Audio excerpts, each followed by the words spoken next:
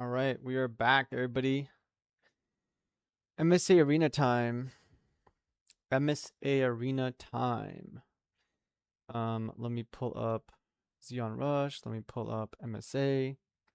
Let me wait for you guys to get in here.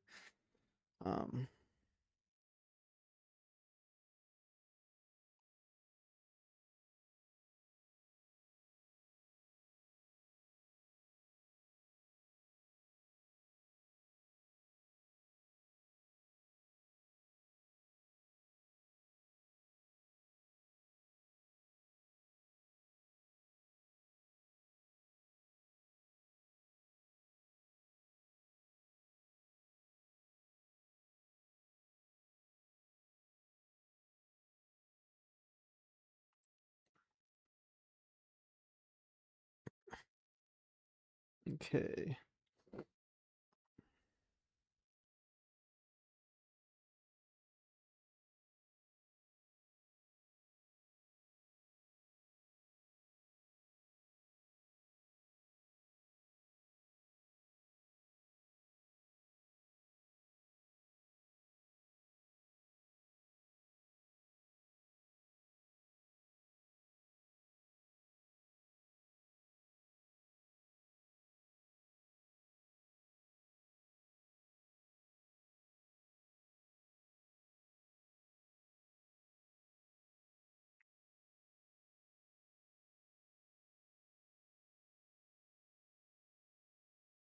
All right, all right.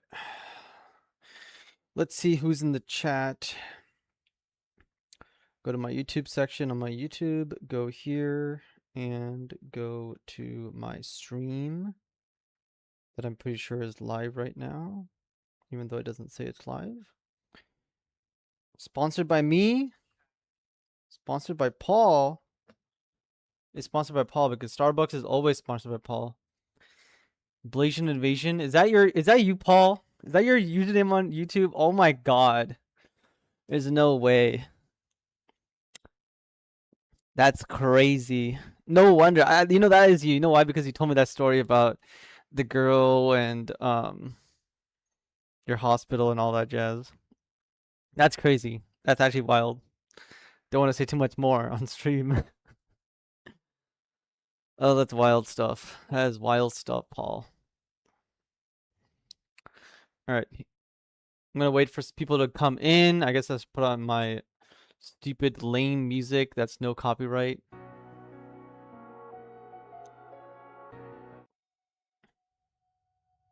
All right. Let me know if the music is too loud, too low. Yo, yes sir. That's crazy. That's crazy. But yes, it's sponsored by you because all the Starbucks I get is your fault. It's your fault that I get the Starbucks. Okay, let me show you. Let me show you in chat. All right, you guys ready to see this Starbucks? Look at this.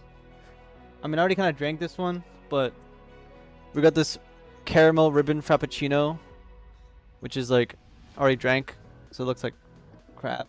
But we got my strawberry, red strawberry refresher. All right, just like red. And then we got the last one, which is something that I actually really like, is the strawberry what is it called? Strawberry frappuccino, creme frappuccino. But it's kind of melting, but there's like whipped cream, whatever. I'm trying not to get the water and stuff on my cars or anything. What you thinking of running? Well, for the climb, I am probably going to be running the aggro deck because I'm on a win streak right now. Let's click on the rank button. I'm on a win streak. No, I will not prioritize playing Gundam in real life. Thank you very much. Go fuck yourself. I'm going to play online because it's faster.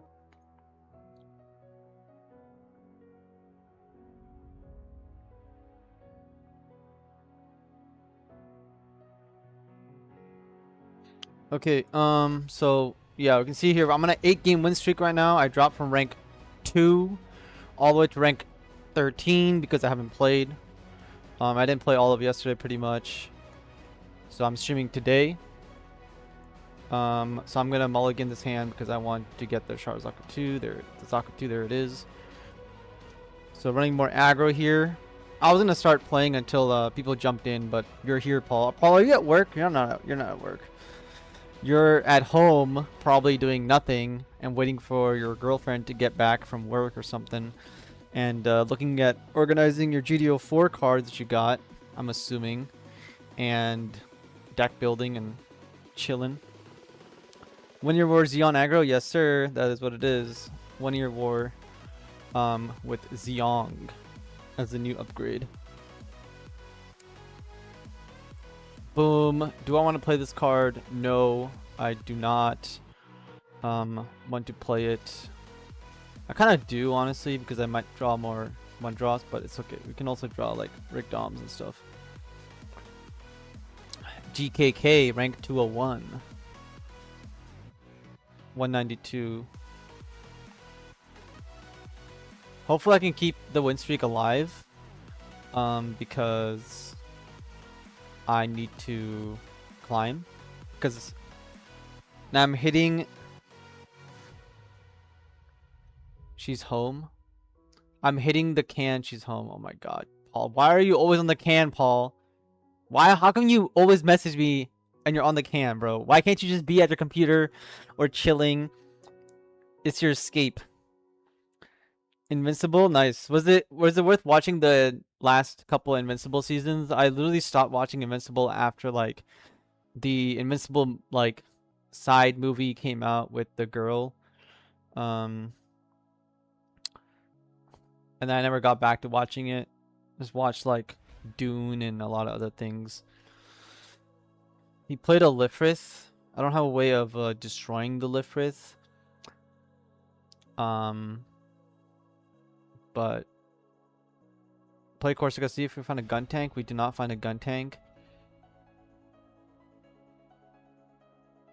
Let's attack him with this one, see if he blocks this or not. Whether he blocks it or not, I can put a Char onto this and kill his Lifrith. Which is probably what I'm going to do here.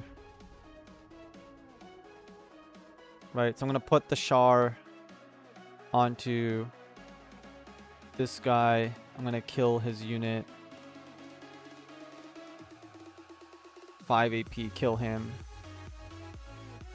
And I'll attack him. Obviously, I should not have played the Corsica base first, but I was trying to play the Corsica base to grab my gun tank so I could kill his Lifrith, but I couldn't find the gun tank. And now if I hit a bounce card, it will bounce my token and stuff, which will suck, but we didn't hit it anyway, so we're good. I still think it's just good. I haven't read the comics yet, but it's good. That's good. Okay, yeah, I haven't, I don't really read comics. I have a bunch of comics in my garage from my dad and my uncle growing up. They bought all the comics pretty much. Not like the old stuff, but they bought a lot of the like more modern, not modern, but like 1994, 1990 stuff, 1980 stuff.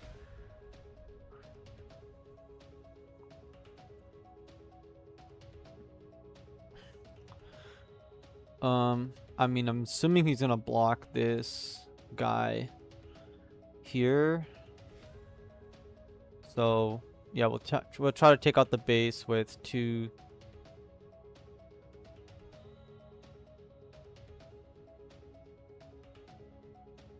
$5 AP here. Take out the base.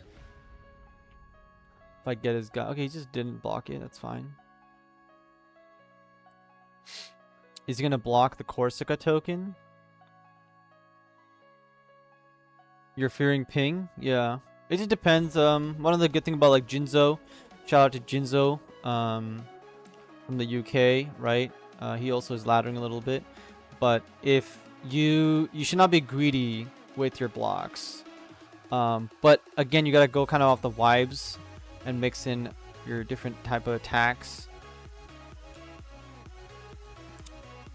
This will bump it up to 4 AP, or I can just go Gelgoog and attack with the Gelgoog here. But I kind of want to save this for later on. I can also just go wide, not attack him. He might go blocker wall, Might play a base. Let's just go really aggressive. Let's just go really aggressive and see what he does. I could attack with the GM, taking out his Lifrith as well. Is a viable plan, but we're just gonna go really aggressive here and kind of hang with that. We'll end the turn here, see what he does. He could do an Ale Strike Link, bouncing the Tallgeese token, and then swinging into something else, and then doing all that. Of course, the Lifrith can also kill this guy now. So here he's going to bounce this. He's going to swing into probably the Gelgoog, swing into this. I'm going to have my whole board cleared. Okay, so he doesn't get the Kira. He has this guy. Bounces my Tallgeese token. Doesn't get to attack me. So that's fine. We have high maneuver link. Paul, you know what I was thinking the other day? I was thinking that Paul is a very strong player. A very strong pilot. The Paul, before getting coached by me, was a Paul. The new Paul is significantly stronger, and that's like, it's like I was saying, you're a Gohan. Like, Gohan might not be the main character in Gundam, or not Gundam, in a Dragon Ball Z and stuff, but Gohan, when he was first like revealed in the show and battling and all that jazz, he was like very strong. And so yeah, Gohan is definitely a move. Do I want to go for that play? I have Starzaka 2 here. I want to play the Rigdom.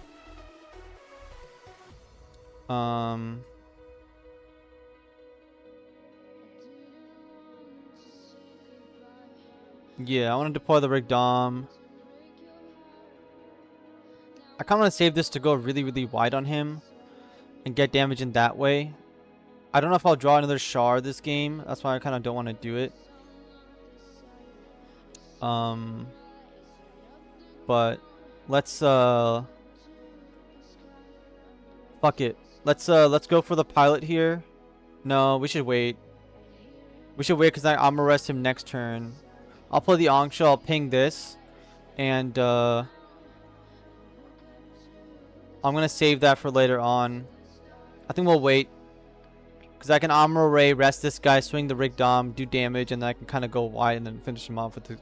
It's a really high risk thing here, but if I draw another Char, I can close things out. But we'll see. He can't attack anything anyway, so I'm not really too worried about anything. He's gonna bounce the Rigdom or not is a question. Yeah, he's gonna bounce the Rigdom. So, I mean, that is totally fine because now I can just pair the Zeong. It's been a lot of resources, but yes. So I'm like, yeah, pretty much. You are Gohan.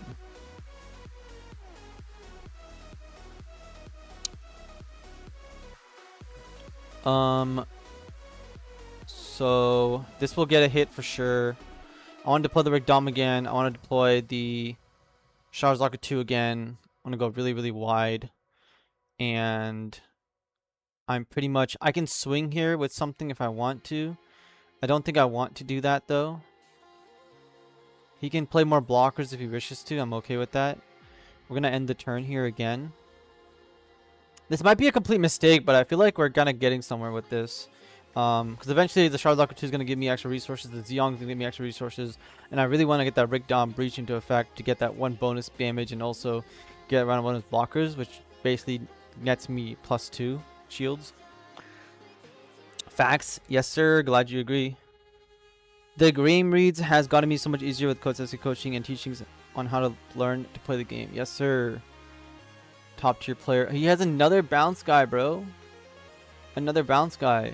He bounces Rigdom, right? Again? Or is he going to bounce? Oh, he can't bounce anything because it's... Oh, it's not linked. He's just doing it. Okay, so first of all, we're going to attack this guy into... Wait, how many blockers does he have? He has 4 blockers. We have a bunch of guys. We'll take out his shields because taking out his shields is, like, very important. Or we hit him with the Starzaka 2 first. We could do a little bit of a tricky thing. We're not going to be super tricky about it. We're just going to swing high maneuver, and then if we draw the Char's Gelgoog or something else later, we'll just try to use it. We're going to hit him with a nice, simple...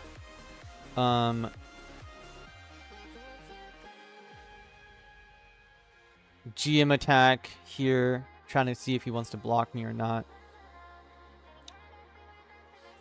Block here, 3 more attacks. I can reduce him to 0 shields, and I just need a shard to win the game. He's gonna block with the Ale Strike. That's a-okay. Then we're gonna go with the Amuro. The Amuro's gonna rest something here. We're gonna rest the Ale Strike.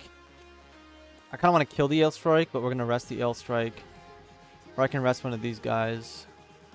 The 2-2 would be a good rest option as well. We're going to rest the Ale Strike. We're going to attack into the Ale Strike, generating that breach. He has to block with something or lose the Ale Strike. We're going to generate that breach value here, reducing to 0 shields. Yep,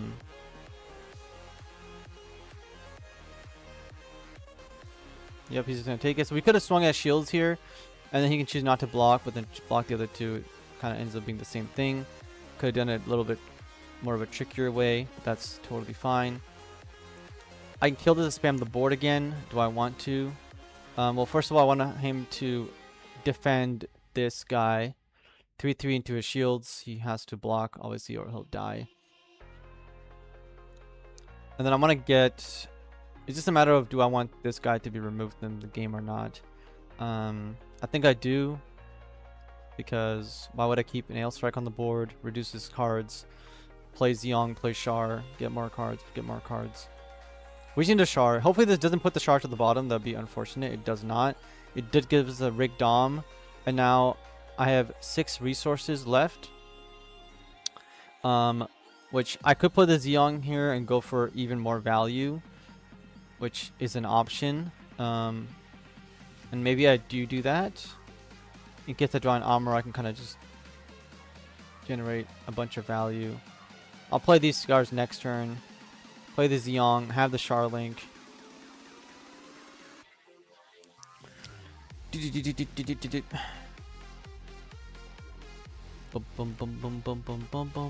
he does kill it with the G-Cox. We do generate value off of that. He has to suicide into both, but then he doesn't have a blocker. So I'm assuming he's gonna attack into both my units here. Because the token can still attack him. The token can also generate an Amuro onto it. So the tokens that cannot get an Amuro off of the Zeong, you read this card, are... So cannot be equipped with pilots is the additional Vire arms, but the head does not have that caveat. So if I get an Amuro, I can put it onto this and kill him. I do not get the Amuro. So obviously I'm going to attack into him because I want him to... Well, he could have an unforeseen here, so maybe we don't attack to him and lose a unit. Keep his guy alive. We should attack it to him because if he gets another bounce ability with Lauren or Kira or Ale Strike or something, or the command card, I'd rather him not do that. Unforeseen. I don't know why he didn't just block it and then unforeseen it. You know, seems like a waste to me. Okay. So Zaku, Rig Dom. I don't want to play this right now because I don't want to cycle my Chars to the bottom. Eventually I will play it, and at that point I'll be trying to dig for the Char's Gelgoog, and the Char's Gelgoog will get me the game. Hopefully he doesn't get a base because he's already played all 4 Archangels, so I don't think he has any bases. As long as I have units, I can keep him at bay, making sure that he doesn't swing into me by going wide. On the next turn, I might drop everything because he doesn't really have any way of interacting with me. If he does have a way of interacting with the Suzaku too, I will draw a pilot. Or I will draw a Char's Gelgoog, hopefully, instead of anything else. Or another Zeong to generate more value. And so on. Singen is not a blocker. But he might have an OTK with double suppression. He does not have suppression in his trash. This game is taking a bit too long, but again, we're just kind of waiting for the Char's Gelgoog for the win. We've gone through 4 bases here and a lot of blockers.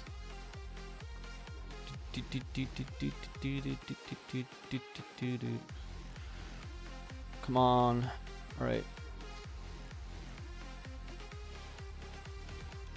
Rick Dom, play.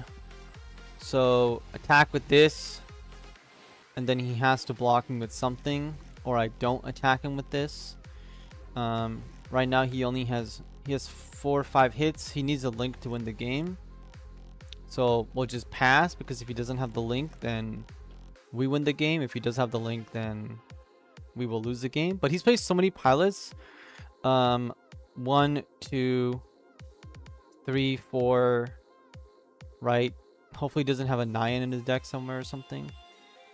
Yeah, so he has 2 blockers. Not enough to survive 3 units. And he's going to swing MS shields. Suppression. Nothing there. He's going to swing. He needs a blocker. Because the stupid thing about a turn A Gundam, right? Everybody's like, oh my god, you can turn him into a blocker. The thing is, like, choose one card from your thing with blocker from your trash, right? During this turn, it gains the card ability. But the problem is that it's an active main effect once per turn, but active main, you can only use it on your own turn. So you can't even turn it into a blocker in your opponent's turn to utilize this effect, as far as I'm aware. Every MSA game feels bad. MSA is the thing. But again, it's not just MSA. I think one of the things you need to understand is, because on MSA you're playing so many games, you start to understand that, oh my god, Gundam is a shit game. Okay? While in real life, you go to your locals, you play 3 rounds, and you lose some, you win some, you go home. You're doing a thing. But on MSAs, you're not really vibing with anybody, you're just trying to get through the games, and then you end up understanding the game, it might be ass. White base, perfect. So maybe he's realized that he's lost the game. And so he's going to basically concede here. Because I don't believe there's any ways for him to survive now. Unless he can bounce 2 of my guys if he has a white card. But yeah, it's just game. So that is our 9th game win streak here. Let's go again. 9 games in a row. We have 1. We have just won a regional, guys. 9 games in a row.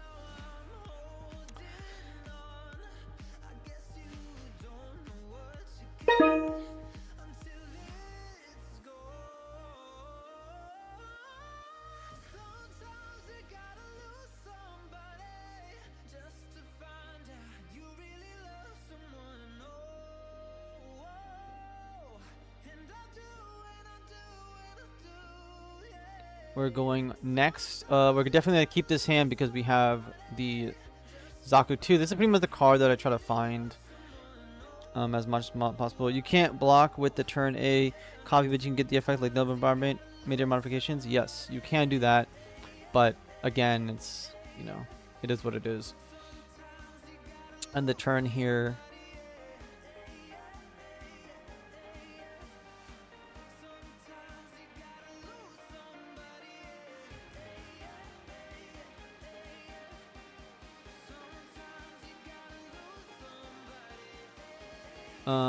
We got the Gundam Armor link as well. Very, very good.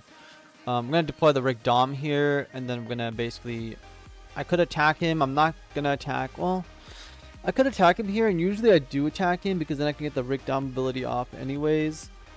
The only reason that I wouldn't want to attack him here is because I don't have Onshore gun tanks, and he might have, like, something to kill this guy with. Then yeah, I kind of want him to swing on my shield so that my Rick Dom can kill one, my Gundam Amuro can kill the other one. I mean, kind of go from there is what I'm thinking of doing here, basically. So let's end the turn here. Let's make sure that we don't get gun tanked, Angshould, or double gun tanked or anything like that. Normally I wouldn't do this, but yeah, we're gonna end up doing this because then he would just trade into me and survive, and I don't really want to bother with that. Worst case scenario, I rest his units. He takes on my base with both. He plays another unit, like a Rick Dom or something, and I go get him Amuro, kill the Rick Dom. This guy kill this guy. This guy kill this guy. Obviously, I would probably swing this thing into his shields, but we'll see what he has. Not worth too much resource commitment, but one day might be worth with new cards. Yeah, I think they just kind of like misdid what they were trying to do, which is I just feel like they could have just said, hey, let's not put the blocker on this. Because why are we putting blocker on it? It's a little weird. So I can either take this very, very slow, and I feel like I mostly shouldn't, but he could play in Gundam Amuro. But I think we're going to try to go on the offensive here and then let him come back at me if he wants to. So Gundam Amuro is going to take out this guy. There he goes. Then we are going to go for the shields here. If I take him out, then he has no way to kill this, but he probably has gun tank or something. We're going to take out his shields first. And then if he wants to swing at my shields with one of these guys, I'm totally happy with that for the most part. And the reason for that is because I want him to give me like a Char or another armor or something like I just gave him, right? I just gave him a Char, which is very sad because now you can Char Link, take out the Gundam, take out both of these guys, which is very good. So I was trying to do that for myself. It did not work out that way, unfortunately. So in hindsight, or alternate win path could have been take this guy out, and attack into his unit like I was suggesting in the previous turn. He takes that out, no big deal. He puts the Char Link, take this guy out, yep. But we are playing Zeong, so we have a lot of value we can generate. Of course, he gets the Char Zaku 2 as well. But these are all the playlines going through my head. Multiple lines, whichever one you pick, it doesn't really matter because if he didn't get the Char, he wouldn't have been able to do what he just did. And again, we're not really behind by too much anyways. Do I want to play the Corsica base here, or do I just want to play a Gundam to repair myself? I don't want to go into his Gundam link, but he probably shouldn't have a Gundam Amuro link for the most part. But we'll play the Corsica base, and then we'll play a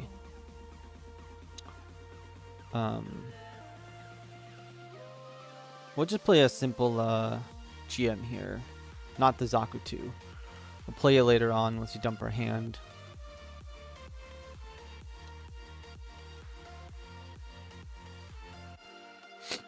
Short Resolve, a card that we do not play because it's very slow. Yes, he's getting more pluses, but that's fine.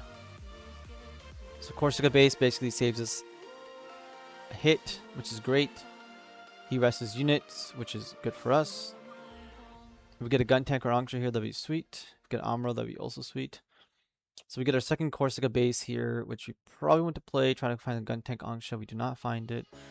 Want to go extremely wide to one-shot him, and then we are simply going to lower his...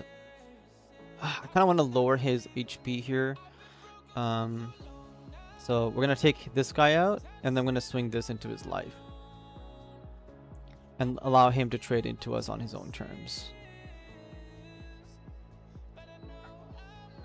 Boom. And I'm going to end our turn. Next turn we have 4 wide.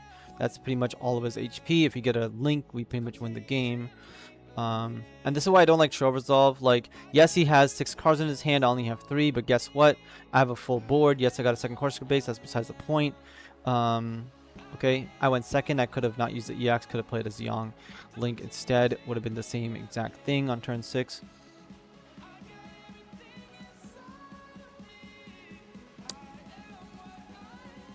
But yeah, having cards in your hand is one thing. Having cards on the board is a significantly stronger thing. So if I get a link here, I pretty much win the game, I'm pretty sure.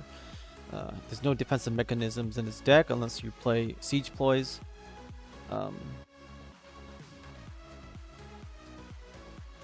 No problem. Hopefully we draw a link to close the game out. We do draw the link. Attack his opponent. That should be game here. 5 swings, unless he has double bases. Double bases saves him, and the last hit has to be a base. I think. Pretty sure.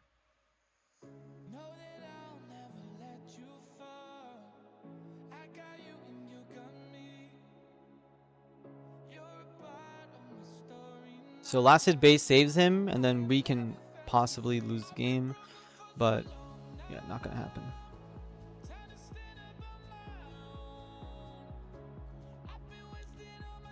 Boom, we won the game. There we go. That is a huge win streak we are on now. Ridiculous win streak. And I believe we went up the ladder. So we're already at number 8. We were at number 11 or so. We were at 198, 193, somewhere around there. I think we were in 192, so we just jumped up a bunch of places. So we're on a 10-game win streak, 11th game. Here we go.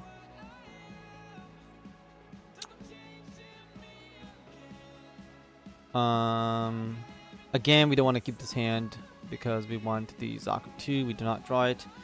Not the end of the world. We do have the Gundam Link. We have 2 Zeongs to go super value town, depending on what we're playing into.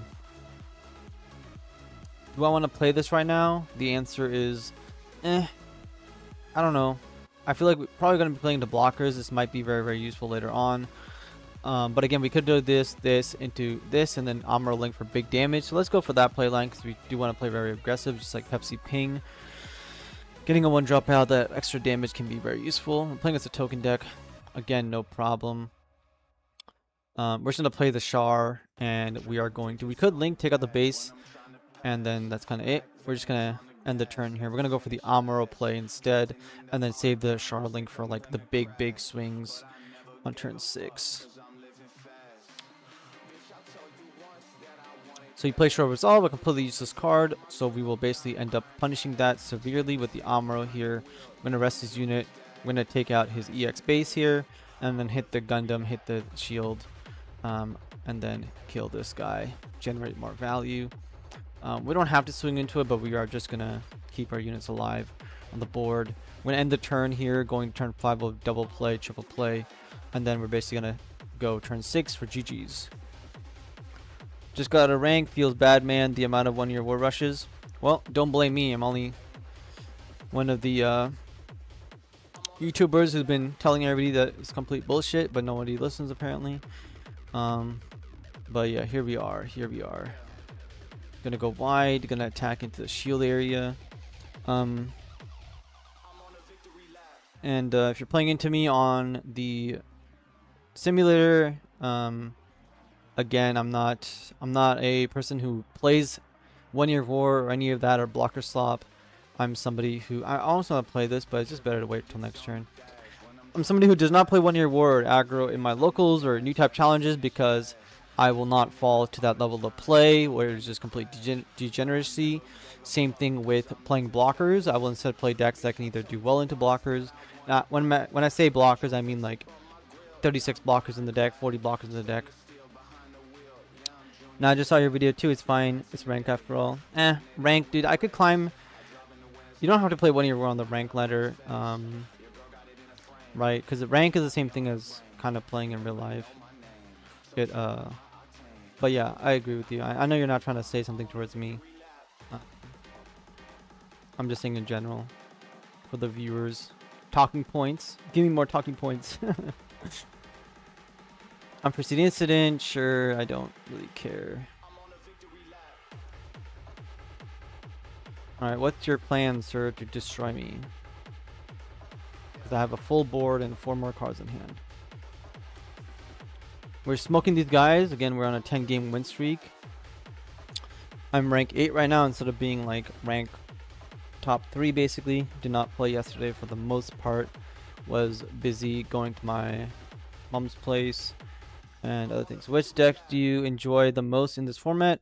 In GD04, the deck that I think everybody who is like at a loss of like what they should play, or they think aggro is too broken, all this stuff, guys, everybody pick up Purple Red CB. Purple Red CB in playtesting has had a 100% win rate, and just like my Lupus deck that I was advocating for and pushed the Lupus community forward, telling them that, hey, Lupus is not dog shit, all your guys' opinions are wrong, you guys should be playing Lupus. And then it eventually won a regionals at some point at the end. You guys should be playing Red Purple CB. If you guys have not played Red Purple CB, playtest it, look at my EX burst link, just copy my deck list, play it, make some adjustments to it. It's not 100% refined, etc. But mine is a much stronger starting point than everybody else, and everybody else who says CB is not good enough, blah blah blah, their deck builds are just significantly worse than mine. We are now ranked 6, perfect, 11-game win streak, going again to game number 12. Yes, Purple Red CB is rad. That is the deck that I was definitely be playing. I told some of my clients and people that I talked to, my buddies, that, hey, if I was going to a new type tournament today and I had access to all the decks, right? I'm not taking blocker swap because that's not a thing. That's bad, right? And then I'm not taking aggro because I'm not that desperate to win with blocker swap or aggro. I would take a red purple CB because it has good play into blockers and into aggro. Whether I'm gonna beat the aggro decks, I have a good win rate, like 100% win rate, like I said, into it. And into the blocker decks, it's a game at least, so I'm down to play a game of Gundam. I'm not down to just run my opponent over in 5 turns in real life. I wish rank was the same, then maybe my local opponent wouldn't take 5 minutes to make every turn. Yeah, I do agree with that. People should be playing Gundam a lot faster. Gundam is not a 30-minute game. Gundam is a 5-minute raffle stomp, which people need to basically, I guess, understand. I kind of want to play the GM in case he plays. Nah, let's just play this. Purple Red CB has been so rad. Yes, sir. I told Eggman Purple Red CB was the play before the set came out and got told no. Well, Eggman doesn't make very good deck lists, as the entire community, not just me, as a biased opinion, right? I'm not biased about almost anything, period. That's one of the things that I'm very open-minded about things. But the community, you guys, all understand that Eggman videos on the top 10 deck list for blah blah blah, the new deck list starting points, right? There are starting points, but again, they're very, very poor starting points, and his decks are not very good. So I think Eggman, as an advice, he should just ask, you know, I was expecting Eggman to ask Garrett or somebody in the community about what the decks, at least archetypes, at least a solid starting point should be moving into the next format or the new sets coming out, because players like me, players who actually play the game a lot, can just give him deck lists day one, and of course they're not going to be 100% perfect day one, etc., but they're going to be a very, very valid starting point, and some of them might even be, you know, top tier winning deck lists like Lupus or the 1-year war, etc. So I definitely want to hit him with a Char here. Hopefully he doesn't close combat. Oh, he can't close combat me, but yeah. So yeah, Eggman, again, I don't think the community holds him at a high standard in terms of like competitiveness or anything, but Eggman does do a good job of stats and all that stuff that he does on his website, so kudos to him for all that stuff. And then on the competitive side, I think Eggman should reach out to people like me, Garrett, whoever he wishes to reach out to get at least a very good shell of a deck list and why. He doesn't need to do all the work by himself. And again, even he himself says that, you know, maybe his decks are not the best, etc. Obviously. So he's doing what he can, I'll say, but he should do more than what he can and do the right thing, which is ask other people for help, and we would be willing to provide him with deck lists day one. Like, if you guys follow my EXPerts account, I've got decks for every single archetype, period, and if I don't, I can make one on the spot, because I played everything and understand things better than most of the people.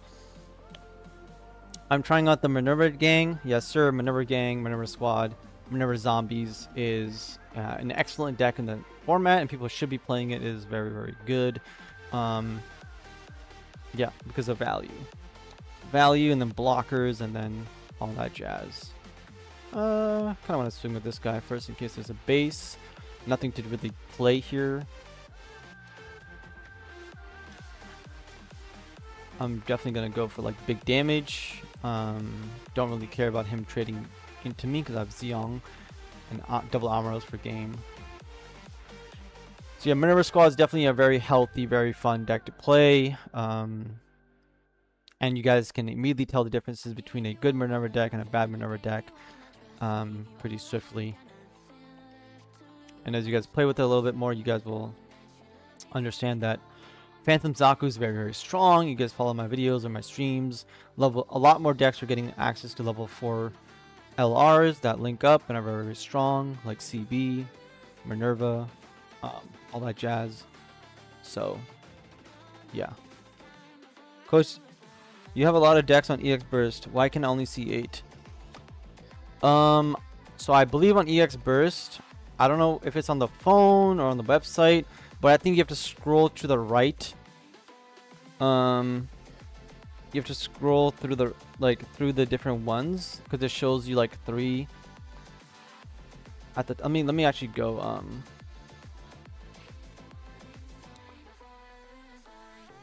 Yeah, like my folder shows everything, and then I believe if you go to like how my, it looks like this, right? Public deck list. I think you have to go not over here. It only shows these are recent activities.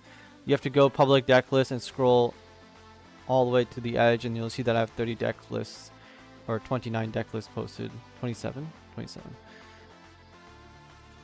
posted there. So that is how you want to do it. You want to scroll to the right on this page number 1 through 10. If there's anything else, I don't know exactly what else you can possibly do to adjust it.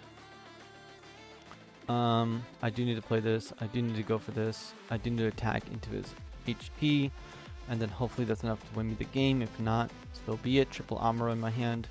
He kills one of these. Unfortunate, because now he's gonna have a much easier time holding on for dear life. He can obviously kill this, kill the token. He has nothing in the trash to activate this, but he can suicide this into the token if he wants, and then resurrect it with a card, popping my 2/1 token, and then I basically possibly can lose from this point. He links this, which will pop this token. There you go. So I really needed that third one to end the game 100%. Did not have it. Triple Amuro. Hopefully I get a Gundam at some point here. We can win the game still. I was looking through but couldn't see purple white Minerva. I do not have purple white Minerva built because I do not think people should be gravitating towards purple white Minerva, and I basically said, hey community, you guys are gonna love Kira so much that you guys are gonna always default to running purple white blocker, and I am not doing that. You do not need to play blockers to like white blockers to beat aggro or things. You should be playing Minerva for what is doing well, what it's trying to do, which is purple red. It's extremely strong. Just like clan, you can play clan with blockers if you want, but just don't do it. But if you are going to play a white blocker heavy deck, you're basically gonna be playing blocker slop. As you guys saw from my last live stream, I was losing into like literally 50 blockers, which is very like disgusting. And then you add Destiny Gundam on top of that to resurrect your blockers and go infinite. Why play Show Resolve when you can play Destiny Gundam? Why play take the Kira blocker swap deck, take out the rebuild, take out Soletta, put in Shin and all that jazz. Okay, all we need is a link and we win the game, guys. Like, come on. So yeah, if I was gonna default and play Destiny Gundam white purple, you're looking at a very strong end game blocker swap deck. Obviously, when you guys, I'll probably build one for you guys. I will not be playing mono blocker swap trash. I don't care if it's the best way to win a tournament or anything. We're gonna be doing something a little bit off, but that is the direction you would go, and I think that the community would just default to that and understand how to win with white purple Minerva. So I built white red because I think white red is stronger overall, and it's something that other people are not going to be doing. Man, I'm gonna lose this game to this complete trash right here. We lost. There goes my win streak for RNG reasons, for nothing else. I don't see Dawn of Full deck on your EX Burst. Did I have it or have you not bothered with it yet? I already built. I had multiple videos on the new Academy cards. If you haven't seen those, you can go through them in order or watch the newest one. I do have an Academy deck here. Actually, I don't have one anymore, and for the reason for that is because where is it? Not this. The reason for that is because if we go to, I deleted it, Xiong. Yeah, I deleted the deck. So yeah, I deleted that deck because white green Academy is not strong enough, and so I tried doing green ramp with Neo Xiong, which is alright and all this jazz. Basically my end conclusion was that white green Academy is not good enough. It's the same as Academy from the previous sets, and so I deleted that. Link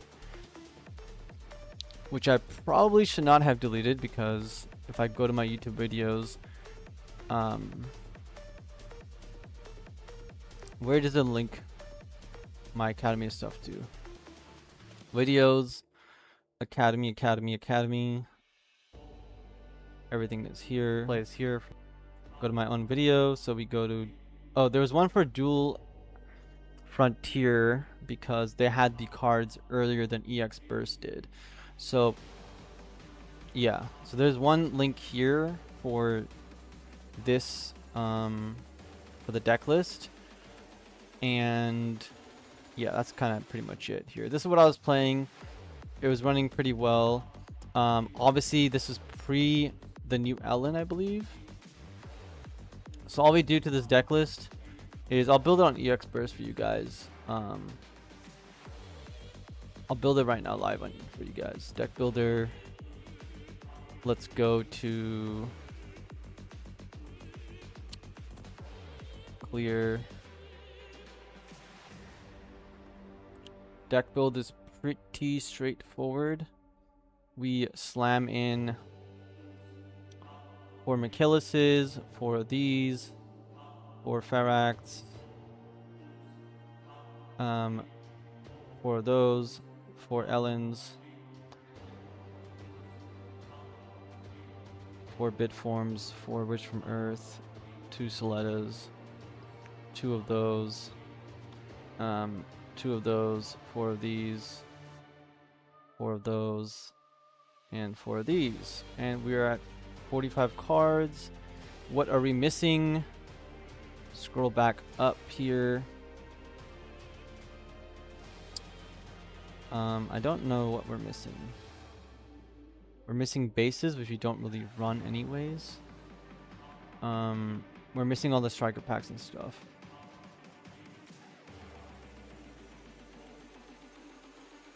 Why does this show up? Okay, 4 striker packs. These are basically our bases, and then graceful demeanor. Okay, so 2 of those, 4 of those, 2 of those, Soleta, graceful, Ellen, Soleta. This was at 3, and then we basically get this because this was pretty much the deck list right here. Green White Academy. So this was the deck list. Should be on there now. Gunham already comes off as a brain deck game. Don't go straight to blockers to win the game. Y'all just try. Yes, exactly. Do not go to brain dead blockers. Build a deck that can beat it. Build something that is thematic, something that is designed to win and do something, not just oops, I won because I played 20 GMs. Oops, I won because I played 50 blockers. What is my Starbucks order? I showed it off earlier. I will show it off again on stream. So I have to go here. I have to activate this. So I was showing Paul earlier in the stream what my order was. I just like, there we go. So my order for Starbucks is this strawberry refresher. Okay. We got this strawberry refresher from Starbucks. It's really good. Tastes like strawberries. Then we got my second favorite item at the moment from there, which is this strawberry frappuccino. Again, very strawberry because I don't have much of any other flavors. It's kind of melting right now because I'm streaming and not drinking these. And then my last thing that I just kind of ended up finishing off with was this caramel ribbon crunch frappuccino. So basically a bunch of mocha fraps, frappuccinos, and a refresher. I like refreshers, I like cold drinks. And so that is what I have.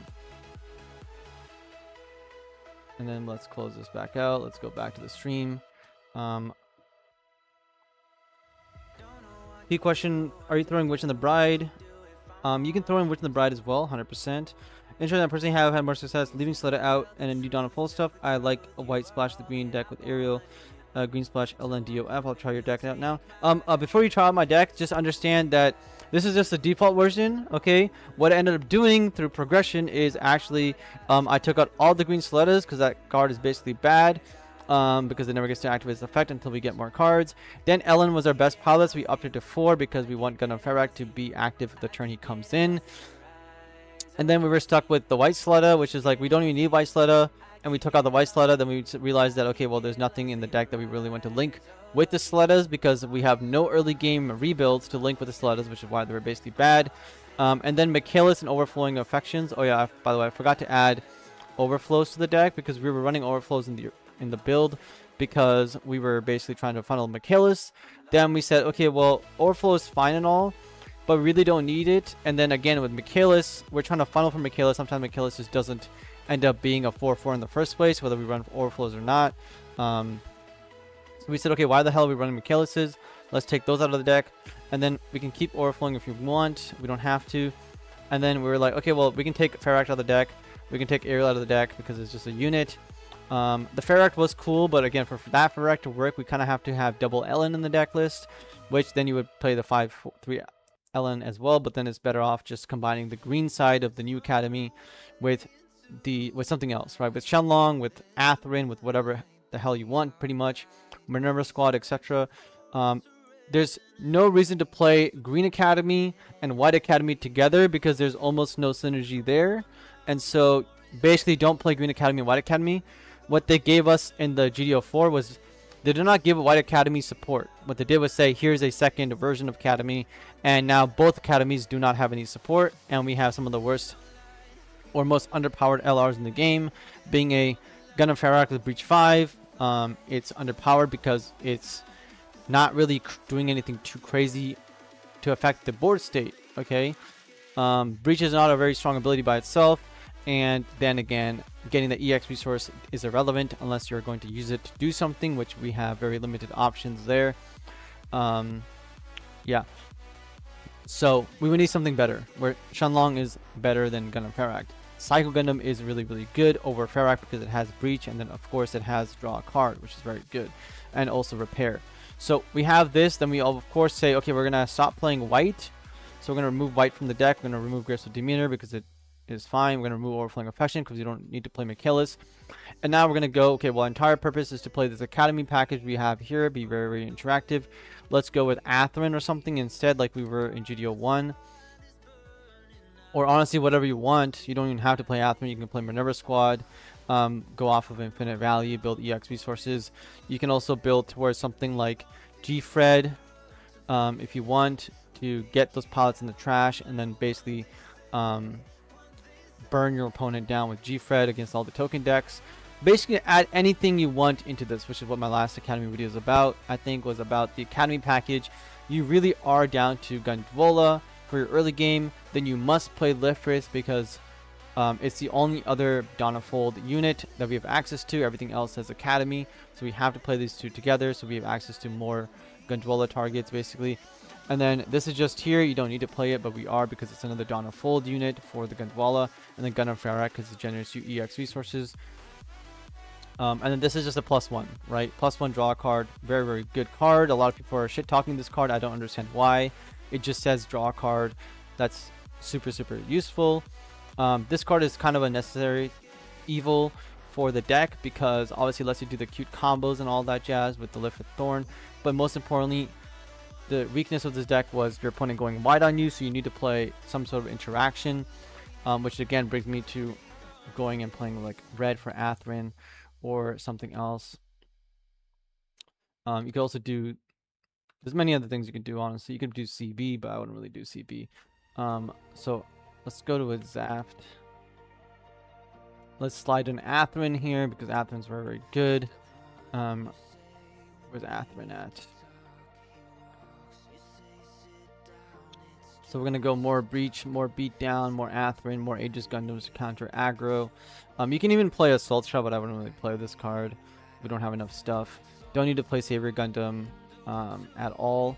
And that's kind of it. Like, we're already at 40 cards, and then we start adding in like Close Combat, Battle Aces, anything like that. If you want to play a purple Minerva style list, which I think is very, very good, you pretty much take out these cards. Like Aegis Gundam counters all the big end game engines, which is very, very good. Anything that is level 7 anything that's level 7, level 6, we can kind of get to really, really quickly off the EX burst. Level 7, obviously, we can get there with Ferract and stuff, or level 8. I think that if you go with like Sword Impulse Gundam, let's add 2 of these for interaction. At that point, you basically don't even need to play this card, but we will. We could play Phantom Zaku, but we're not going to because our entire deck is going to run around. Not Epion, but a card that is very similar to Epion, Destiny Gundam, going with Shin as our pilot. And then this gives us interaction. Then we go with the whole Sword Strike package here. And yeah, the whole game is about packages. And again, this is built on top of that. Packages being very, very useful, very, very good. And yeah, let me get the bases in here as well because they're pretty important to the entire structure of the deck. I'm missing something. Force Impulse Gundam in the blocker. Right, and then once you start adding in the Minerva package here, let's just add 2 of these to the deck, and let's add in Blast Impulse as our blocker. We add Blast Impulse Gundam to the deck. Now we got to make a bunch of space, which again leads us to basically taking some of these cards out. And then we go down this rabbit hole. We don't really need this. We don't need this one either. We're at 52 cards, and then we just kind of remove like a Ferract, and then whatever else we kind of want to remove from the deck list. And then again, there's no reason to play the aerial rebuild at this point because we don't need value. We have value off of the other stuff here. So let's keep it like this, and let's just uptake anything that we want the deck, which you can of course play the purple. Oh, let's put the revive card in here. Okay, it's not very complicated to make these decks as long as you include packages together and then try to shape the deck and refine it a little bit here. This is not going to be the exact 50. I'm just showing you guys an example, and this is what makes Minerva Squad very powerful. Obviously, you guys saw from my Minerva video, the real Minerva package is really just Impulse, Sword Impulse, and then Blast Impulse is the 3 main ones, and then you use Force Impulse if you want as extra value. You do not need to play Destiny Gundam in the deck. But if you're going to go late game, that's where Destiny Gundam is your key win condition because it's going to generate you infinite value, which is why playing Blocker Swap with this is the best reason. While we're on this topic, let's build the Minerva deck with white live here, at least a sample list of it. Right, so we're going to go with like, let's just say Lifrith. We'll put 4 Lifriths in the deck, and then we'll add one of the other ones into it. Now, I think Minerva is kind of a beatdown version, so we could swap it out for Rick Diaz instead of Lifrith, but we're going to stick with Lifrith and then Flat as our 5th blocker. That is all we need, is 5 blockers here. And then, of course, we're going to add Striker Pack to the deck because it's such an amazing card that it's just too good. Where the hell is Pack? Striker Pack. Go to the top. Okay. So we add 4 Striker Packs to the deck. We can power all this jazz. Justice Gundam is very, very good. As well as pluses. I don't think we need Justice Gundam in the deck because there's too many pluses. We don't need so many pluses, but let's just add 2 to the deck because you'll probably see most decks run 2. Not going to go too deep into that. 3 Force Impulse Gundams, Justice, Destiny, Shin, Sword Impulse Gundam. Yeah, we're pretty much looking pretty good here. We'll run Silver Bullet into the deck as well. But unlike other people, we're not going to be running a million because Silver Bullet is a tech card against mono red decks in general. So we're only going to run 2 copies. We could up it to 3. Let's up it to 3 for the sake of it. And then, do you need to play Overflowings in the deck? The answer is like, no, you don't need to play Overflowings in the deck. But for you guys, we'll put 4 Overflowings because you guys love Overflowing. And then we're just down to 1 card, right? 1 card left over. What do we want to play? Doesn't really matter what we play here. Let's add in something cool. What can we add in that is something pretty useful to stick around? I'm not going to add an Archangel, not going to add in Kira, not going to add in Illstrike. Want to add in something kind of unique in purple white. Oh, we don't even have a second pilot, which just shows that just shows you that you don't even need pilots in this deck. Shin is literally only there for Destiny Gundam, which could be Soletta or anything else you wanted as well. So let's Let's definitely add something into the deck list though. We need another pilot, right? So let's add in what can we add in here? I'm not gonna add in Soletta. What is the best possible pilot we can add? Actually, let's add in a damage control. Actually, no, let's not add in damage control. We can add Zahar to the list because Zahar is just a big banger. If we're gonna add Zahar to the list, let's add like 2 copies of it. We don't really need him for the mill. 6 is the perfect amount of pilots to have some sort of pilots in the early game, and then we can kind of just reduce one of these cards by 1. Let's reduce the Silver Bullet to 2, like I said. Oh, actually, let's reduce Silver Bullet. Let's reduce Destiny Gundam to 3. Because we'll be digging through our deck. We can get it back from the trash. We should be seeing... Let's keep it at 4, actually. Silver Bullet at 2. This is perfect. This is the deck list I'll be running. Probably would take Justice Gundam out of the deck, but it's such a strong card.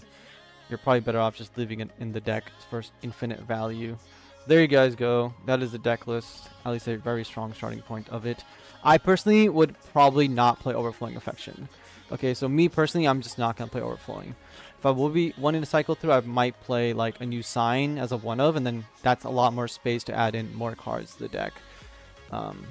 Yeah. Okay, let's go back to chat. I'll definitely try your deck out. I knew you were going to bust out a frap. Pay, yes sir. So you came to the same conclusion as me, I guess. Yes. Wow, that's terrible. What deck are you playing off stream to get high rank on MSA?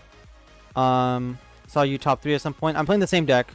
I am still playing 1 Year War. Let's save this deck for you guys in case you guys want to go look at it in the thing. It's not called White Green Furact. It's called Destiny Gundam build. Now this is going to be called a Destiny Gundam deck.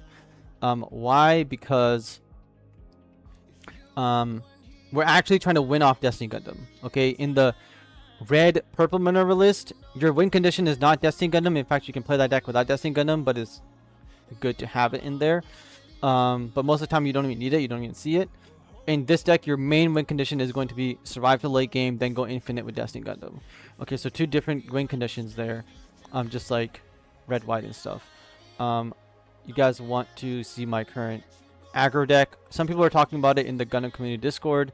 This is the 1 Year Xeon deck list that I'm currently playing on stream. Yeah.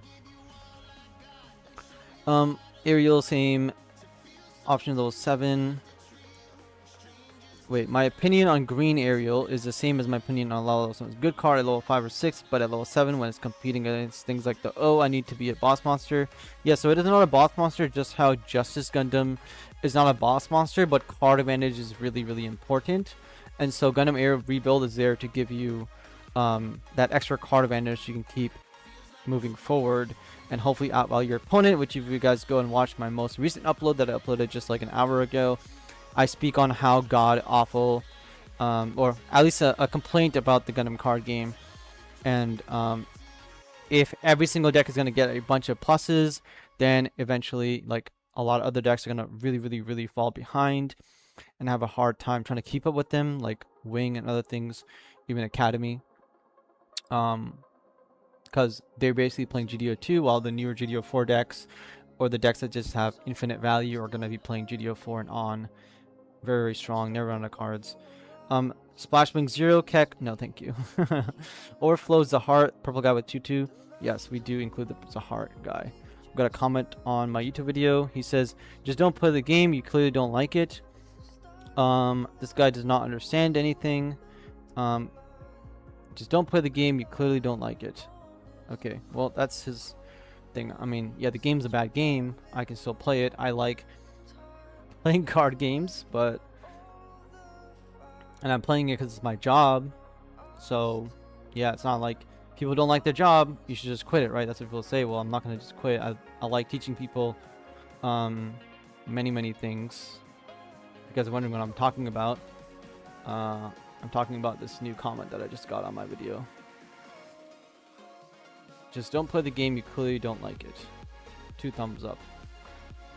The problem with never running out of steam until the late game is the most card. is in most card games. I played Legend of Runeterra, Hearthstone, and MTG Elder Scrolls Bind is a normal thing for even aggro decks and on cards seen by Turn Plus. And the problem is here is a normal thing for most card games. I mean, I disagree with this completely. You do run out of cards. And the problem in those card games, when we're talking about like Magic the Gathering or other games, is that we are not playing 2 cards a turn 24/7. Okay, we're not dropping infinite cards from our hand. And if you do that in number 1 Yu-Gi-Oh or something else, and you do get board wiped, you are dead in the water. Like, you are dead in the water. And if you get hit by God's Wrath in Magic the Gathering or a Wing Zero in the current game of Gundam, your opponent, you look at your opponent's hand, he has 7 cards in his hand. Nobody should have 7 cards in their hand after a Wing Zero board clear. It's completely unfair, because then a second Wing Zero comes out, then a third Wing Zero, and for some reason the aggro player still has cards in their hand. Yeah, that's pretty much it. Well, the main thing is you do run out of cards by turn 7, but that's not my. If you guys watch turn 7 plus, you're not. The problem in Gundam is that you're actually not running out of cards by turn 7 plus. That's the whole problem that I was trying to indicate in my last video. So if you guys go watch this, I'm trying to prove a point that by turn 7 is when you technically run out of cards if you don't do anything else. But because of all the extra pluses you get from playing cards, you are not going to run out of cards by turn 7. Okay, like turn 7 is end game pretty much, and turn 8, 9 is very, very end game. So yeah, I don't agree with that. Don't agree with these guys. Don't think you understand what I'm trying to say in the video. Whatever. I'm sure most of these guys don't watch the entire video anyways. Anyways, going back to here. Close this out. Close. This is the deck list. Let's go back to playing some Mobile Suit Arena. Long tangent and lots of different topics we touched on in that like 30-minute break. If I'm talking too much, guys, well, we just covered 3 or 4 different topics, so that's why. I'm trying to answer all the questions and quickly, not just well, quickly with enough detail to not just give you a one-word answer. Coach SK, which is Juana. Okay, so we just lost our 11-game, 12-game win streak. We are now ranked 6, very close to rank top 3, top 4. And this guy's on a 2-game win streak. We're gonna mulligan for this guy right here. Yeah, it's a Hearts on the deck just because he's a +2/+2 pilot. Mostly for the stat line. And then he can make your blockers bigger, and he also mills you some extra resources.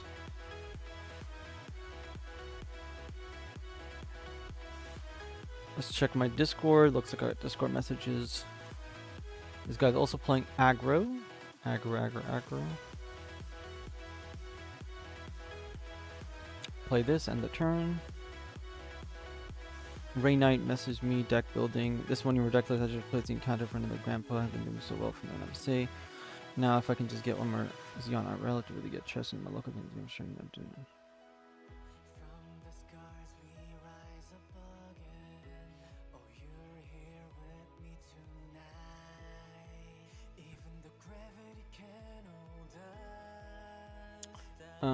He's just attacking me. No problem. Stella messaged me. Or no, was that in my own server? That was my own server. Also found one of the time. Arts and hobbies. Okay.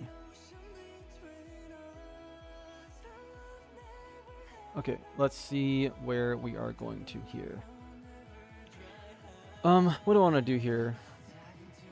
Do I want to play Corsica base, or do I just want to send a Char into this and then get an extra value off of that? I kind of want to save the Corsica base for a future turn. Although I can swing into this, he survives. I Angsha him. I do want to get rid of this base as fast as possible, though. Okay, let's just swing into this. Survive. He swings here. Survives. Angsha finishes him off. We get a good trade here. We're up by 1. We already have all 3 shards locker 2s, which means we have a huge amount of value in our hand, which is kind of a thing. He has to talk on a live stream. That's his job, I guess. Yeah.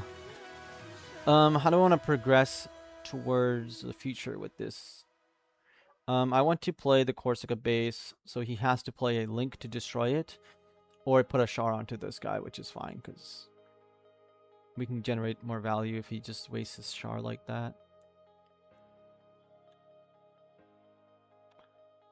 Okay, there's a Char Link. Correct? No, Nyan Link. Okay, and he does get the value off of that. He's gonna pop this, pop this.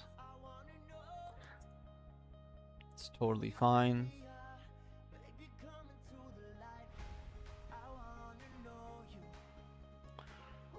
Totally fine. Thanks for everybody being here in the chat and filling up the stream with questions and discussions. This is the stuff I was gonna do in like my membership side of things, but again, I don't want people to pay $5 for membership stuff. I'd rather just upload it. And if I'm gonna pay for membership stuff, I already told people like it's gonna be like I'm not gonna do memberships. It's because YouTube takes 70% of it. I'd rather you guys just sign up for coaching with me. And if I was gonna do a membership thing, I'll be like, hey, pay this much for membership or Patreon or whatever it is. And what we're gonna do with that is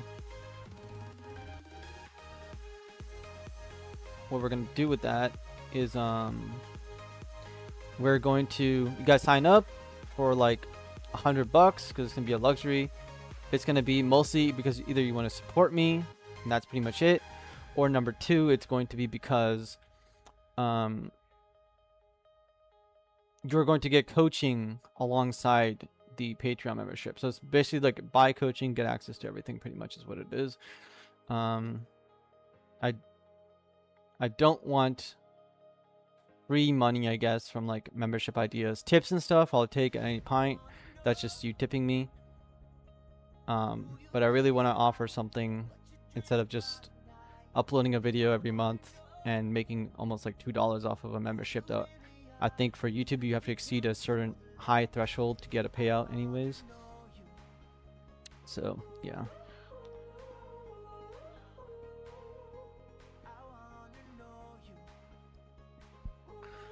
Let's go reply to some of my comments here. I do think it's a reach, but I get the point. Most games end by 10 these days. Being out of cards by 10 seems pretty fair to me. Bro, these guys are playing weird games. Being out of cards by turn 10 seems ridiculous. I'm going to be honest. And if the games that people are mentioning end by turn 10, I probably don't think that's true. And if it's modern era, the modern era is completely delusional and proceeds to make bad card games. What was your final record with this deck? I think the final record was like 30 and 15 or 29 and something. I think I ended up 28, 14, 30 and something along those lines. And then I went on at the beginning of the stream, I was at a 11 or 12 game win streak. Before I lost one to like having 4 pilot draws in a row. So I'm hoping he doesn't have another link in his hand, so playing a white base here is pretty much the best option. I don't have another Amro. Maybe this will give me an Amro. It does not. Bunch of ping damage. I have to attack his shields here because I need to start doing something.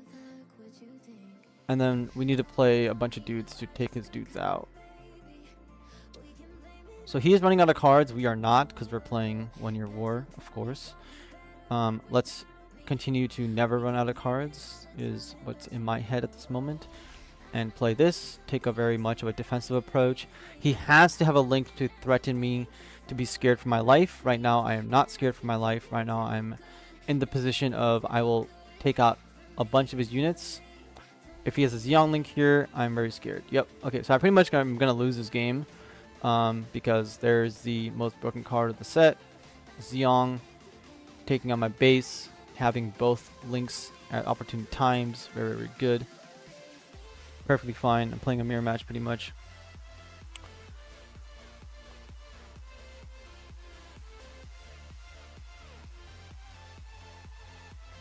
The record currently, I believe we are at 3-1. We're about to go to 3-2, I believe. But I'm not keeping track of the record anymore. We are well in the with our 12 game win streak we just had. We're, you know, was it? If we are at 28 and 14 with the 12 game win streak, we'd be at 40 and 14, not counting all the other games that I played. But yeah, so we're pretty much dead in the water here. Unless that's a base at the end there, we're pretty much screwed. So let's take this guy out first. So he summons the token. I can pop all the tokens in my gun tanks and stuff. Let's grab this. Let's play the gun tank. Pop this guy. Let's play a Angsha. Deal damage here. Play the gun tank. Play the what did I just do? Okay, I did that incorrectly, but it's okay. Let's play a Sharzaku 2. Let's first of all kill this guy, kill this, and we'll see if we get a base. If not, we lose. And I'm gonna be honest, we're probably not gonna get a base. So this is basically a huge waste of time. Let's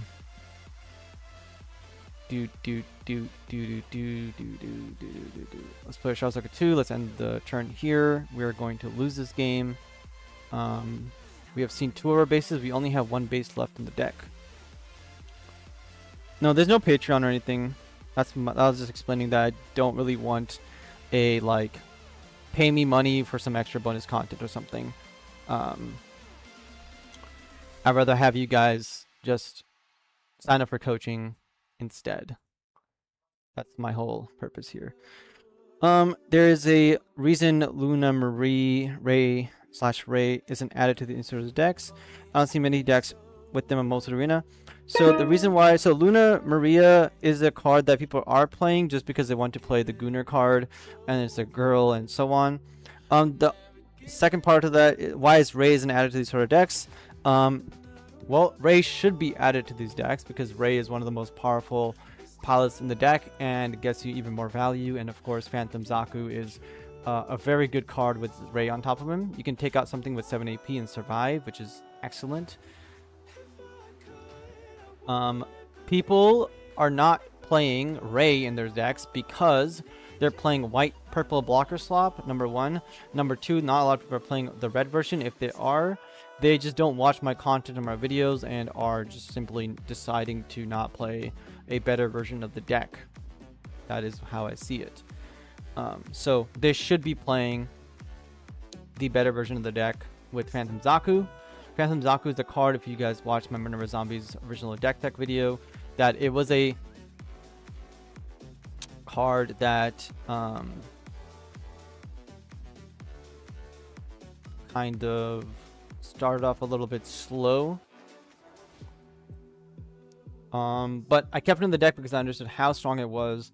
And so off a low sample size, it might not come up for you, but off of a higher sample size, it will do very, very well.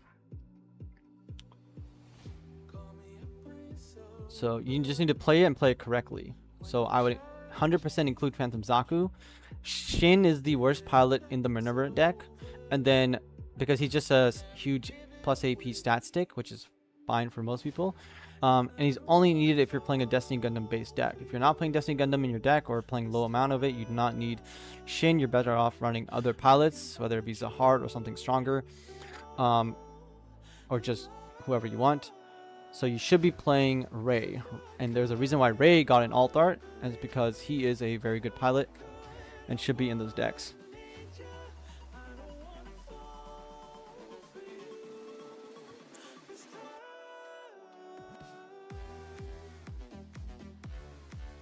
Okay, he's gonna take my guys out, blah blah blah, doesn't matter. I don't care.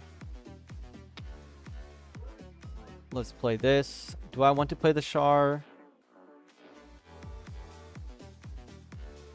Yes. Attack here.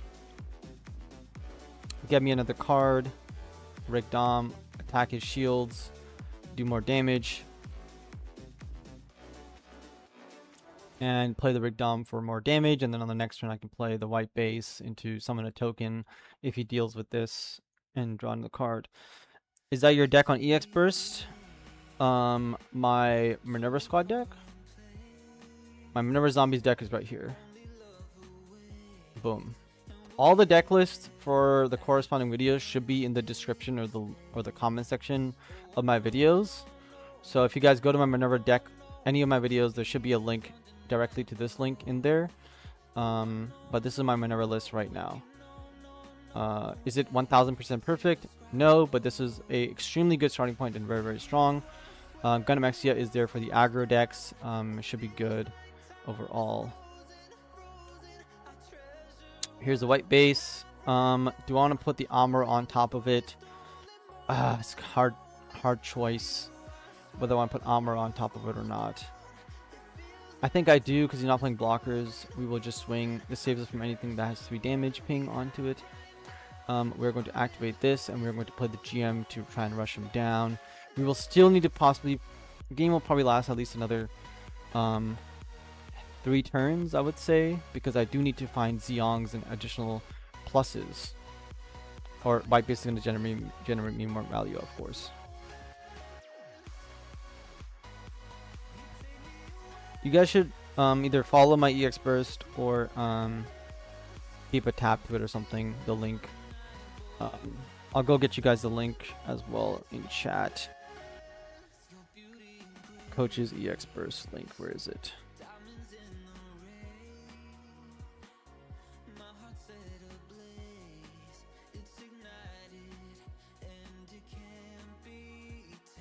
Okay, there it is.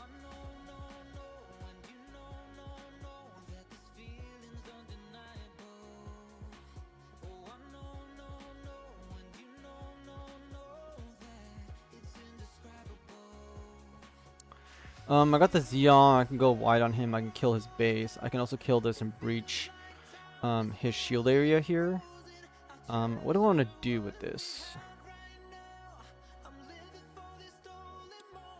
I think I definitely do want to breach him.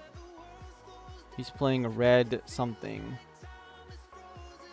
Let's attack his shield first so that I can... if he has Unforeseen in his hand, that would be very unfortunate. But he does not. Another base. God forbid he couldn't get any more bases. I'm kind of scared to play this, but he just played a Kshatriya, double Mirror Cruise. I should be perfectly fine to go with this. Summon the tokens, vest his unit, and the turn, and then go for game next turn if he doesn't have something like all range attack, which is why if you guys see my red deck lists, they're usually running all range attacks because against a board state like this, all range attack is very, very useful. If you play against the blue League military unit, you also get to utilize all range attack really, really well. It also makes G-Fred stonks go up because G-Fred has, there's a lot more decks, or at least meta decks that are going to be using tokens, and G-Fred can generate you value. Before it was kind of niche, or it comes up sometimes against blocker decks and stuff. Now it comes up very often, and you do not want to lose to a rogue deck round 1 or round 2 in your tournaments. Basically, that's the reason why you want to include all range attack, just in case you do play against that matchup at some point, especially at locals. You know, you just want to have you want to make those games as easy as possible for you as you can. Man, I just need to kill this guy, but I keep getting stuck with cards. I'm just gonna attack him, or I can generate value. I'm gonna kill his base, and then hopefully we draw into a link, hopefully soon. This will also deter him from just running into my shields, so I have one more turn to do something. If not more than one more turn, because he has to kill the token as well. So that saves me like 2 more turns, so stick around. Okay, let's drink my drink before they get turned into like hot water.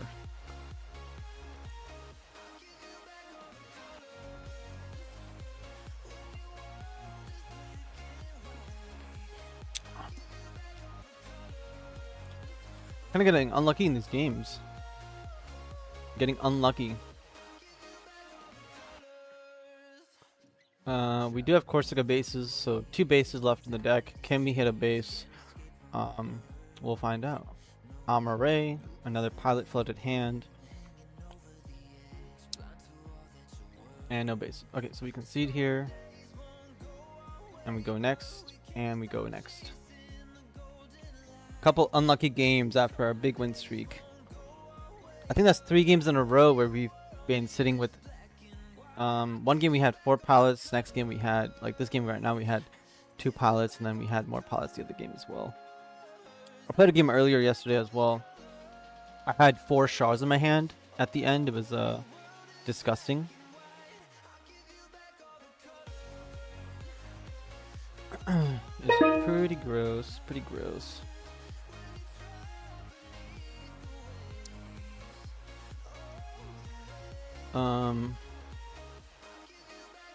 I don't have enough GMs, but I have the Zaku 2, so I'll keep it. I also drew one of my 3 Gundams. There's the Gundam Amuro.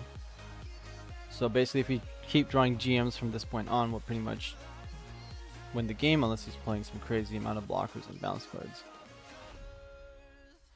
Here we go, here we go. Okay, play this guy end the turn.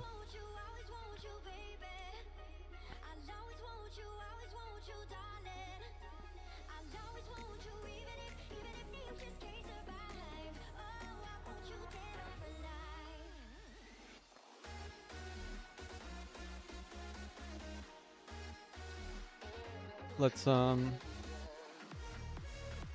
just go wide on him, and then we'll play the Armor Link next turn. Do a bunch of damage to his shields.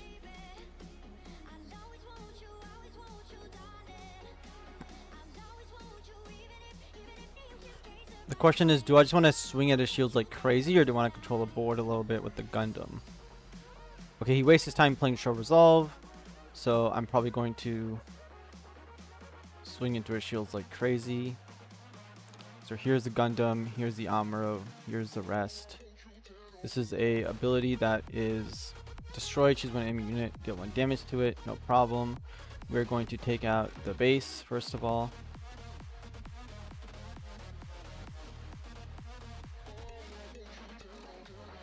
Cool. We're going to then swing into the base again.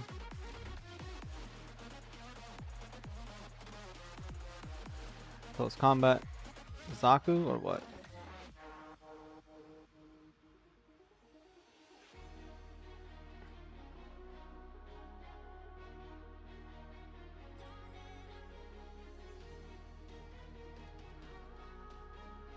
We whiff. Unfortunate. No big deal. We'll take this guy out. We'll pass a turn.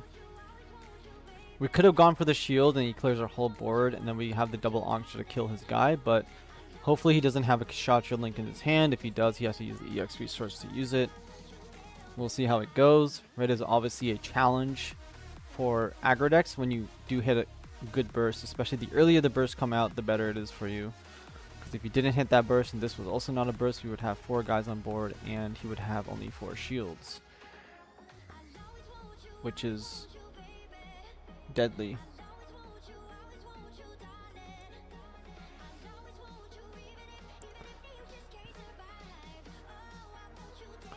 Okay, he just plays 2 guys, no problem. We're gonna again attack into a shield area here. We have the Char now. I'm gonna save that for game. He does not have the Kshatriya Link. We're gonna keep attacking his shields.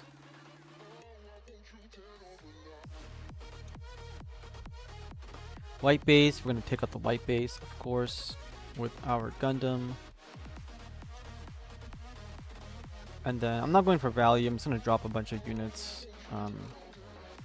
So I can do the most amount of damage next turn. There it is. There's our end of turn. And hopefully we win the game right after this.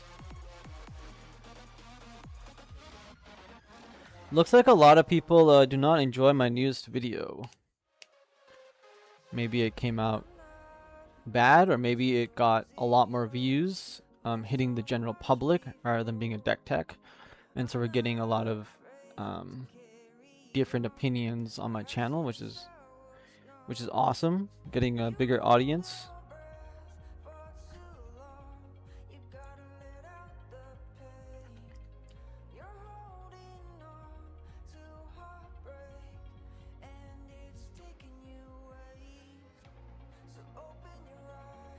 I wonder if the video title had something to do with that, exaggerating. He put like a Kshatriya Link, okay.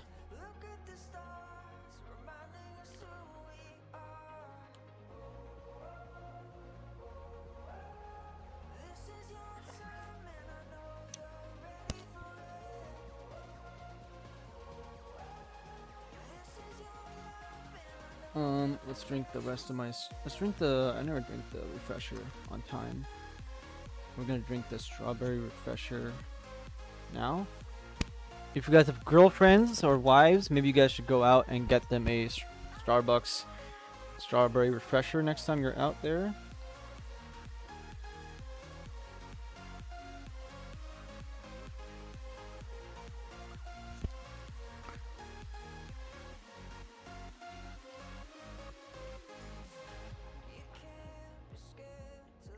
Yeah, I'm just gonna clear my stuff.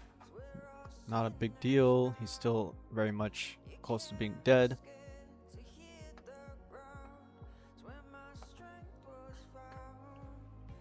Okay, we're going to directly attack into his shields. I like the video, but probably can rub some people the wrong way, just ranting / complaining. Yeah, I guess it came off as ranting and complaining, which is fine. That's kind of what I thought it might come off as. Obviously, that's not... I should have played the other way around. That's obviously not exactly what I wanted to come off as, but I understood that this is what might happen. But that's fine. I want people to just simply understand that that is my stance on it, and in that video I say multiple times, I guess it's the future I'm worried about, not the current where GD04 currently is at. I do not want the game to turn into like the other Bandai games where you just have so many cards in your hand. It's ridiculous. At the current moment, you can also read what your opponent has from start to beginning to start to end. But if you get 10,000 pluses, it's going to be ridiculous. That's good. I'm glad you liked the video. It was kind of my fourth take on the video. I recorded it 3 other times, but every single time I either fumbled my words or got distracted. Because I did make it about 30 minutes after I woke up or so. Okay, can we win the game here, please? I really need a win. We've kind of had these, like, losses where we just can't get over the finishing line. Kind of want that to not be the same case here. Activate this. We do have the Zeong. I'll play another dude. I'll end the turn, and then hopefully I can Zeong link him for a game. He is still not level 9 for the Neo Zeong, so we'll see what happens here. Next turn I'm gonna have to basically play white base, play Neo Zeong, swing shield, and then see if that finishes him off. Also, people getting rubbed the wrong way or not fully understanding what I'm saying, even if they disagree with some parts. I mean, I don't think anybody can disagree with every single thing. And a lot of people who understand the game better, or any topic, whether it's Gundam, Warhammer, other things, chess, you know, there's certain avenues that I go down that I don't really bring up. That if people bring it up, then, you know, I can also agree with them completely, being like, yes, that is a thing. What's the coaching rate again? I think I missed it. So usually Stella posts that. The coaching rate is 300. I don't know if Stella's in the chat. 350.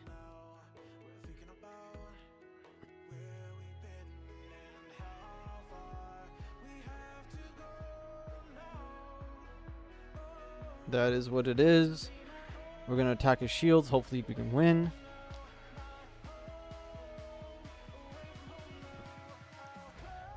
He does not have enough to stop me. This is the game. GG's finally got our lose streak broken. After our 12-game win streak, we have again reached back to rank 6. We are literally 1 win away from rank 5, and then we'll slowly catch back up to this level here. Yeah, not going downwards, going upwards. It's very, very good. We were at 192. We were over here when we started. Rank 14. I guess rank 15, actually. We went jump from rank 15 all the way to rank 6. Soon to be rank 5 again. In just, like, what? 5-6 games? Keepable hand, but we're gonna mulligan it. Okay, there we go. I almost in the 1-year war deck, like I guess you guys haven't really heard me talk about aggro in general. Maybe I'll make a video about that at some point, addressing things. But yeah, maybe I'll make a video on that. This guy's also playing 1-year war. Well, we're gonna deploy our Rig Dom here. If I attack into him to get the early lead, I think we might have to just go off of a value win here. If I attack into his shield, he will attack into me, attack into my shield. I'll Rig Dom one, ping off the other one. But I'd rather just hit me twice, then I can kind of kill one, kill two, and go from there. We also have a Gelgoog Link. Well, maybe I do hit the shields here, but then he can go double gun tank, finish me off. Fuck it. We'll attack his shields. Can you give me a brief summary of what you've seen so far in all your 40 games? What matchups were easy? I definitely played a lot more than 40 games now. All my losses were into red, purple, CB. Let me tell you. Let me end my turn here. So wing. I felt out of 10 for wing. I would say that going to wing, I was still like, I would say probably a 7, where I can win 70% of the time pretty much. Going into red, purple, CB. This is I'll probably say I have a 30%, so a 3. Red, purple, CB counters aggro very, very strongly. Especially if the deck is built more to counter aggro. It's very, very strong.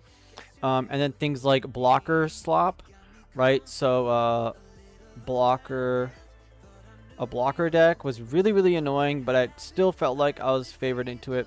Feeling like probably like a 8. And then going into things like this doesn't really make sense actually. This should be swapped. The wing I should be a 8. Blocker swap I should feel like I'm at a 7. And then going into other decks, Minerva squad was easy. So Minerva squad was easy. Let me play the rest of my turn out here before my turn runs out. Go for this. Go for the Angsha play. Go for the GM play and the turn here. So let's go back to this stuff here. So zombies. Right, zombies was a very easy win for me. I would say that I'm probably like a 9 into this. This is a matchup that I definitely want to play into. Any of the blue-white decks. So I'm going to play blue-white. Not blue-white blocker, like blocker heaven. Okay, that's in the blocker swap section. Blue-white, anything blue-white that is not all blockers. I was also like an 8 into that. Very, very favorite into like the new turn A Gundam decks or anything along those lines. I was very, very favorite into. Do I want to go for value? No, I don't need to go for value. I mean, I could go for value. Let's do Gundam Amuro here. Let's rest this guy. And then we are going to... Maybe I do go for value here. Because you already got a gun tank Angsha. Zaku.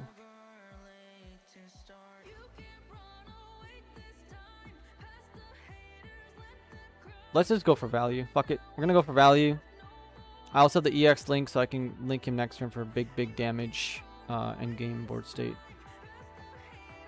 This does set up for an Angsha, gun cannon, all that stuff, for gun tank for this stuff. So blue-white was very, very good. Other blue-white decks were like the O deck I also destroyed. Academy, I did play in Academy only... I played it twice. I lost once to do RNG. The second time I destroyed it. I should destroy it. The green... Then there's a green, red CB. Anything with green CB, I'm feeling like pretty much like a 7, where I'm definitely favored in beating it. Maybe a little bit more than a 7, maybe an 8, maybe even almost a 9, to be honest. I think it's an 8. where I can lose to it, but I'm pretty much gonna win. You just need to understand how to play around it and what you need to do to win that game, and be careful of and make critical decisions. Do I want to play this right now? I do. I really do want to play this and try to keep him at bay essentially. I'm just gonna go at his shields. If he wants to swing the auction to me, he can do it on his own terms. And then I'll end the turn here. And then flood the board again next turn. So I think that's almost every single deck in the metagame, right? The only losses I played into the rank 1 player, Castle. I played into him. He's on Blurple. And we were 50-50. We played into each other once. When I was rank 1, he was rank 2. Played into him 2 times. He won 1 game off of him going GM, and then triple gun tank. And just swinging 5 guys into my shields the next turn. I couldn't do anything about that. I had a slow start. And then on the next turn, we had a solid game, and I out-rallied him and beat him pretty easily. He had some value engine going on, but it wasn't enough. I had the better opportunity, especially going second, hitting with the link first, hitting with other things first as well. I'm running low on shields here. This is kind of sad. I mean, I do have game if I draw a Gundam, or if I draw a Char here. Let's play the encounter, trying to get the Char for game. We whiff on the Char. Very, very unfortunate. We could have won the game right here. And now we cannot, but we can still try to slow him down as much as possible. So we can slow him down significantly. Play this, we play this. We put the Amuro onto the Zaku. We rest one of his units. And then we take out this guy. We take out this guy.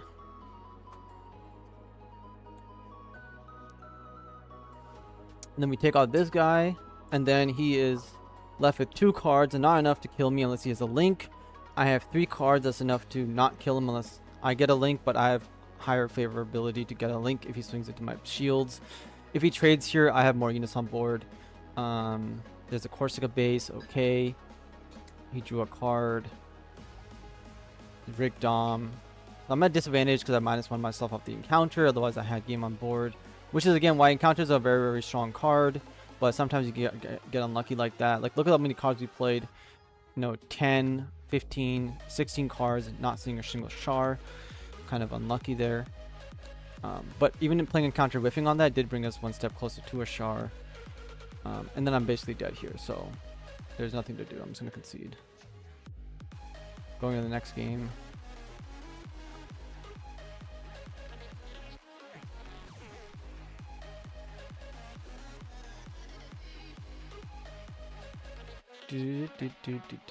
Searching for rank game.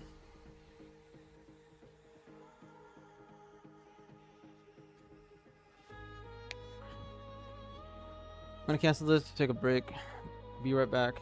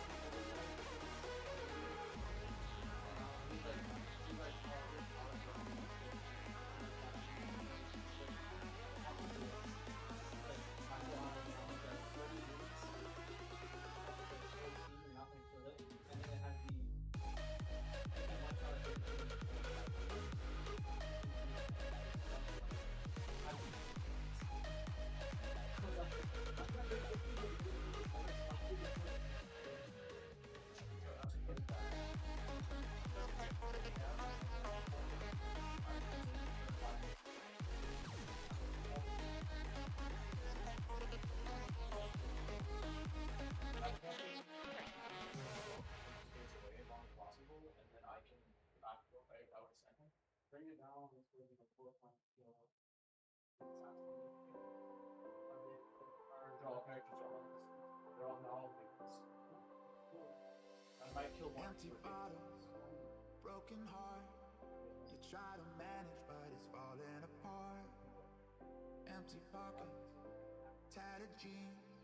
It's not the way it always looked in your dream. Wipe the teardrops from your face, steal a breath, find some grace. Take my hand and we'll escape into the great unknown. Find a fire in your eye, seize the moment, come alive. Take my hand and we will ride into the great unknown. You're not alone, I'm by your side, I'll shine a light. You're not alone tonight. You're not alone, I'm by your side, I'll shine a light. You're not alone and we will ride into the great unknown. Great unknown, great unknown. We will ride into the great unknown. We will ride into the great unknown.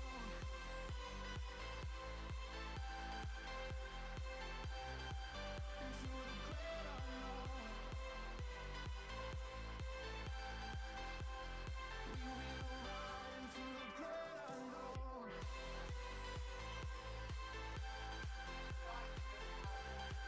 Into the great unknown. We will ride into the great unknown. Any promise I can keep, I will bandage any cut that is deep. And I'll be honest, and you'll be seen. It's gonna feel the way it feels in a dream. Wipe the teardrops from your face, steal a breath, find some grace. Take my hand and we'll escape into the great unknown. Find a fire in your eye, seize the moment, come alive. Take my hand and we will ride into the great unknown. You're not alone, I'm by your side, I'll shine a light. You're not alone tonight. You're not alone, I'm by your side, I'll shine a light. You're not alone and we will ride into the great unknown. Great unknown, great unknown. We will ride into the great unknown. Great unknown, great unknown. We will ride into the great unknown.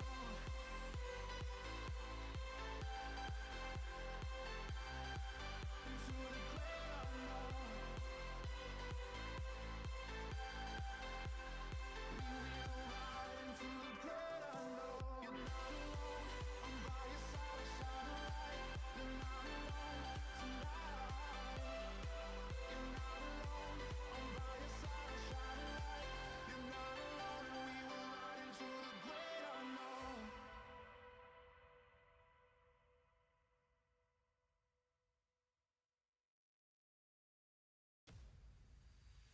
How can I forget you? Skin to skin, I bet you are feeling just the way I do. Vibing on the dance floor, show me your intention. I like it when you follow through. I want you to stay right here. I want you to stay right here. We got the fire and we burn it up. We got the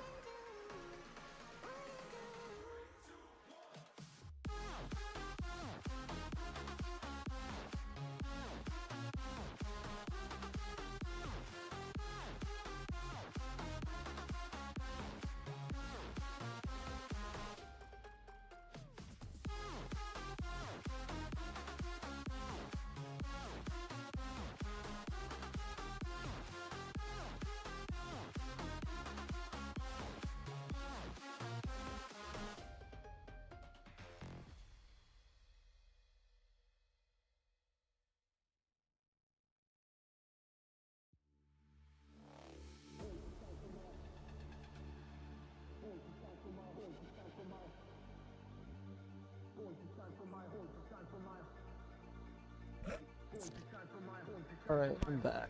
So, let's see. Morning coach, morning house, how's it going? Alright, it's coach. Johnny, what's up?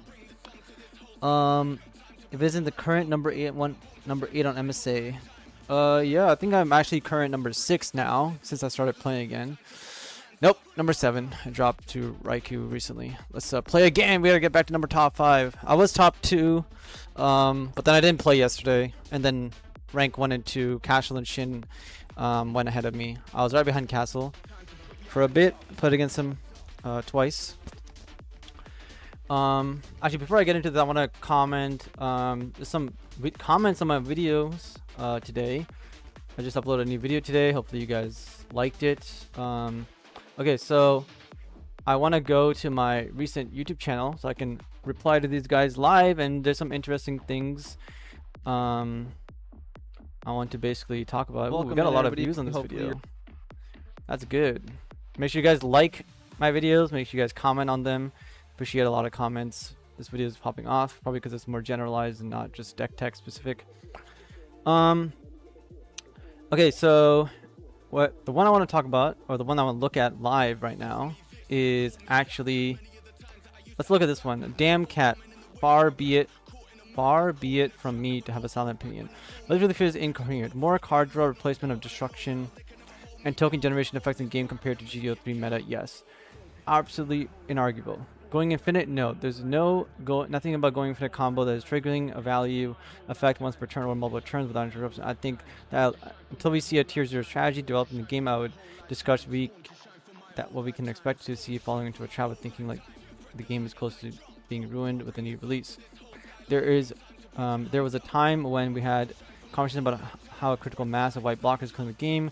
Most white blockers are so powerful, you can confidently say the strategy has not in recent or past dominated the competitive scene of the game. I mean, we saw all the GD03 at the end of the season. So I'm gonna write this. I mean, I don't want to really argue with him or discuss it, but for you guys on the stream, we saw at the end of GD03 and me getting destroyed by some of the players who are playing on it on MSA, that a blocker swap strategy is still very strong into a top 1 deck. And we saw this in Australia and other places where blocker swap was topping all the events and was really dominant, including the last regional in GD03. I believe we have a regional going on right now as well. But besides that, we can confidently say the strategy has not been dominated in the committed game. We just passed through a season of Blur Pool being the top strategy. We may pass through a second of the same. Keep a level head about this until we see some data.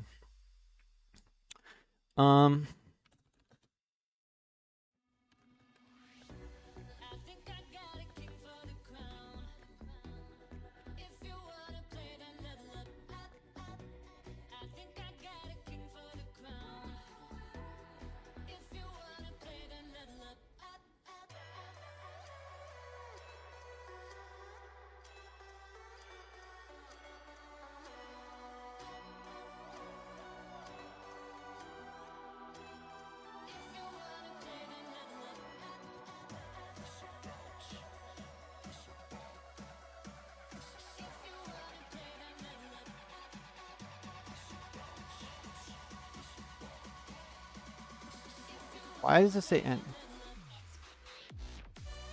Before the game is actually over, so we will both take our small/bigger infinities and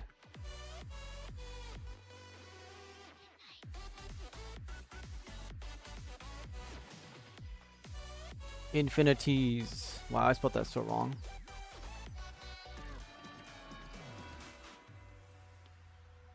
Probably because I am typing very quickly. Yep. I spelled it wrong here too. Okay, actually, don't care. Don't care. Alright, cool.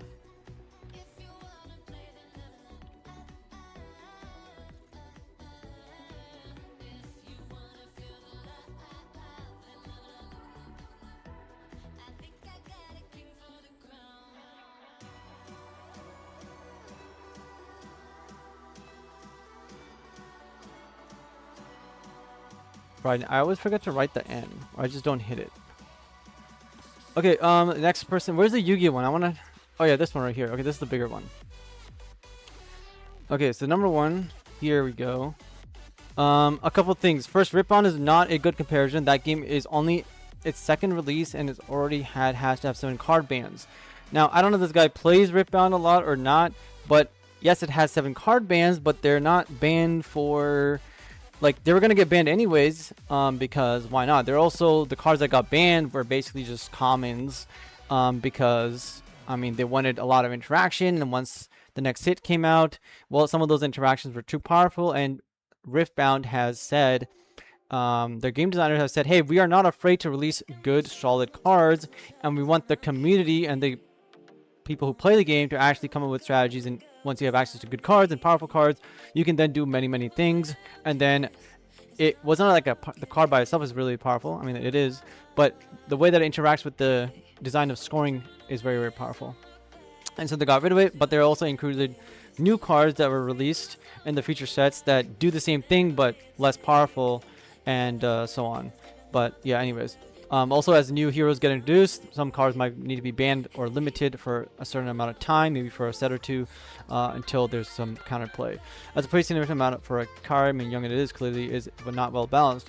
Well, I would argue that it is going to be extremely well balanced, because many people can win, and there's a skill that differs between the higher end players and the low end players, and you can destroy anybody you want, right? By playing Riftbound, if I'm a top tier player in the world, I will literally destroy every single person who is not also like close to my level, because the skill gap is going to be very large, just like it would be in Yu-Gi-Oh or maybe top tier Magic the Gathering. Granted, Gundam is a much better position. Okay, at least Bandai is trying to make adjustments. Well, Bandai clearly is not trying to make adjustments, because it literally did nothing during the ban and restricted list, right? So let's reply with that first of all. Bandai is not trying to do anything. EX ban restrict.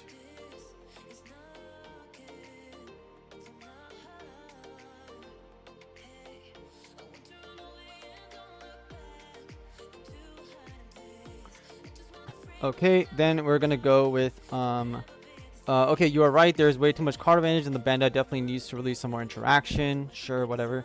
Discard effects and the ability to target your opponent's graveyard would be great, but you can't swing it too far in the opposite direction either. I played Yu-Gi-Oh during the Yatagrasu lock, so here he's mentioning a point in time that was very limited and was banned, and that is the end of it. And also you had to get to a certain game state for this Yatagrasu lock to even work, and it was a strategy. But anyways, this is a very like minute point, because there's a instance in time where it's like, it wasn't like COVID, where COVID lasted for 3 years. This is like, you know, Trump's about to become president or something, and all of a sudden things are happening in that very small amount of time, or something bad happens for like 1 second, and then we kind of move on from it. That was awful. Okay, cool.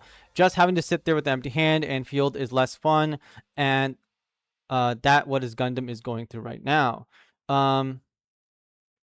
Yeah, so it's less fun in what Gundam is going through right now. Okay, well, that's probably not true, because there's no deck diversity or anything in the game and executing a strategy. What he means by Yatagrasu lock is there are actually locks in Gundam, just like the O. If your opponent has the O deck, it doesn't matter if you have 4 or 5 cards in your hand. If you cannot out the O and the blockers, whatever you play will be destroyed, because they have an O on the board, so that will lock you out of the game.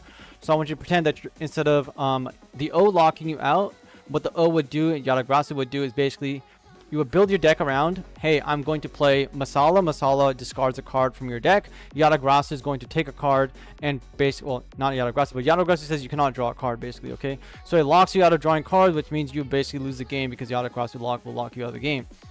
Just like the O locks you out of the game. So the O and locking your opponent out of the game strategy already exists in Gundam. And I don't think Gundam is more fun than that, because Gundam has basically a bunch of, like, Gundam is not a very high skill game, very low skill game, and you can basically, I mean, again, to win a tournament, you only are going to be playing 1 or 2 decks, and Yatagrasu lock was basically banned fairly soon after, and that's kind of it. While Gundam has had basically a full year, soon to be over a year, to make any changes, along with also testing, right? Testing from beta edition and so on and all that jazz. It's a very simple game as well. Yu-Gi-Oh being a much more complex game, you can actually miss something. Again, this was not something that they had to miss, but people built the deck. It was good, etc. Anyways, it was one card got banned. It didn't really change everything. In Gundam, it's not a one card problem. It's multiple problems. Okay, now there's a fine line to walk. Bandai has managed to keep One Piece of Digimon going. I mean, I talked to some of the Digimon people. Digimon is going, but where is it going? How fast is it going? Is it going to a dead game? I don't know.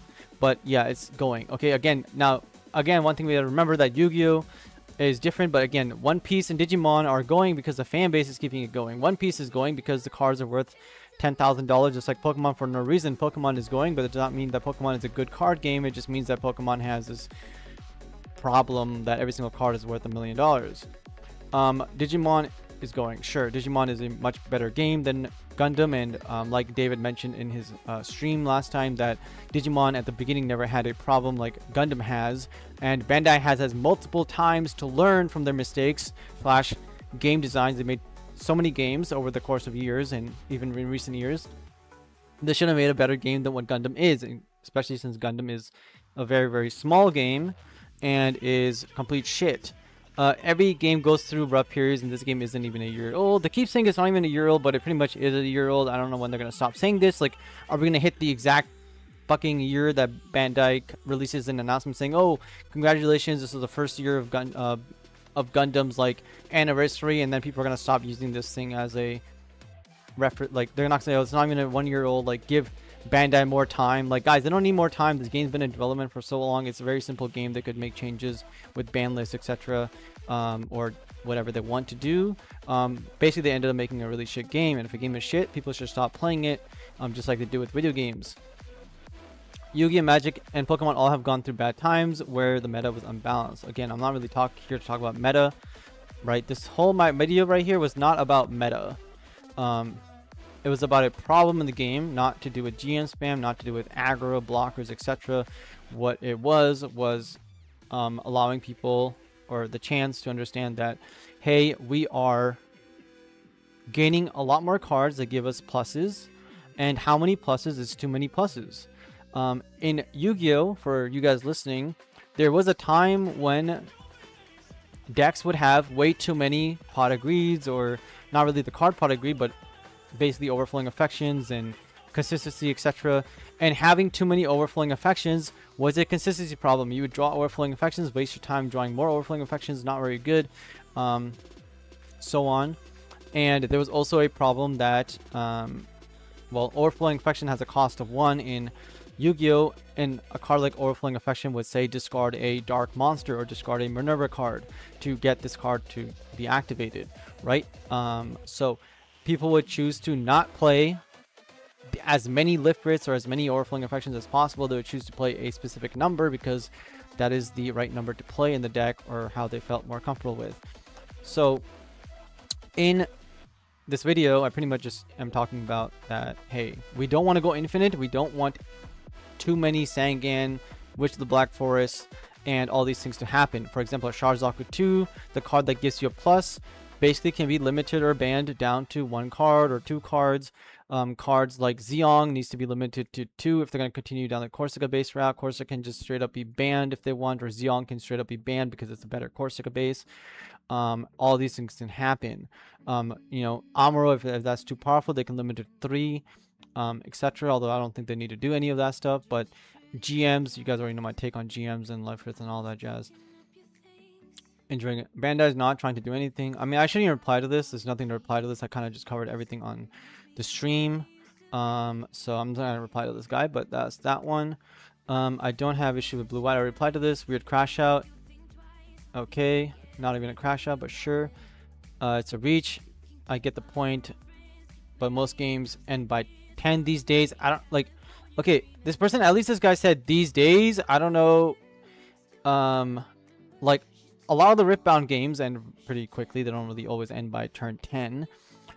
So I don't think that's true. Also, modern Yu-Gi-Oh definitely does not end by turn 10. Right? Again, I'm talking about competitive card games. If you want to do casual card games, I'm sure there's plenty of casual card games that go on forever, which just makes some bad card games in general. Being out of cards by 10 slash game ending by 10 seems fair to me. I don't agree that every single game you should be ending the game at max mana. That seems unfair. That's like saying if Magic the Gathering, every single game ended by the time we got to 10 resources or 10 lands, which would be ridiculous. Or even, you know, 7, 8 lands would be kind of ridiculous. Most of the time the games back in the day would end on, you know, 6, 7 mana unless you're playing a very heavy control deck, which cool. If you're playing control versus control, the O decks and blocker decks, yeah, the game's gonna go longer. But aggro versus aggro, the game should not be going longer. Aggro versus blockers, the aggro deck should not have infinite cards in their hand. On top decks have a chance against one another. I don't know what these people mean by. I also think all the top decks have a chance against one another. What are the top decks? Right? This is the question. What are the top decks? There's no difference in other most card games. Like, guys, the top decks are not decks. Okay? The top decks are not decks. They are a pile of slop called blockers slash GMs. This is not what trading card games are about. They are about creating something, not spamming the same vanilla units over and over again.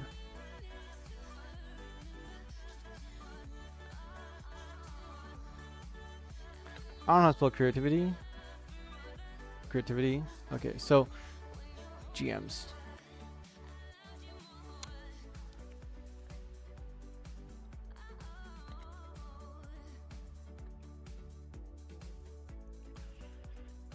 There's definitely a difference. Turn 10 seems insane. Most card games are bad. Anyways, good card games, just competitive games is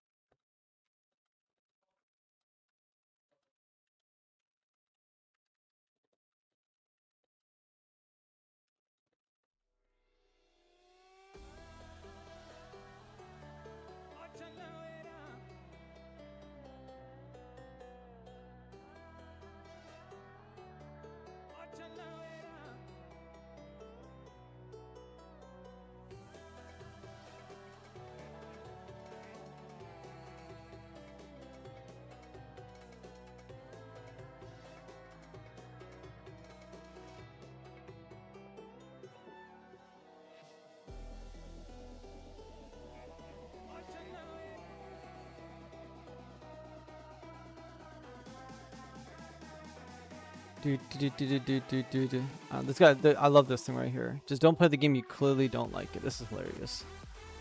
It's so funny. Let's see if there's any more comments. I don't think there are. The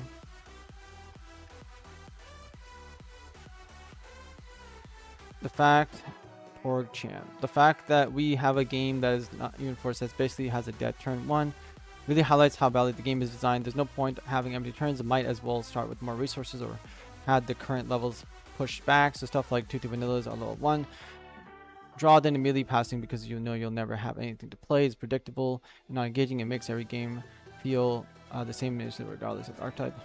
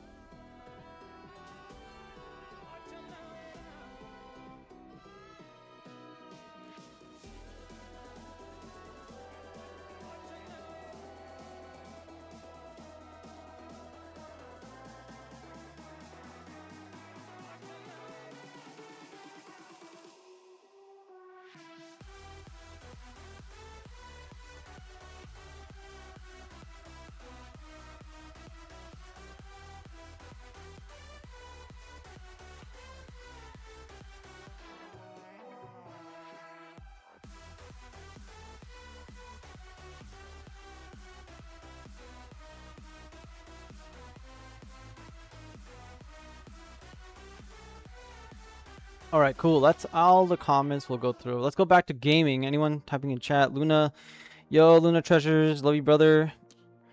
Guys, if you guys like Whatnot, you guys should go check out Lo Luna on Whatnot, and obviously his YouTube channel as well, as he does lots of he's not only a person who plays trading card games and plays Gundam, but he's someone who actually collects Gundam in the hobby and is invested into other games as well. So he's a big fan of Gundam, you could say. And then he does Whatnot streams. So if you guys are looking for singles or box openings and want to you know, either gamble your money away or pick up cards you can't find on TCG Player for someone who's like trustworthy, you guys should definitely go check out his YouTube channel and his Whatnot. Super chill stream.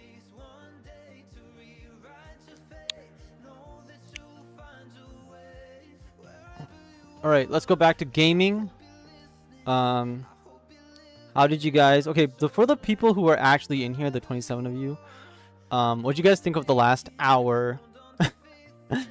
Maybe I should not do those on stream. But again, I'm just going off the flow here. I don't really care about anything too much. Lily Lyco, rank 397, supporter badge.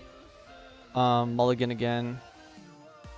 And for those of you guys that bought booster boxes, if you guys go on TCG Player, you guys can see that all the LRs are worth like nothing right now. GD04, as expected, just like GD02, the entire thing is going to crash.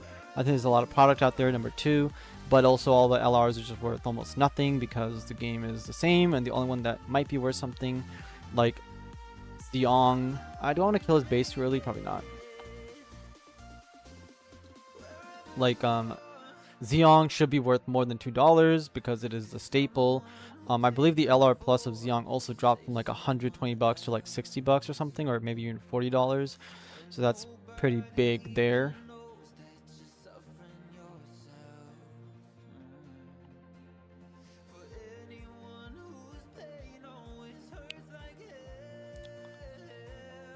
I know you fool. I was going to help you win some games since every time I watch you lose, sign up for...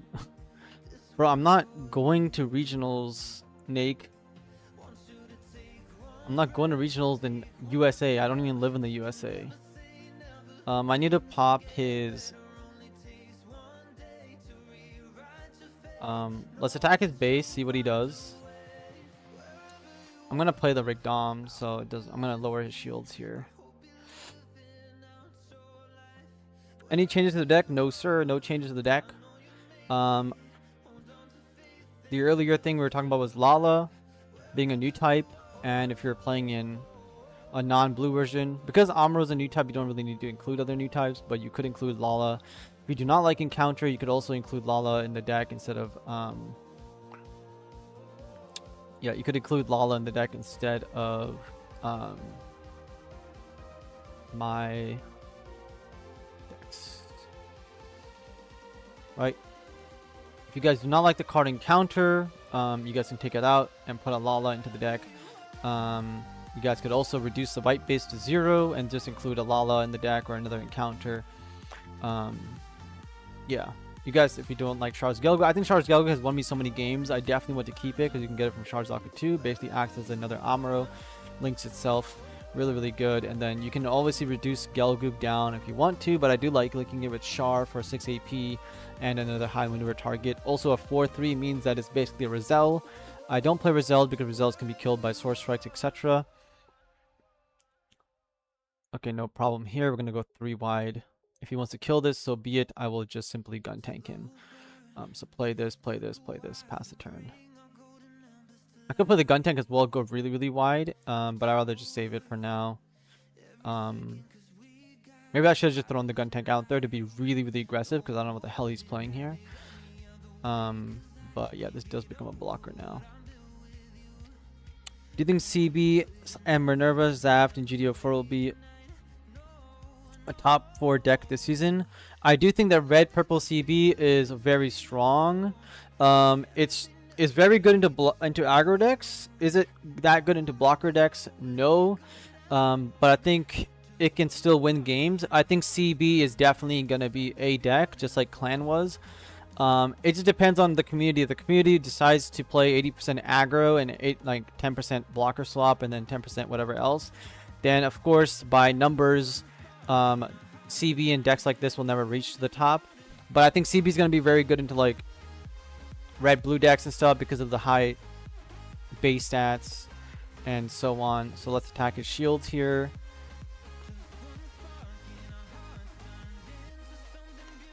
So I think Minerva is good. A lot of people are playing Minerva. If you're gonna play Minerva blocker slop, then again, I don't think that's a valid point if Minerva is going to be good or not. I think you want to argue that blocker slop plus whatever is not a actual wing deck or Minerva deck. It's just a blocker slop deck.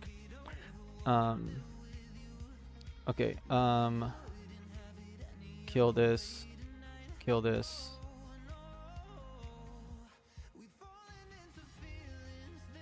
So I think CB and Minerva are very, very respectable decks. And I think they're very strong. If I was going to a new type tomorrow or anytime in GD04, then I would pretty much be playing...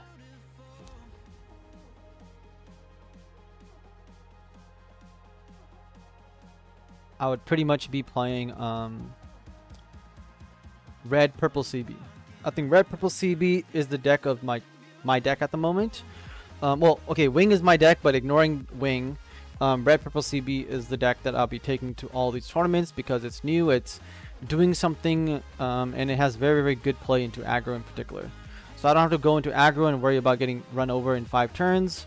I actually have significant counterplay being red into the aggro decks, especially having a turn 6 wing 0, turn 5 if you go second. And then Minerva, I don't think Minerva is... It's a good enough deck to play. It's solid. It's whatever you would think that Clan was. The Clan was a pretty solid deck. It would definitely get some wins here and there, and do really, really well.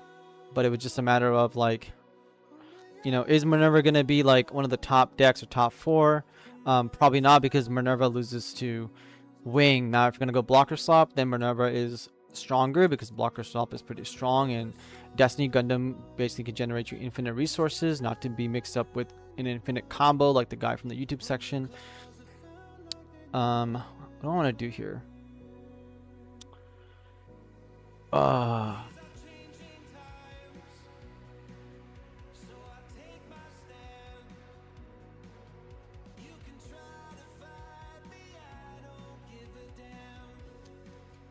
So yeah, that's what I think. I had a really good time playing Minerva. A lot of the new decks like CB, Minerva, you guys will have to like a little bit upscale your skill level, understand how you play the deck versus how you play into the deck as well, and that will up your win rate significantly. When it might feel impossible, once it starts to click, once you know what cards to play around, you will increase your win rates and take more complex macro lines. Yeah, that's what I think about those things.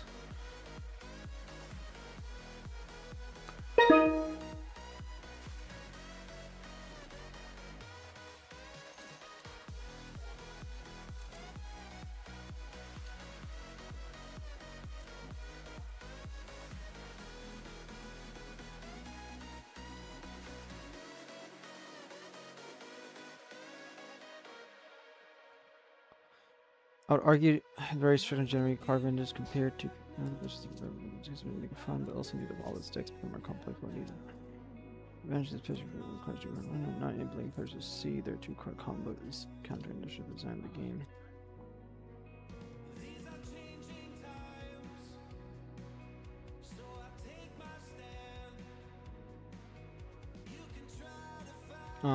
Mulligan for the Zaku, did not draw it, perfectly fine. I mean, it's not really fine, but hopefully we top deck it. Or I'll have a little bit of a slower start here.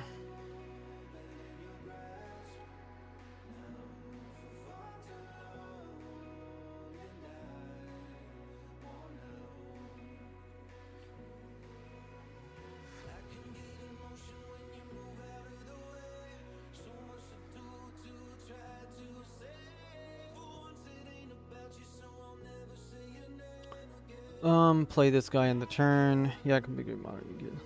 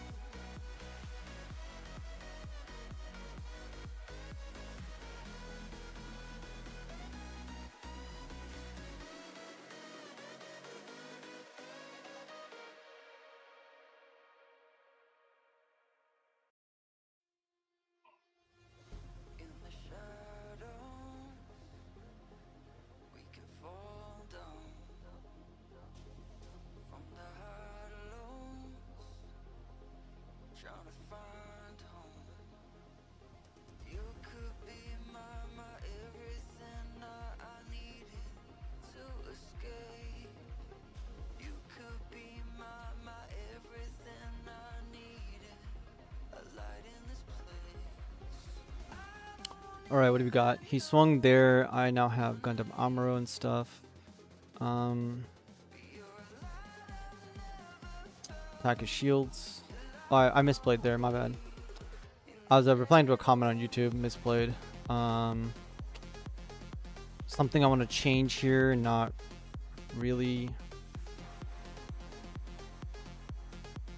Let's hope that he does not get his own link, because I misplayed, lost damage here. Attack this. But hey, maybe I didn't give him a shard this time, like the second game of the stream.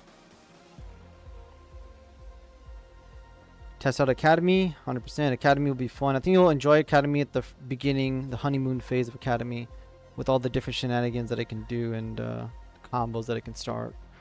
Generate you more value like that.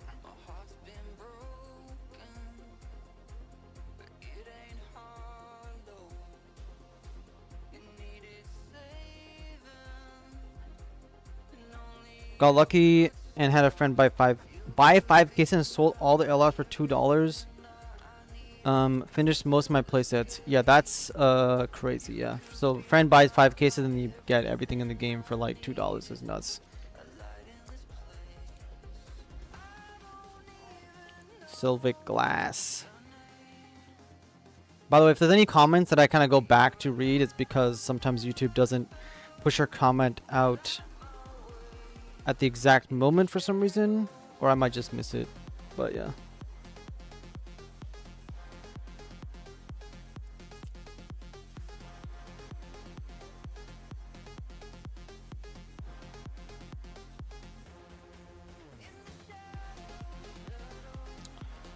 Alright, he's gonna kill my guy with Char anyways.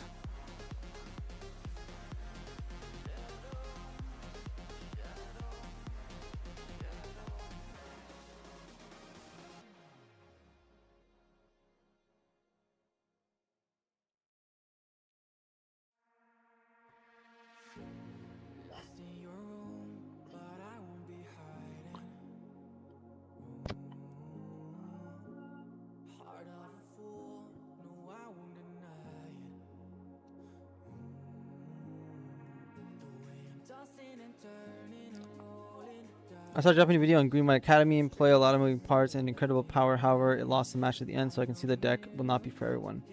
Yeah, the deck is not exactly the best deck in the game, but it is a deck, and it is definitely something that, you know, I like Academy, I like Witch from Mercury for the most part, and so it's for people who like Academy. I do think that they definitely feel the Academy players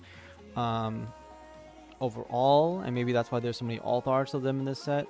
But hopefully we get more cards, and I'm really hoping, guys, that the SD set that is coming out next month that people are apparently not aware of hopefully gives everybody a little bit of more love and support, and so we can really start to build, you know, just that little bit more juice, or 1 or 2, 3 more cards that we get will be very, very useful, and hopefully a new game mechanic as well. Wish me luck on my way to locals to play Toxic Xeon for the first time. Good luck, Ragnos. Enjoy playing the Toxic deck. Hopefully you get swift wins, unlike me, who continues to get not swift wins. I'm gonna attack him. I don't really care if he trades with me. I'm getting the value anyways. I don't need to go like crazy on value engine. I want to just that's Amuro, that sucks, but whatever. I want to do damage to him for the most part here, and then Charlink for gamers, Young Link, whatever. 2 Amuros. I haven't seen that happen in a long time on MSA, at least. I could put one of these on these, but I'm gonna save that for later on. Let's reply to some more comment section. Superfly Guy commented, both players being in top deck mode is awful but fair. Having cards in hand to play is how you outplay your opponent with counters, and having cards in hand to play is how you outplay your opponent with counters and making the right aggressive plays. I don't know if I commented where's fourth take, so I don't remember if I commented on it but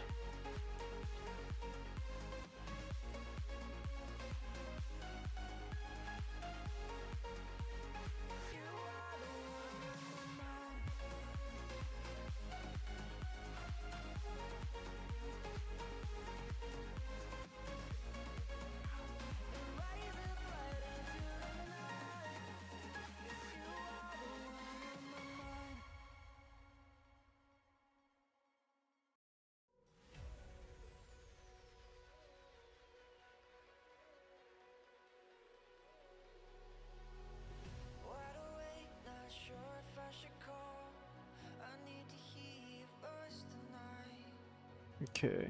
Every kiss brings me Back to the stream chat. Is the SD Gundam set coming out? Is that with Chibi Gundams or Super Deformed? Yes, sir. That is what it is. I'm hoping that it is going to be very good. Okay, what do I want to do here? He has 3 shields left. He has 5 guys. He can just link and kill me. He can also pair the Amuro.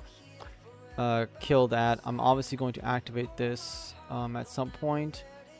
Question is, do I want to slow him down? Probably not. I think I'm just going to go for his shields and hopefully I can top deck. Actually, no, even if I go for... yeah, I'm going to go for shields. And maybe I can draw a Xiong Link or something if he decides to clear my whole board out. Probably going to lose this game. Which, it is what it is.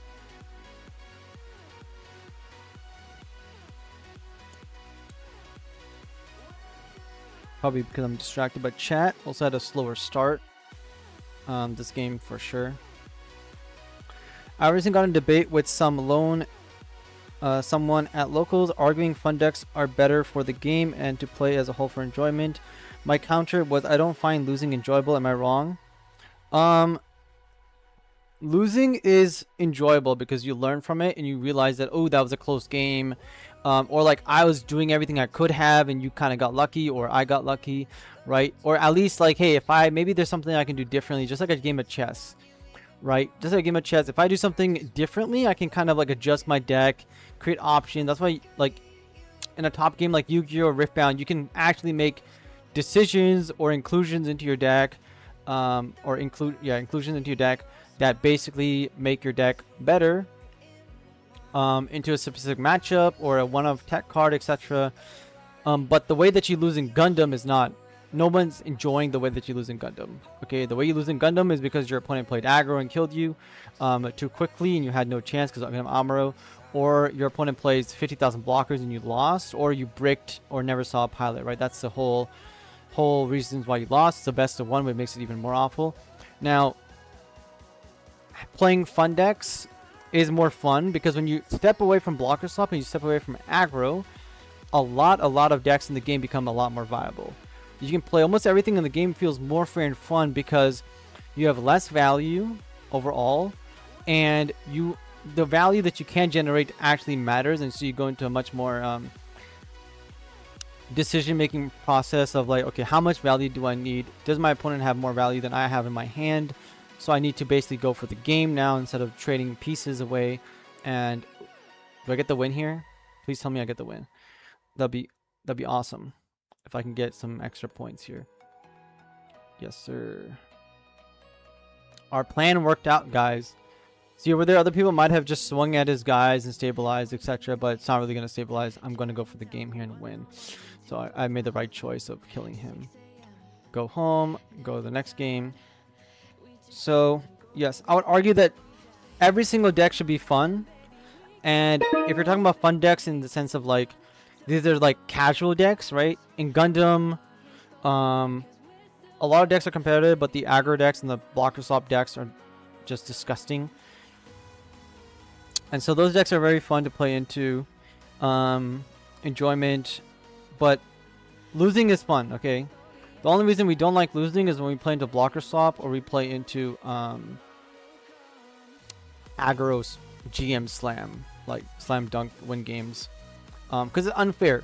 It's unfair. When the game is unfair, nobody likes that. Not even in Yu-Gi-Oh! Magic the Gathering. No sport or anything in game do people like winning when they have an unfair advantage, or like playing into something that is completely unfair.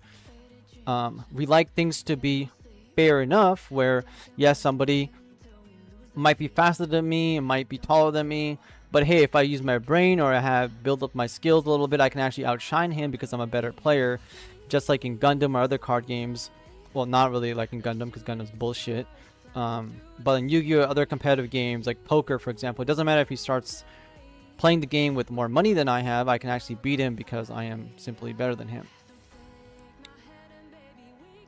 And make the right choices on equity and other things. So yeah. Gundam is so much more fun when you just start playing with the decks that are not the best decks in the world. Is how I see it. Do I want to go Rick Dom or do I want to play Corsica base here? I kind of want to save Corsica base.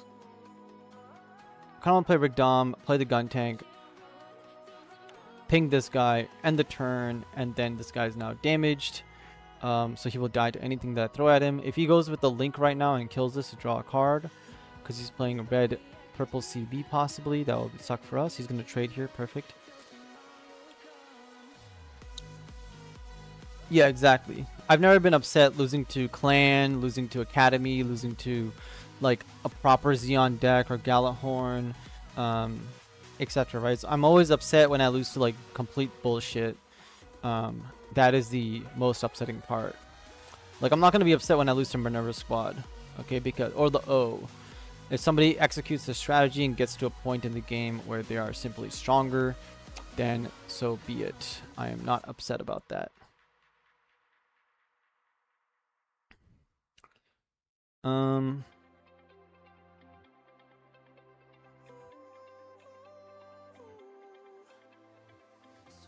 I could have played Corsica, tried to draw a GM or something off at the top, but I'm rather just go with the consistent damage. One of the weaknesses of Minerva Squad, I mean, this guy's playing Minerva CB here, which is fine if he wants to do that. I would not recommend doing that at all, because the Trans Am will not come online ever. And the entire reason to play this Trans Am is to get the second text ability of it, which is a bunch of damage. If you want to play the Trans Am just because you want to use suppression and be aggressive, obviously that's a option. I would not suggest that's the best option. You might as well play Tekkaden level 6 suppression with Migazuki, who's a very good pilot instead.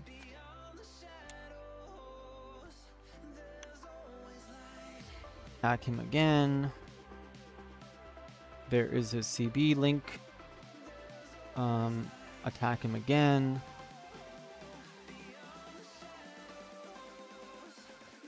This is a tough situation, but we're gonna have to play white base here. Activate the white base token. Summon a gun tank, end the turn. So this is when my opponent can be upset about what is happening, because like all I'm doing is playing these one drops and he's kind of just getting run over. And this is what I was mentioning about the value engine. Like I'm never gonna kill this guy basically because he can draw as many cards as he wants, because my goal is to kill him before. My goal is just to reduce his life to 0. But if my goal wasn't that, this card is a huge problem for a lot of people. He just generated a +1 and you draw a card, which is +2. I'm pretty sure he drew a card. Very, very strong card. Very, very strong. Better than Gundam Amuro in my opinion, for sure. Let's attack his shield area here. Now all we need to do is draw a Char Link. Let's ping this. Let's play Corsica base, and then we win the game on the following turn. Yeah.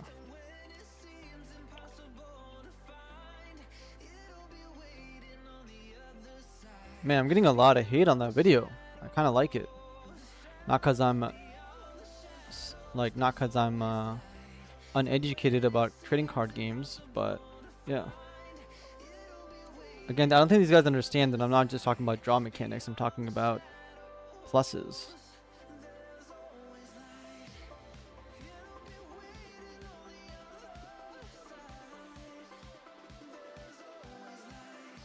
Interesting. This guy says I need to get good. Okay, win number 2. Continue. Man, the most recent comment is hilarious by Space Goat. You guys want to see it? If you guys want to see it live on stream, let me know. Maybe I'll go on another tangent. Maybe it'll be a 30-second one though. Okay. No such thing as bad publicity. Exactly. So I'm actually happy that because the video was a lot more generalized, I'm gonna be getting a lot more views, which is very good. And people should be aware of, I guess, different stances on the game, and especially mine. It's funny this guy's telling me to get good, but probably doesn't know that I'm literally a coach and that my clients have literally topped regionals and do well. Do I want to attack him, or do I want to go for the Gundam Amuro play and take him out? I think I want to go for the Gundam Amuro play and take him out. He can possibly summon tokens, but that's okay. I think I'll be okay against tokens. So it looks like he's just playing this to play a blocker. Healthy Curiosity. I don't mind more pluses, just the scalper price is ridiculous. Scalper prices for what card? For the star decks and stuff? Because that is ridiculous. I do agree with that. Okay, here we go. Gundam, Amuro, rest this guy. Take out his shields. Take out his Gundam, or his whatever this guy is called. Take out his shields. And then we pass. So basically kill the Zowort. He now has a technically, I mean it's not a Lifrit, but it's in just X unit. GG isn't too relevant with Gundam yet due to how high this luck factor is. Yes sir. Yep. Not every single game. People say GG, but you know, some games just aren't GG.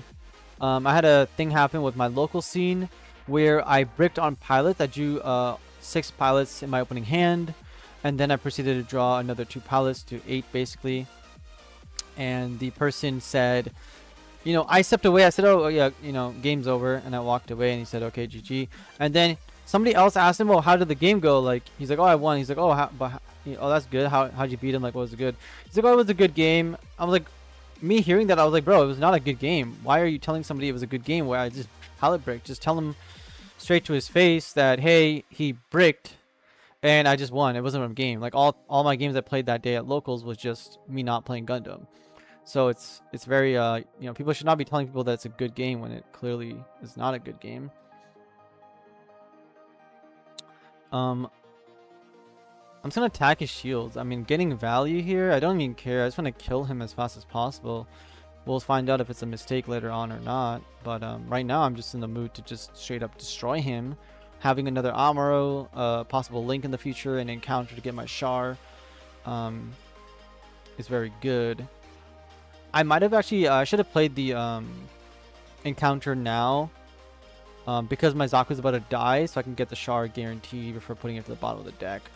But again, it could be deeper in my deck because I've already drawn 2 pilots here. Overall, I mean, I just want to get the cards I need to play. Yeah, I agree with you. Luckily, GD04 cards are all at $2, right?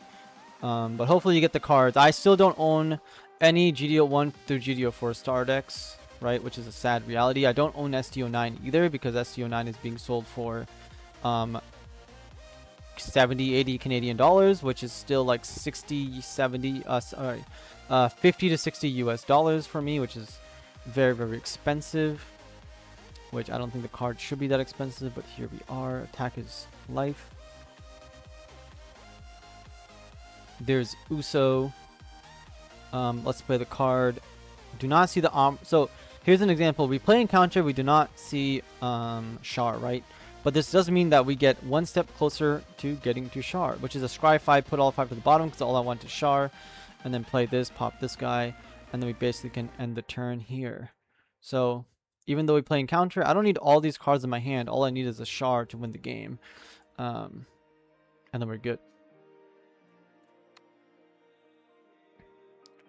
Also, it's a 1-of in the deck. You're not going to see it every single game. If somebody doesn't like it, they can change it to something else. But there's been multiple games where that card has won me games, and multiple times where we play Encounter, you don't see the Char.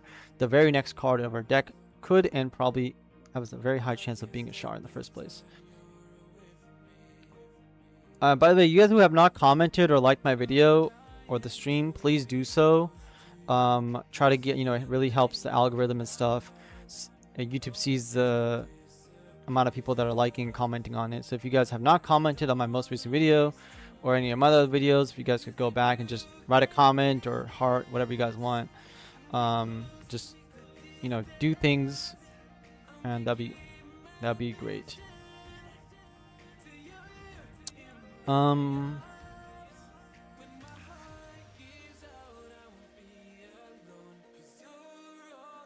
Let's attack his shields. Again, he might have another base. I hope he doesn't. Might be a misplay right there by me, but it is okay. We'll end the turn here. Going wide again. We'll see if he has a link to kill this. Turn these guys into blockers. Again, if I draw the Shah, I win the game anyways. If he has another base, that is unfortunate for me, but so be it. He is now trying to go dig for a base with Shore Resolve. We'll see if he finds one. What is your current favorite card? What is currently your favorite card game you actively play? The only card game I actively play right now is Gundam trading card game. I don't play other trading card games actively. The other other game that I have like a couple $1,000s invested into is Flesh and Blood, and Flesh and Blood is probably one of the. It's basically if you consider Magic the Gathering to be one of the best card games in the previous. Oh, he put a blocker. If you considered Magic the Gathering to be the peak or one of the best card games by design, etc. before, then you pretty much need to know that Flesh and Blood is basically the game that is going to overtake that, right? And it pretty much has overtaken Magic. So Flesh and Blood is a fantasy game. It's very, very good. It's very, very high skill, extremely high skill, and is very, very good. So Flesh and Blood, I also coach somebody on it a little bit. Goes to international events and stuff. One of my Gundam clients, or was going to be my Gundam client, got away from Gundam and went into Flesh and Blood because the game was actually competitive and a lot more fun. You can play different decks, and it's a hard game. And then outside of that, it's just, Yu-Gi-Oh! I do play Digimon as well, actually, but for fun. I play Digimon for fun. Anybody who likes to play a cheaper game or a game that is also like, I guess, a Bandai game, I would go try out Digimon. Digimon has been actually very fun. So when the Digimon Simulator is released, I will be playing the Digimon Simulator heavily at the beginning, just like all the other simulators. But yeah, I have like a full foil Flesh and Blood deck, and then I have 2 other Flesh and Blood decks as well to play on the side. Definitely a competitive game.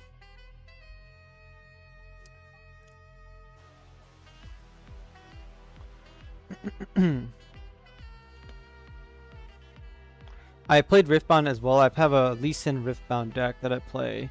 I was supposed to make a bunch of videos on it and play it with One Punch, but I ended up not doing that because One Punch had personal matters and things got changed around.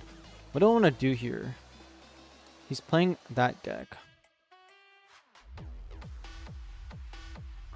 Let's try to draw some cards, okay? Yeah, let's just end our turn here, draw some cards, see where that takes us. Keep the EX resource to have a more explosive turn down the line because we have lots of different costs in our hands, and then we can pretty much go for the Xeon Link or Gundam Link stuff if we want. I wanted to get into Digimon. Sadly, there's 0 local scene around for it. Yeah, I agree. There's a 0 local scene for, I guess, most places. Again, I'm one of the guys who comment on my YouTube channel, right? Like Digimon stuff. Like Digimon really, from what I understand from Jimmy telling me, is that it is kind of a dead game. There's almost no content on Digimon, period. There's like basically 0 content. Some of the people do release content, but there's very, very few of it. It's mostly just gameplay. Not too exciting stuff going on for it. Overall, I guess. I think I'm gonna go wide here. He doesn't have a lot of blockers yet. I want to get as much damage in as possible in the next turn. Don't really care about the EX resource here since I have Corsica Bay, Zaku, Char, Link, etc. Amuro to rest his blocker, take out his base, swing, swing, swing. Yeah, if he's gonna end up having the blocker wall, then so be it. I'm gonna have to find other avenues to get around it. I cannot outvalue his deck by too much anyways because of all the tokens and yeah, jazz that he gets. What is your draw to the Gundam card game if you are saying that Flesh and Blood is the better game? Well, Flesh and Blood 100% is the better game. And so on. I got into Gundam. There was a podcast episode with One Punch Podcast, so One Freaking Punch. Probably in all of my descriptions in my videos. There should be a link there to it. I actually was not going to get into the Gundam card game because the Gundam card game is a dog shit game, was my stance on it, especially during the beta. And then when the game officially came out, the only reason I got into it was because I saw that people were basically people were saying that aggro's dead. If you guys remember at the beginning of GD01, people said aggro stands no chance, wing and blocker swap or freedom blockers and wing are the best deck in the format. It's a tier 0 format with blockers being the best thing in the world.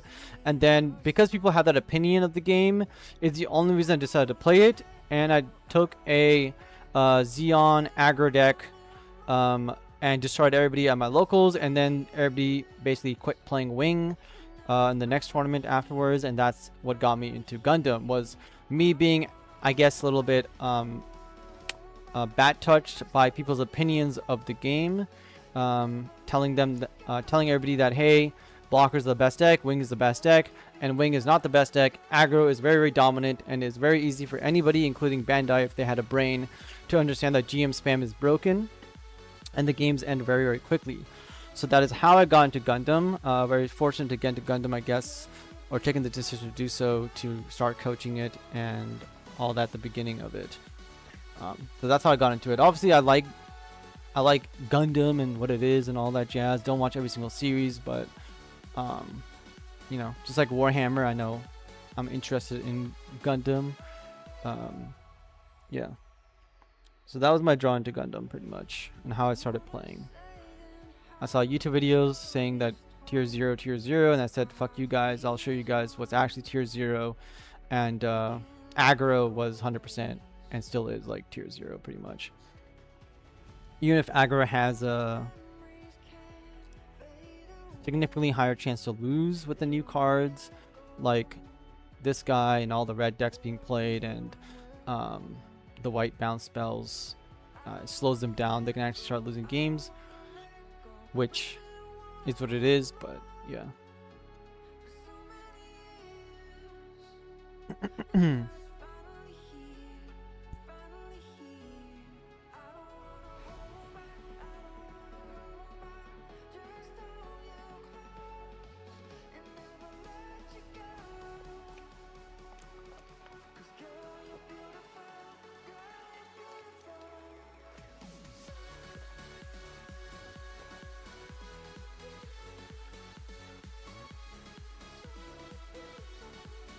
The wing beta card going for 10k?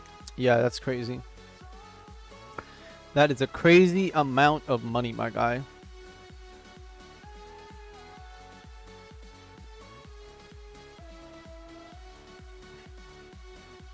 Absolutely crazy amount of money. What do I want to do here?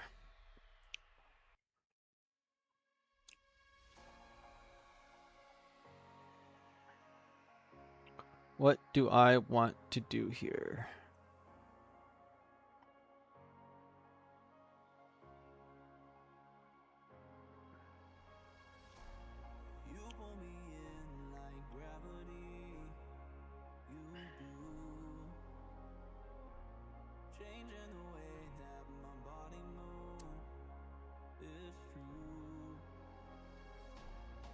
Plays Gun on a Spider Origin Story? Yeah, pretty much. Pretty much what it is.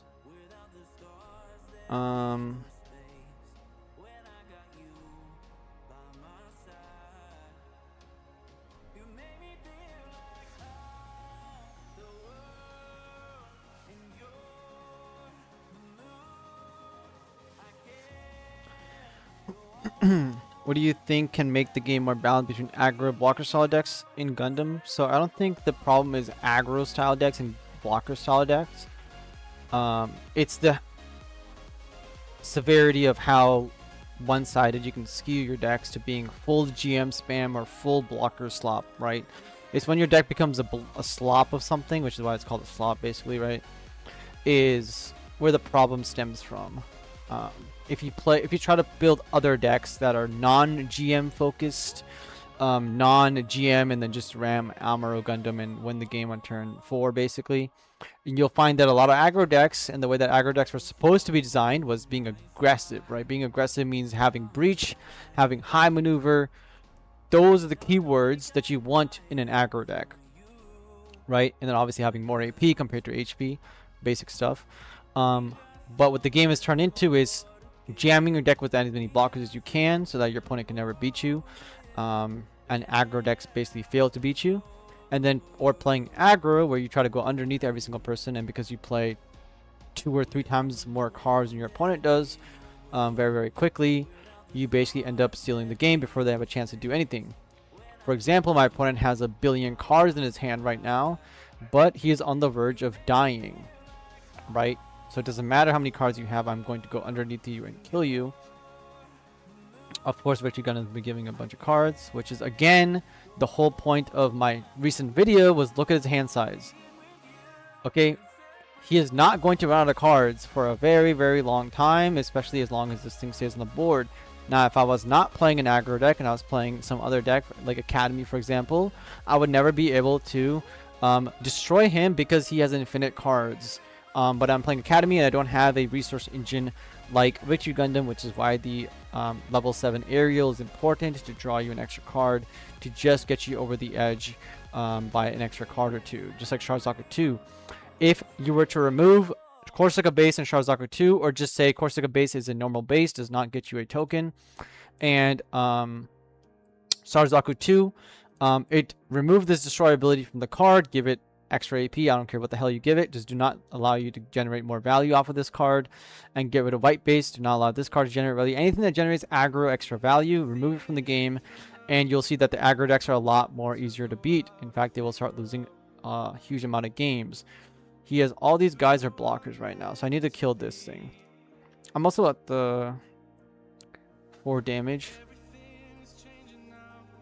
So I'm gonna have to go with this, gonna have to go with this. I need to kill this so that these guys stop becoming blockers. I could have swung at the base instead, but he's, yeah, I'm gonna kill this instead.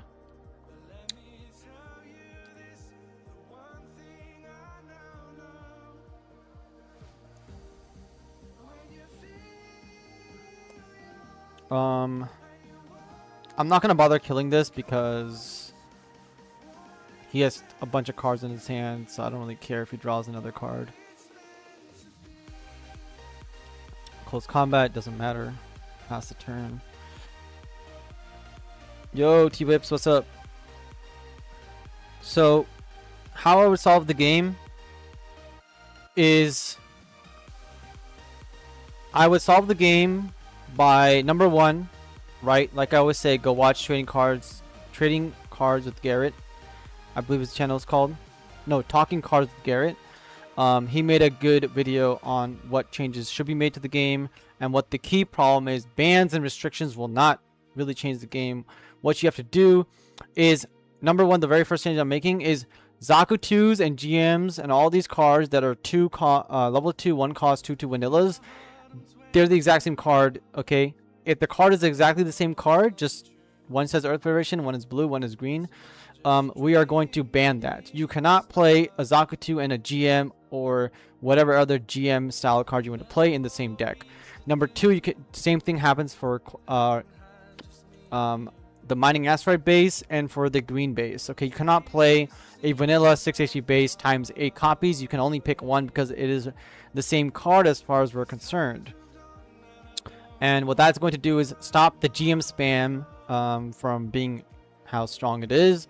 Number 2, we would ban things like Corsica bases that summons you 2 1/1 tokens because it is basically stupid. And then we would have to ban Zeong as well, because Zeong is also ridiculous for what it is. Okay, because summoning 2 Leo tokens, basically there are 2/1 standing, is insane, and then getting 1 extra when it dies is also insane.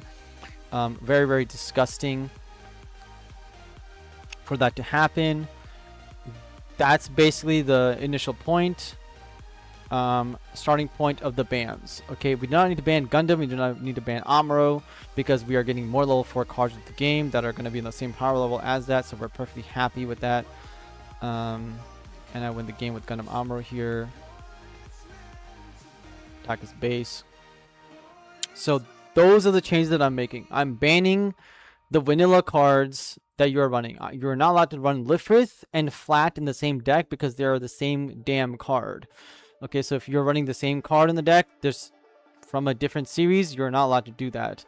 That is the very first change I'm implementing. You cannot play the blue and the white Zord together. We are not having any of that bullshit happen. Now, would that solve the problem? I mean, not really, but it would really, really, really help with the problem.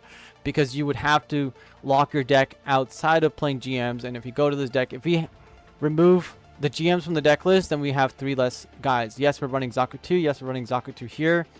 Right? And then we're running the gun tank. Is this good enough to basically still out aggro your opponent? Yes. It is. And if you start adding in a lot of 1-drops to the deck, like Dops, for example, the thing is that decks can beat Dops. The thing is that blockers can survive Dops aggressively. And yeah, so if you want to spam your deck with a bunch of 1-drops, you could, but this does weaken your deck, and blockers have a lot easier time sticking around for longer, and also gun tank and other ping options exist. But because Zaku 2s hit the base for 2 and possibly 3 with Gundams, they can actually crack your bases. They can trade with Rick Diaz and other cards that exist. And that is why blocker swap also exists. There's actually a lot of decks in the game that can destroy blockers, but there's a lot of decks in the game that simply cannot play more than 2 or 3 cards before the aggro deck kills you, which is unfortunate. And so that is the real cards that I would hit. Right, and then some people are calling that gun tank should be banned because, again, it's a level 2/1 cost. So if we really see that their problems still exist in playtesting and so on, I would say that yes, we should ban gun tank, because a gun tank should not have this extremely powerful effect. In blue, there's other blue cards that ping things for 1. We can run those instead. So let's delete the gun tank, only because it is giving the blue-green option or blue whatever option way too many strong 1-cost options. Okay. So if we delete gun tank from the list, then they really have almost no other really good option left with. Anyway, that's beside the point. The main thing is stop playing cards that are equal to something else in the exact same way. The cards that would allow you to play is something like a Gelgoog that does have a link effect with a specific type, and a second card like a baby Gundam Amuro or something that is also level 4, 2 cost, etc., and has a link effect with Amuro. That is perfectly fine. Those are the first initial steps I would start taking towards making the game a lot healthier. Yes, will that 100% solve the issue? No, because it is a fundamental issue, but this will drastically help us going towards one way or the other. And yeah, we can pretty much also, like, you know, just say that gun tank and Zaku 2 cannot be run on the same list, and it would really help out the whole game as a whole. That would pretty much put a stop to aggro for the most part in blockers, because aggro still needs a chance to win, but the way that they're winning right now is, or we're winning, is completely absurd and broken. And then anything like that's +2 card advantage, like Corsica base, needs to be banned. White base is okay, it's fine because it's actually 2 costs and value based. You have to put resources into it. Your opponent has interaction with this. Your opponent has no interaction onto a second Corsica base, or even the first one. Really, it's free value. So that is what I'm doing. Okay, removing Gundam and Amuro and banning it does not change anything, because you can run Athranzala, you can run Dynamis. Okay, just because it's slightly less, because this is a 1 paired effect, does not mean that the exact same scenario will not happen. Just like Corsica base, the restricted Corsica base of 2, this does not solve the problem of when you do have 2 Corsica bases, you do go crazy. Okay, so this should have limited to 1 if they really wanted to, or just ban it straight out. This does not solve the problem, is that you will never see 2 Corsica bases. You will see it less, but when you do see 2 Corsica bases, the same bullshit problem will exist. Okay, so this does not stop the problem from existing. This just says the problem will happen a lot less, which I don't want that.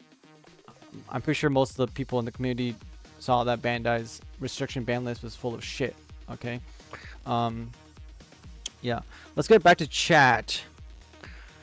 I love the way that coach interacts with people and that don't quite understand his thoughts and explains his thought process. He is never shy away from hard questions. He tells it as is. Yes, sir. Because I'm trying to educate people and open their... I'm trying to like literally give you... Some people think that I don't fully back up my statements or explain things. I'm fully open to explaining everything in multiple different ways. I'm literally a coach. Like, all I do all day is explain things to people, and I need to break it down so that what I'm saying could be right or wrong, doesn't matter, but how I'm getting to the point is what matters. Okay, going to be hard to break the habit since everyone's conditioned to it. The only saving grace is those parts token cannot attack shields. Yes, what's up, coach? Removing the amount of blockers / low level units. Basically, you cannot play the stat card in 2 different colors. Yes, you cannot play this exact same copy paste card in the same deck. What would be the correct way to play into blocker swap as an aggro deck? Just keep trading? No. You definitely do not want to trade into a blocker swap deck because they win trades. But if you have the right amount of Charizard 2s, the right amount of Zeongs, and a Gundam Link on board that transforms all of your 2/2s into 3/3s or all your 3/3s into 4/3s, then all of a sudden the blockers are no longer a threat and you can trade into them 100% because your breakdown will survive the Lifrit will die, thus you gain a positive trade. So if you do ever get into a situation where you can positively trade, yes, that is a avenue you can take, but the main way of winning it is to go underneath them at all times, and then sometimes you can get into a game state where you understand your opponent is playing an X style of deck and you can trade into them and generate a bunch of value because they can never do anything to you, and that's what Gundam really allows. Gundam allows all your units to push up when blockers are designed to basically stop attacks and then trade into them, or at least stop them. If they can't do that, then you really do generate a bunch of value, especially things like Charizard 2 attacking. They block with Lifrit, you both trade, and then you get another card. They don't. So this is what I mean. Like, we've all been there where the aggro deck has more cards than the blocker deck or the wing deck. It's kind of completely absurd. And that's the second thing about aggro that is completely insane. Is I don't understand why in other card games you don't really have aggro summoning a dude, then replacing it, then playing like cards like Show Resolve to draw more cards. In other card games, the aggro deck is really trying to kill you as fast as possible because it understands that if we don't do that, then the freedom blocker will basically just stop you. Big cards will stop you from winning the game. Unfortunately, in Gundam, the shields have no value, and the shields die to basically anything because that's how they designed it. And yeah, it kind of sucks. Unlike in One Piece, where you actually have to go over your opponent's battle power or whatever. Do you think a new format where your deck can only be one theme would work, like all Earthfed, all Neo Zeon? I think we are heading towards the place where you will start to see decks that run mono. Okay, that's probably how they really want the game. Well, that's not how they want the game to be played. They want you to play with your favorite Gundams, obviously. But you could build a mono deck. The problem is that Bandai gives us so many shit cards in a set. Like, most of the set, in every single set, every single card is vanilla cards, which are all garbage. You might as well burn them. There's so much fodder that all the cards are garbage and unplayable that you're really just looking at 1 or 2 upgrades for your deck, if that. Like, for example, white only got a new bounce card if you're not going to actually play with the new unicorn LRs. So it's like, what are we doing? We're only getting 1 or 2 cards every single set. That's not enough for us to make actual differences in our decks. That's not enough to change up the meta at all. And so I don't think deck's going to be mono one color at all times. I think we are going to be still playing with 2 different colors for the most part. But I do think that already mono like archetype decks do exist, like like you could build a mono green wing or just wing deck general. Academy, you can play mono academy, white green, or just green or white, whatever. And then CB and clan are already kind of like trying to do that. But other decks, I think I don't want to steal people's best cards and play with those. Especially because we saw like my Academy deck, like my Academy video where Academy is a beatdown deck. Okay, that's what I titled the video or thumbnailed it, whatever. And the thing is that Academy's game design is to beat you down, just like Athens Zala is trying to beat you down. So you want to combo your packages together to initiate that, because Academy doesn't have enough support. And now in GD04, you saw that Academy got cards that are trying to play the beatdown variant, which is what the deck was trying to do in the first place.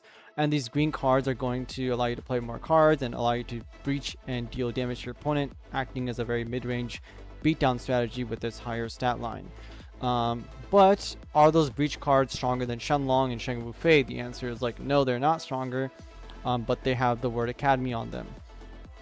So you're still probably better off playing the Shenlong over the new green cards and sticking to that, or playing both in one deck where you can play a very heavy card deck. So just because something says Academy or Xeon onto it doesn't mean it needs to be played in its own deck. In fact, you should just look at cards for what they're doing and then try. If they're a very good vanilla card, like let's say Gundam Armor, for example, or Angsha, they can go into any deck that is trying to do the exact same thing. Okay, like a breach deck.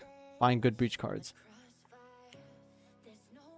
A new format? No, I don't think this game needs a new format. This game just needs a set to come out that says, hey, we are going to give every single deck, every single archetype, like 10 good cards. Now you can actually build diverse strategies, and you don't have to play, for example, like Blurred Pole. People thought that Tekkadan, you gotta play Gundam Amuro, that's the only way to win, that's the only way to play build the deck, etc. Just better. Obviously my video, if you guys have been following me, said fuck that shit. Lupus is the way that Tekkadan was designed to be played, and Tekkadan does not have just a Lupus strategy or an Amuro aggro strategy. It also has a resurrecting strategy with high AP, which people are not using because there's not enough pieces, but are not going down that route. In fact, some people were at the very beginning just to make Akihiro work, but then they gave up on it because, again, just like Lupus, everybody gave up on it. I put out a video, and then just a couple weeks ago, it won a regionals. So yeah, you just have to be open-minded, and just like I say, trading card games are meant to be about deck building and strategies and using your head and having fun doing that. That's majority of the part about trading card games, is actually building decks, not playing the decks, and then trying to, like, you know, refine it and make it better and make meme strategies or fun strategies, whatever it is. But unfortunately in Gundam that's not really the case, because whatever you make just ends up losing to aggro or blocker slop. But if you play into anything else, it's very fun. So they just need to give us a lot more juice for all the different strategies, which I know people are like, oh, it's the first year of Bandai games, they're gonna do this over time. Like, people don't have 2-3 years. Maybe they're gonna die tomorrow. I don't know. Like, am I gonna be here in 3 years still doing Gundam content? I don't know. Look at Digimon. Like, there's almost no content for the game. One Piece is just Pokemon now. So yeah, they should be making games good. If you took all the Gundams off the cards, people would not be playing this game. That's my problem with it. If a game is shit from design and shit from the get-go, then just adding Hello Kitty pictures or Barbie pictures or Warhammer pictures and Gundam pictures doesn't just make the game good. You're just selling the goddamn picture on the card, and that's kind of it. I understand that's what Bandai does for all their games, but some of their games are actually a lot better than the other ones, and this is their newest game, so this game should have been a lot better, and it's Bandai's baby, being Gundam, which means they should put a lot more effort into making sure that this is not a failure like all their other Gundam card games. My weakness is blockers. By turn 5 they stabilize too quickly, and my low level units become useless. That's why I want to try a Breacher deck. Yeah, just play Ultron Shenlong or a Breacher deck and have a good time if that's your weakness. Of course, aggro can lose to blockers, especially with the new Graceful Demeanor card. It will really slow you down, especially from burst. Thanks for the advice. What do you mean by going underneath the blocker decks? For example, one blocker by level 3 can already hold up a lot of games, and 2 by turn 4 is rough to play through. But I mean, going underneath them is going just ending the game faster and trying to go around their blockers with high maneuver or armor or a Gundam. You're just trying to kill them before they can actually set up a complete full board of blockers, right? That's what I mean by going underneath them. Just being faster and ending the game before they actually completely stabilize. Now again, most decks play some blockers. A lot of decks or competitive decks are going to play all the blockers. So when I say blocker decks, it's blocker slop decks.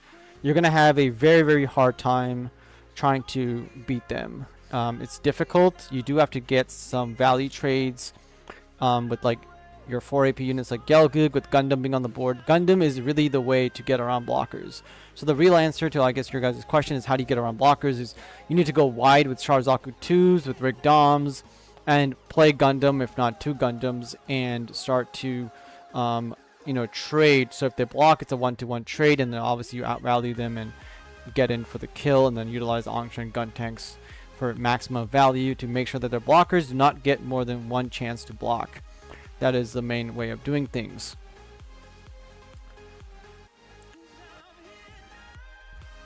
I'm glad you're bringing up these points. If Bandai just changed the way life worked, the game would be much better. Yeah, unfortunately in Digimon, like if you hit the opponent's base and you hit something that is a stronger unit, then all of a sudden your unit dies, right? There's a failsafe mechanism built into it. And if you hit a tamer, then the tamer gets to already activate and get you something off the top of your deck. In One Piece, you can't go over your opponent because your opponent, you have to get over the leader in the first place, and you can obviously use cards and Dawn and all this stuff to boost your battle power and all that jazz, nullifying the attack and all that. Then Union Arena is a complete shit game because Union Arena, every single card burst and every single thing is so heavily dependent on RNG that you're basically saying, I'm going to play around the RNG very heavily or get very, very lucky to win. I don't know about the very current format, but that's when I first initially played it. And then Gundam, right? You guys have been following my burst videos, my burst decks. Why do I keep saying that burst is the only way to actually beat aggro, for the most part, before GD04, is because you need your shields to generate you that extra card value that aggro has by default on Corsica base, white base, Sharzaku 2s, and now Xiong. So to outvalue the most valuable deck in the game that has the most resources, you have to generate resources somehow, which is going to be from your shields. And then because you don't have the time to play short resolves and these things, and they can high roll you, the only way to stop their high roll is to high roll yourself via burst. So not only are you keeping up with the amount of cards that they're playing because you're playing cards from your burst shields, you're also keeping up with their high roll by playing cards like Close Combat, Battle Aces, Improved Technique from your shields to nullify them and keep them at bay so you can actually get to Kshatriyas or Wing Zeros and stuff like this. Right, and that's the number one way of actually beating. Even right now, the only reasons I really lose to red is because the first time I hit their shields is a close combat. The second time I hit their shields, it's like improved technique, and all of a sudden I've lost 2 extra damage, which would have been the difference between me winning or losing the game.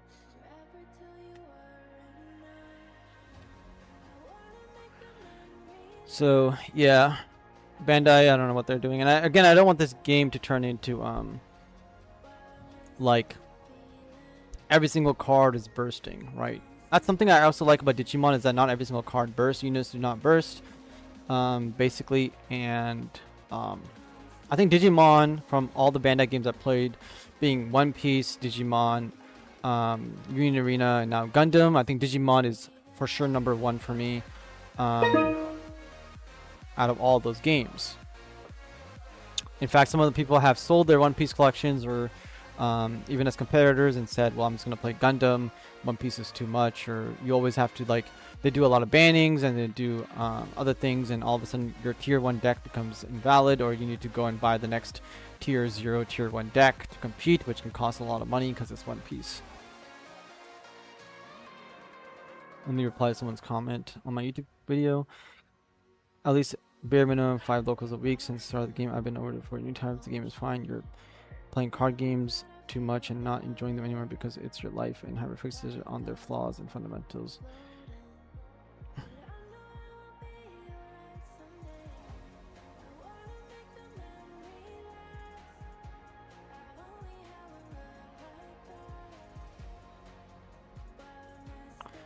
I am going to. I have nothing else to do, so I'll just play the white base here.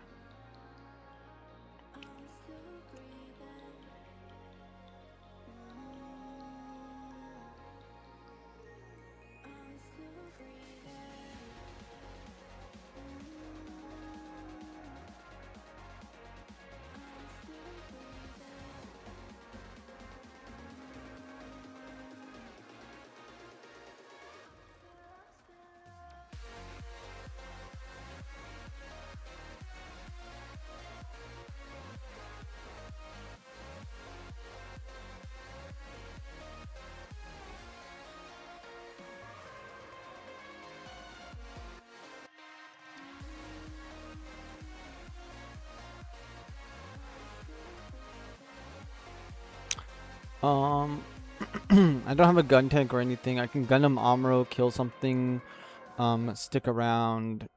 Is that the move? Do I want to Gundam Amuro? Okay, I guess the best space is I'm gonna generate as much value here as possible. This might be kinda incorrect, but I think it's totally fine. We'll go like this, and then we'll try to like really heavily deter him from doing anything on the next turn, especially since we have multiple Amuros in our hand. Yeah, he can take out my white base. That's okay. He can hit me for shields. That's okay. But I'm definitely gonna be destroying his unit and building up value, especially with what hand I've been given. So.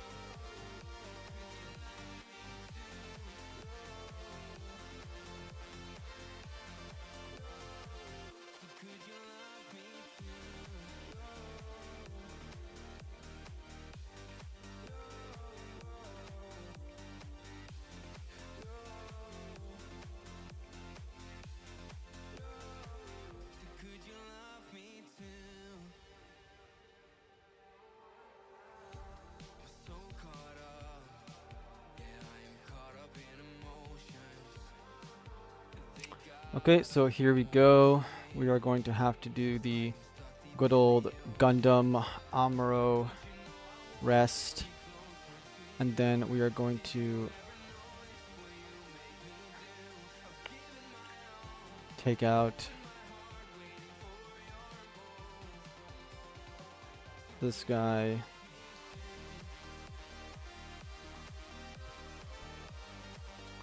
Take out this guy so you can't kill my Gundam or anything.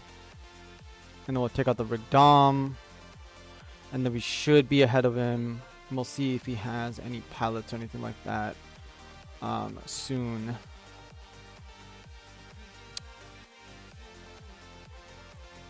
I could have put a pilot and used my EX resource to keep my guys alive, but I'm going to probably play a Xeon Link next turn and generate more value and get it out there.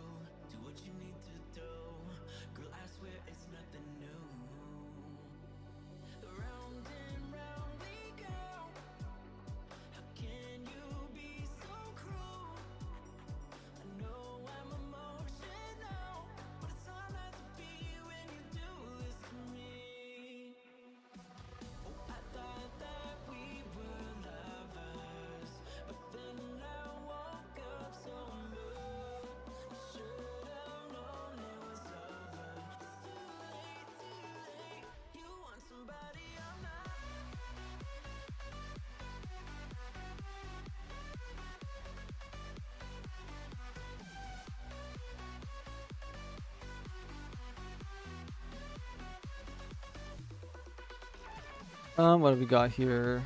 This guy, VHB, Zeong.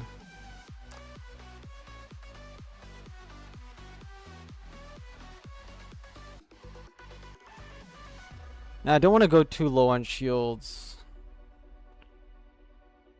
I might have misplayed here. That's fine. I was looking at my phones. It is what it is. It is what it is, guys. He's just gonna go for a link and kill me probably. Hopefully I hit a Corsica base on the last shield or something would be the biggest thing. Triple armor on my hand. Not much to do there.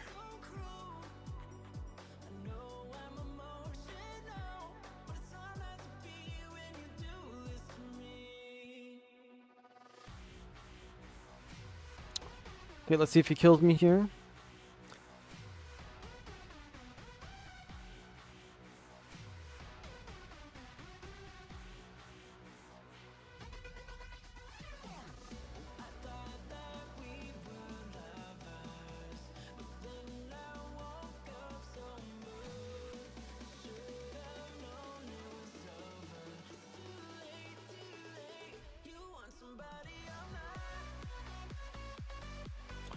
Corsica base.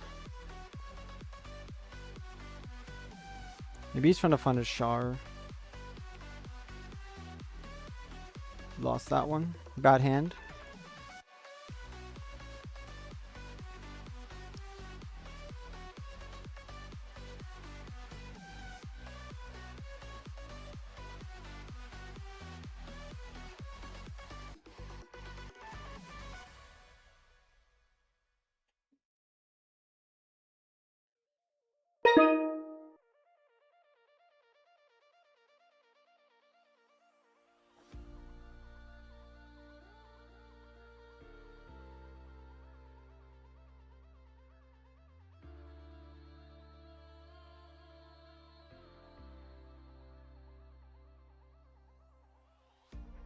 Wait for me, I'm not far behind. I know that I can change. Remembering all Old man yelled at the sky video. Holy. Interesting. I don't know what that means. I'm not old. Okay, let's get back to the YouTube chat.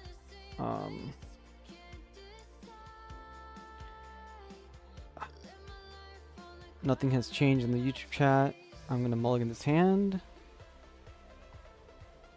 Okay. Again, guys, if you guys have not commented my most recent video or liked it and all that jazz or any of my other videos, please do go back and like and comment on that so that we can get some positive stuff, like, you know, like Cameron's comment about he's glad that I'm bringing these topics up. I think these things definitely should be talked about and expressed.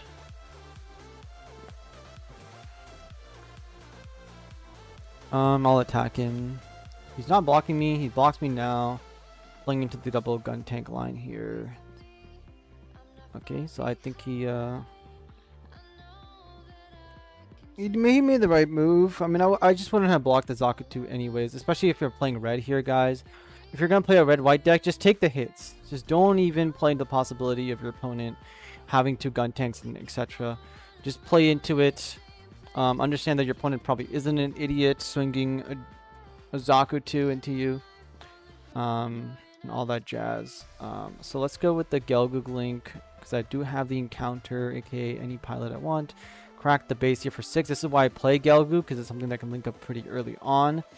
And it does significant damage to your opponent's base here. Is he going to activate this or not? I mean, I'm just going to replay my cards. You can choose to just balance this. You balance this too. Totally fine. Replay it. Now it's not rested.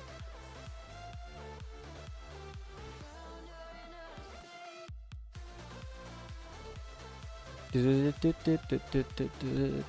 me go check my Discord messages while you guys enjoy the music and gameplay.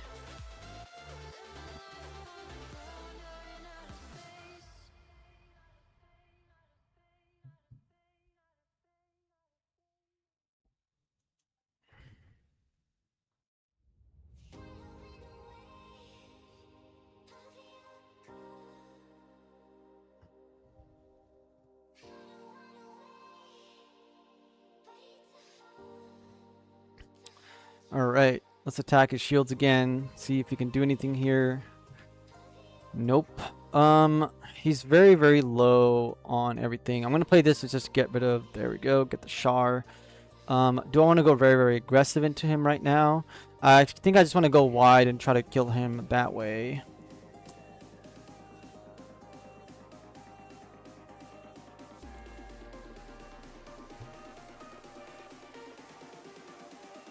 Yeah, let's just go wide. I'll play the Gelgoog even. I'll just go crazy wide and see what he does.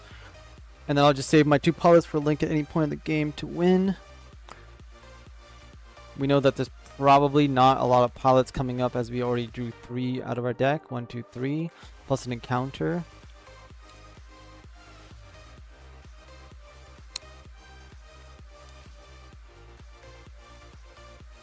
If you guys want to hear more about me yapping or just like me talking about different points, go check out One Punch's channel here. Maybe he's got a YouTube link in his thing. He does not over here. But you guys should definitely go check out One Freaking Punch. A lot of people don't even know that this channel kind of exists on YouTube. But you guys should definitely check it out. 2 blockers. I'm just going to rest his unit. Attack into him.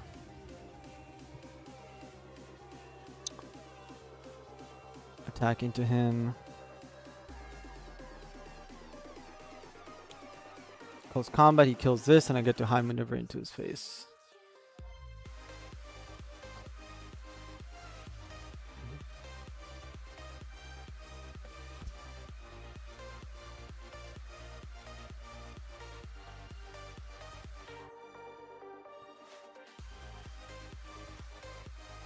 You guys go here if you guys are not subscribed to this channel.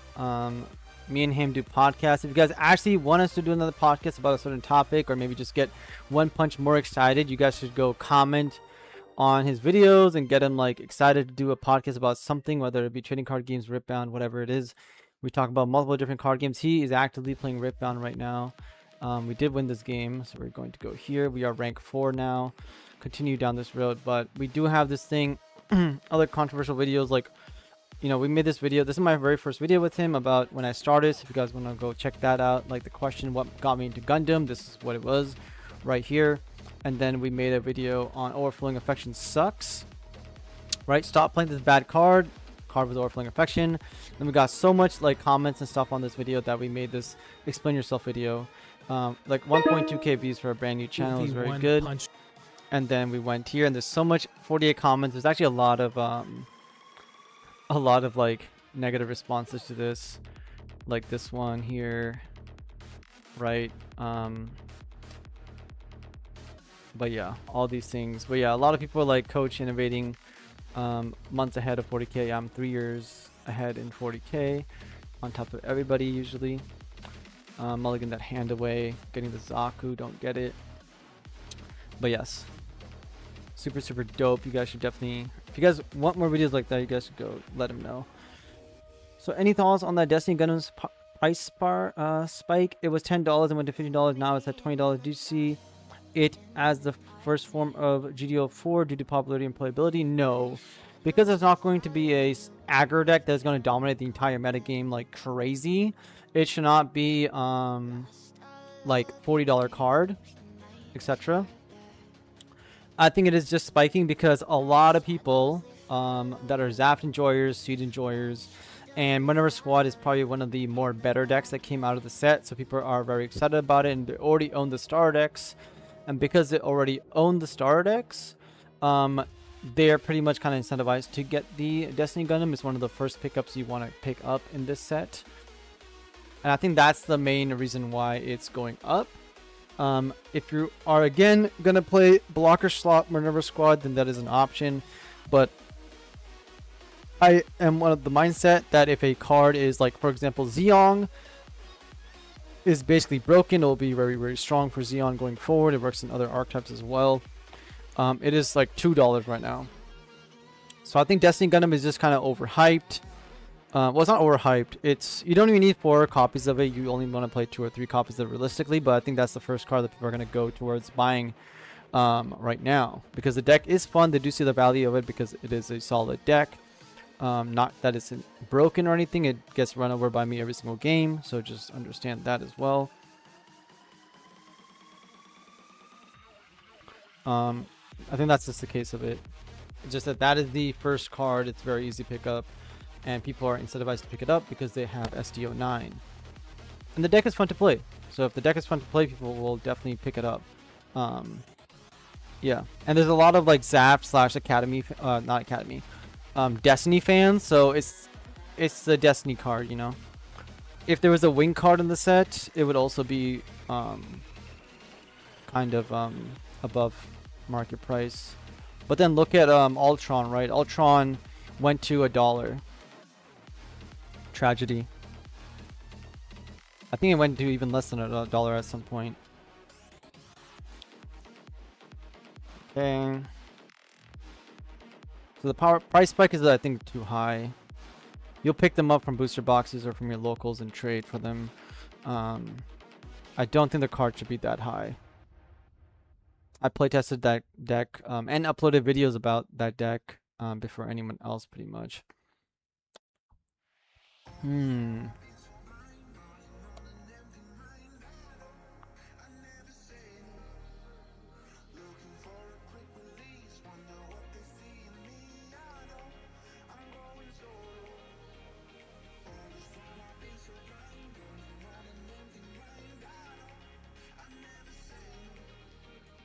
Play more cards out.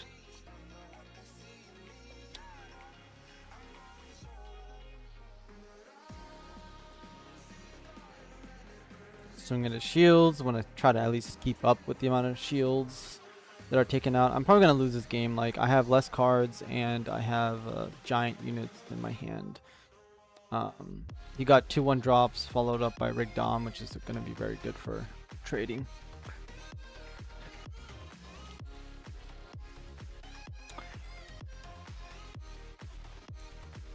I'm sure if IBO Academy and other people or tournaments start uploading like, hey, I won my new type challenge or my locals with Zeong, 1 year war, etc., right?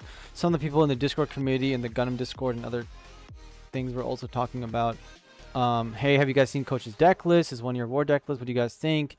He climbed to the top of the ladder very, very quickly, especially since I started like 150 points behind everybody since I started late. I still got up there relatively quick, and I'm still like high on the rank at the moment. But yeah, I think that the card that people should be probably getting if they don't own it is going to be the purple Exia Transam from GD03. But again, I think a lot of cards in the Gundam game are just very, very cheap anyways.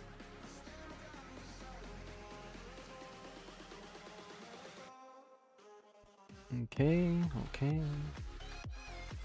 Give me a unit, buddy. Give me a unit.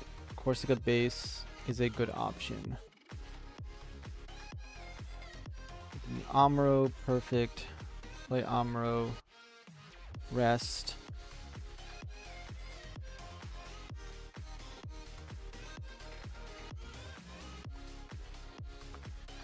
We're gonna take out his white base. I don't want him to generate even more value on top of what he already has.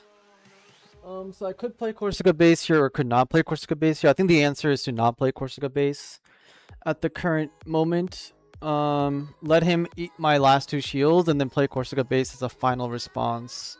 Because if I play it now, he has a link, he'll destroy it anyways. If he has a link, he'll end the game anyways. So I'll play it afterwards. It might buy me a little bit more time, but most likely I'm dead either way. That's just what I think. Maybe I'll hit a base out of my shields, right? Get a Char, okay.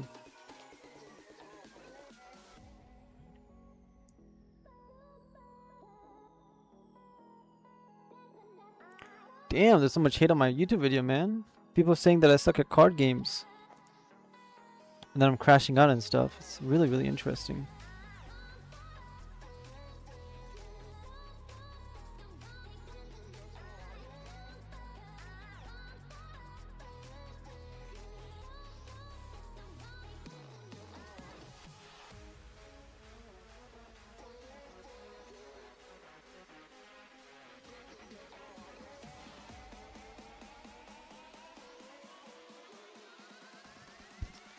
Man, people are just stupid.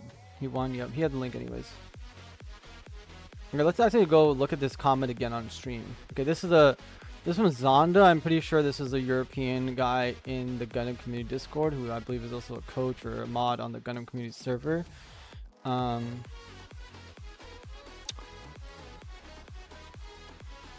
me go to the video again. Welcome in. Go down.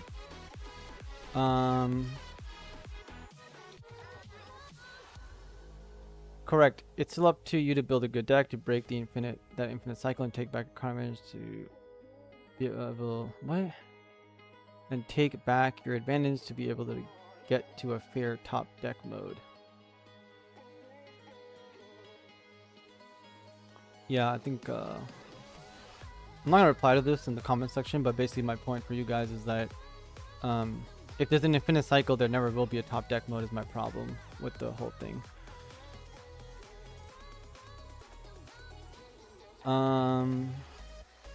Then there was, let me go to the most recent ones. It's okay, I could play Garbage 2, perfect. Maybe I should play. Old man yells at guy. Coming from that, you fundamentally don't understand card draw mechanics or what the game actually plays. If you can't understand the difference between good and bad players, you need, as a kid say, get good. Okay. Where's the Zonda's comment? There it is. This is the big one. Okay, giant wall of text, guys. Okay. This is either exceptional rage bait, no, or you are the worst card game player in existence, also no. Some people might be enraged by the video. That's okay. They just don't really understand what I'm trying to say and comprehend it. Like you see videos on politics on YouTube or on the news media, and then people just get very angry at it for no reason. Don't try to understand anything behind it or twist words. One, your card math sucks. Okay. Playing 2 cards a turn on level 2 is nearly impossible unless you're playing Rush, which I literally gave the example for in my video anyways and talked about. If you're playing Rush, you're playing a lot more than 2 cards out on turn level 4 to 7, and so your math is wrong. Again, he's incorrect here again because my example that I gave was not whether you're playing Rush, whether you can play more cards. I even said that in the video that you will be able to play more cards around level, basically around the mid game, right? Level 4, level 7, level 6, all that jazz. So again, this is irrelevant. Okay, this is him backing up the point of playing Rush, as if I don't understand that. If you are not playing Rush, you can't play out 2 on level 2, sure. And this is actually also untrue if you want to be nitpicky about it, because you can play 1 cost level 1 blockers. But again, ignoring that, on top of level 4, 7, maybe you only play 2 cards. So again, all he's saying is backing up my statement, which I said in the video that blocker decks can only play 1 card a turn. Wing Gundam and Lifris you really only play 1 card a turn for the whole game. Especially in terms of units, if you don't count overflowing affection and stuff and bases. That's part of the concept of tempo, something claiming to be a coach should know all about. I know all about tempo, I coach it, etc. and all that jazz. It doesn't matter if my opponent has 10 cards in hand if they all cost too much for him to actually do anything. You see this all the time. Okay, I don't know what this has to do with anything, period. This again just places the whole problem of why, I don't know, yeah, this whole problem of why I play ramp in my wing decks and why you can get run over by blocker aggro, right? Like they go blocker, then they go ale strike, you lose the game. Also, if you paid any attention to Bandai card games, you know that having a decent hand size is something that all their card games do. Again, I understand this. But again, Gundam is at the point where it can be saved, and if this becomes another Bandai game, it's going to be very ass. This should not have been a surprise to you. Again, if you understand that this is my only Bandai game that I play, period, which you also should know, then yeah. 2, you complain there's too much cards. They'll let you go pluses and card advantage. There's cards like that in every single card game, like pinging, burning, healing, playing cards from trash, etc. The entire point of effects in every card game is to generate value.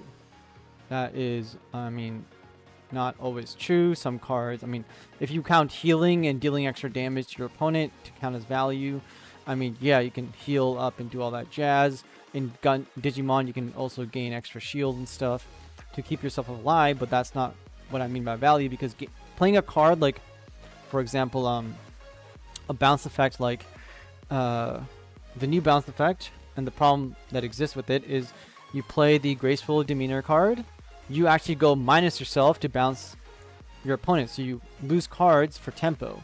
And so you are actually not generating value at all, period, unless you start counting every single thing that you do as value in other sense outside of cards, which the entire point of the video was talking about generating value in sense of +1s, right? How many pluses? That's the whole point. Seriously, who the hell compares about being able to generate values in a card game? This guy's insane. Okay, who argue and complains about generating value? Again, many people do, because when a card has when a deck is broken, it probably generates way too much value, and that's one of the main arguments against aggro in this deck, is that the aggro deck would actually lose a lot of games if it wasn't generating free value off of Corsica base, Charizard 2, and Zeong, and so on. It's not that you can't stop them building a specific way, it's that even if you do try to stop them, they just never run out of cards. So now you have to climb, like, they keep extending how big the mountain is that you're trying to climb, which is kind of bullshit. Right, just keep moving the finish line, or the goalpost, essentially. 3, you claim you can't punish your opponent, so you hate cards that generate value. What? That's not what I said at all. But you also didn't realize that those exact cards are punishing your opponent. You claim you can't punish your opponent. Okay, ignoring that, because I don't say that. You hate that cards generate value. No, I don't hate that. But you... Okay, then you also don't realize that those exact cards are punishing your opponent. Okay, this is complete bullshit. Okay. They only punish your opponent by basically... You kill my Charizard 2, we trade, and I also get to draw a card, so I win. Whatever. Like if you play out a valuable unit and don't have anything to protect it, then you first strike it. Isn't that punishing a player? Blah, blah. There's a ton of more skillful ways to punish players as well, but they require far more complexity for a comment than YouTube video. Okay, we're gonna ignore all this stuff because he's talking about basic shit. Hell, even like you said, burst cards for shield punish the players who swing when they don't need to. Okay, cool. That's a basic catch-up mechanic, comeback mechanic that we're all familiar with, which he should know. I'm the creator of burst style decks pretty much as far as people are concerned. I'm not saying other people haven't tried that stuff. It seems like your idea of punishing players is specifically you can't put the opponent in a position where they literally cannot play the game. Okay, punishing players is put your opponent in a position where they literally cannot play the game. I mean, yes, I want them to not be able to play the game because they made bad decisions. If they make significantly bad decisions or highly, like, really bad decisions, then this should be curb stomped. Somebody putting out 6 units on turn 1 and getting ring zeroed basically should be out of the game because they have basically killed themselves. That is not the case in Gundam because those 6 units could all be Charizard 2s and drawing you 6 more cards, which is complete bullshit. Which starters is wrong for starters? We've got things like the O, Neo Zeong, Wing Gundam, We Dash, a ton of blockers against a guy. A ton of blockers against a guy with only rush cards, etc. I don't know what he's saying here. All these cards are basically dead in the water as soon as... I mean, we just saw me kick We Dash Gundam's ass, Neo Zeong's ass. The O deck doesn't even have a chance. The Wing Gundam also a deck that's not even played because it dies for aggro 24/7, has not topped a single regional event. Well, it topped one of them, but ignoring that point, deck's basically shit, okay? As you pointed out, it isn't fun or interesting for decks to just say, hey, you don't get to play the game anymore. I mean, no, that's... I mean, yeah, that is something that should be in decks and other card games as well. Exactly why Bandai avoids this. Yeah, Bandai avoids this because they're, again, if the game's going to be a very casual game, then yeah, do what you want with it. But if you want to make the game better overall and competitive, then you should follow what I'm trying to say. They're not even punishing... Hell, they're not even punishing opponents. You didn't punish shit by playing out the O or Neo Zeong. You just played a card, no grand strategy or anything. Okay. And then, as I said, there's a ton of ways to punish a player in Gundam. Sure. Right? As a basic fundamental level, you can punish people. Yes, I understand that. It's just that most misplays don't immediately result in you losing such a game. Yes, exactly. So he understands what I'm fucking saying right here. Right? Sorry about my language. Is that pretty much... They don't lead to game losing, but rather you lose several turns from now because you made a misplay. That's also untrue. because you can make misplays like you saw on my very first stream of playing, my very first stream 2 days ago, playing aggro. It didn't matter what the hell I did. I just ran my units into my opponent, not caring if I'm playing optimally or not. It didn't matter. I just had too much value, and my opponent ran out of cards and lost. Okay, this guy's really bad. Okay, you briefly complain about how pros can't even lose to noobs because of RNG. Yes, welcome to card games. No, that's not what I exactly said here. This guy's just, again, twisting kind of words here, just taking like one thing, right? My point is anybody can lose at anything, even poker players, chess, I mean, not really chess players, but poker players, etc. The point is that, yes, people can lose. Pro players like me or other people or whoever the hell wants to be a pro player can lose to noobs because of RNG. The problem is, in a competitive card game, a professional player should not be losing to somebody because of complete RNG. There should be many different avenues for you to basically outplay or outskill your opponent, and Gundam does not offer that. The ways that it did offer it were slim, but as you start adding in even more cards that generate you more value, when I punish my opponent by playing Gun Tank Angsha or Gundam Amuro or getting first strike on something very powerful with Death Scythe, the problem is that should generate me more cards left over than my opponent has, so I can win the game. But if every single card in the game starts becoming a +1, my opponent will never gain or never run out of cards. Thus, the value I gained is basically useless. Because again, my infinity and their infinity, they're both infinities. That's the whole problem. That yes, I might have less cards, my infinity is smaller, but my opponent has a larger infinity, and thus he will basically win the game.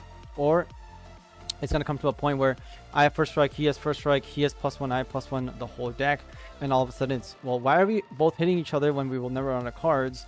We might as well start attacking at our opponent's HP and win through tempo, which is something that I do not want to basically have the game just going towards.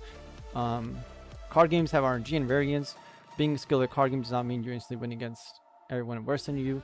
The only way that can happen is if your card game has opted to instead of remove RNG from itself through the mechanic of search your entire deck and grab the game by winning combo pieces. This is also not completely true because of Yu-Gi-Oh! And Magic the Gathering. Yes, while there are searchers, you still need to find searchers. They're usually restricted down to 1, etc. And they only have cards like Overflowing Affection for the most part. You can just, they don't have a mana-based system. In Magic the Gathering, yes, you can go find a combo piece to do something or set up a very strong board like the O, which allows you to win the game once you have the O engine online on the board through enchantments or other things. Okay, so you can go searcher decks. Even if Gundam introduced searchers and turned Schoolgirl and all these things to searchers, it would just increase in consistency, but it would not remove RNG and all that jazz. Gundam has very bad things and is very reliant on RNG, which is, for all of us, we lose the game because of pilots, we lose the game because drawing all of our top decks is the best of 1. Ignoring that it's the best of 1, ignoring that you can draw, like even Yu-Gi-Oh! Magic the Gathering, you still brick. Okay, you can brick. I'm not worried about that RNG. I'm worried about that a pro player can sit down and lose the game because his opponent simply drew better cards than he did. And the player did everything he could, and he still lost. And he could do that. I mean, I'm not going to go to the extreme of 10 times in a row, but I'm saying he can straight up lose. And that the game is so simple that it doesn't matter how skilled you are. You can still win the game by playing blocker slop or playing 1-year war and just run your opponent over. And that is a problem. There's not enough avenues for you to express your skill and go down that road. Searchers and draw cards should exist, but they never should be so strong that it removes variance from card games to the point that matches are being decided almost exclusively by what the two decks are. I mean, this happens in Yu-Gi-Oh! And Magic the Gathering and even Gundam sometimes, but again, it's not always decided off of just what the matchup is. There's a skill involved. Same thing with how my clan decks or my O decks are made. There's significant differences of how I play the deck and how my clients play the deck compared to a random person copying my deck or other people's decks, and that is where skill comes into play. So this is stupid. If something does hard counter you, you will lose to it. That is just a thing. But if you're playing in the top tier meta game, then probably won't be an issue. But a rogue deck could just You can just build a deck that 100% counters the deck. Doesn't mean it's going to be a deck in the format. Okay, so this guy just said, overall, the video is just a declaration that you are awful at card games, and the 1.6k people subscribed to you are actively making themselves worse players by listening to you. Yeah, I mean, you guys can honestly, if you guys want to, literally go comment. I'm not gonna comment against this guy, but you guys can go comment if you want to, and all that jazz. If you guys don't comment to this comment, perfectly fine. I don't really care. But yeah, clearly this guy is whatever. You don't even need to comment about this. All these hater comments, I'm all for it. Just keep fueling me. It's all good. Thank you for commenting and, you know, making my views go up to 600 views in 4 hours. That's probably the highest view I've had since the clan video. So yeah. Okay, going back to the comment section on my YouTube channel. That draw take just seems like Rage Blade clickbait. Mission accomplished, I guess. The draw take? You mean his comment? Either YouTube comment exists that leaves you an essay. No one has time to read all that. I mean, I read it. Also, I'm pretty sure his name is Zonda, right? So I'm pretty sure on the Gundam Community Discord, if you go here, we go all the way up to like... Is it hiding everything?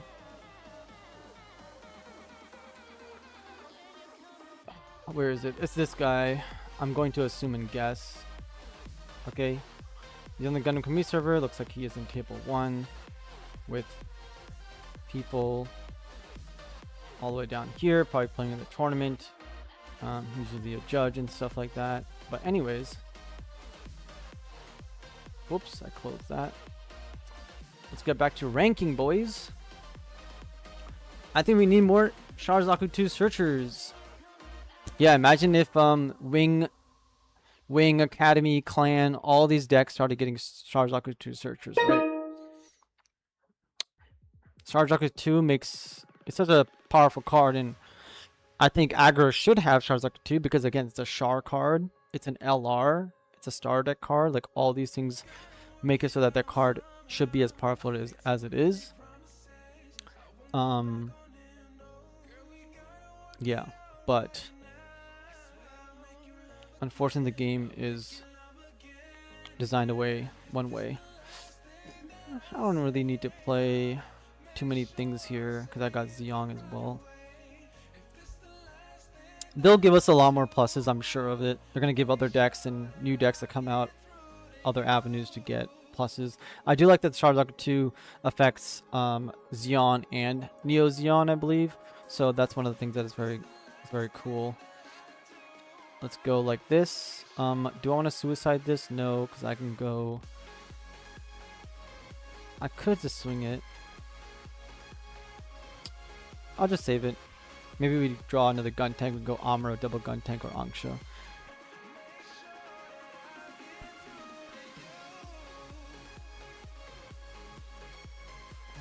Again, guys, if you guys have not liked my video, you guys should go like it, interact with it in the comment section. I appreciate you guys that do go comment and like my stuff. Let's play the Corsica base.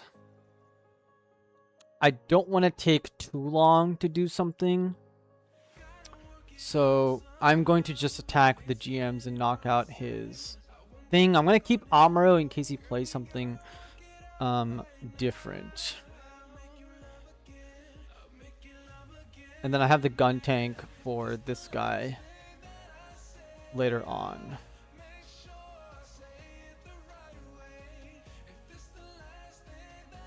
Okay.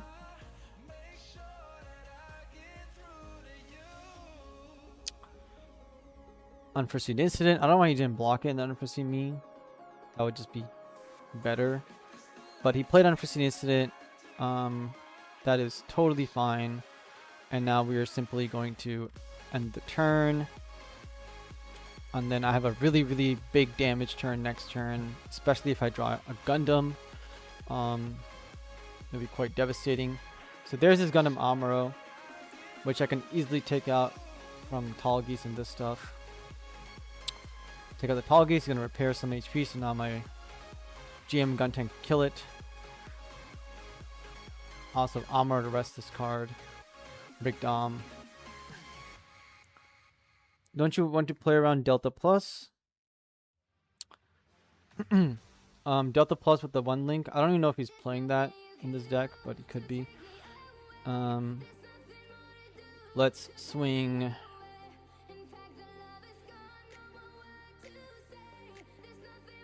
Sorry, I need to quickly evaluate this. Let's send that guy into him. If he doesn't block it, I will just gun tank him. He does block it. So we trade here. And then we'll send the GM into him as well. And then we'll finish him off with Anxias. Yeah, read the ping damage, yeah, but I don't need to really worry about it because I can always armor arrest his blocker and then move forward with that. Let's put the Rigdom. Do we need to go super wide against him with a gun tank here? The answer is no, because we can go Xiong Link next turn and be very scary. Now he has tried to stall me out for as long as possible, but I believe that I have the card advantage, having 7 cards total to his 5. Okay, now he has 6 cards. I still have 7 cards total on the board. And of course, Xiong's going to generate me +3 this game, which is great. Okay, so now we can basically go... I was going to do the Xiong Link and do a bunch of damage. Let's armor this. Let's rest this guy. And let's put a Char onto this. Let's crack his base with 5.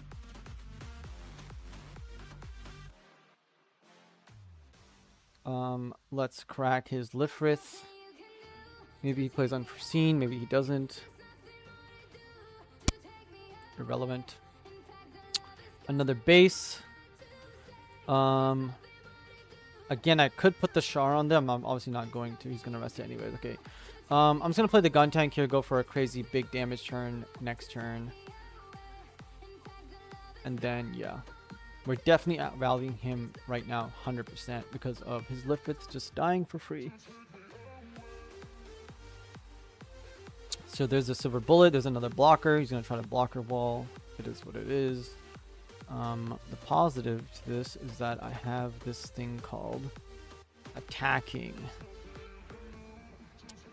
So let's attack with this guy, which he has to block me because I'm hitting for 5.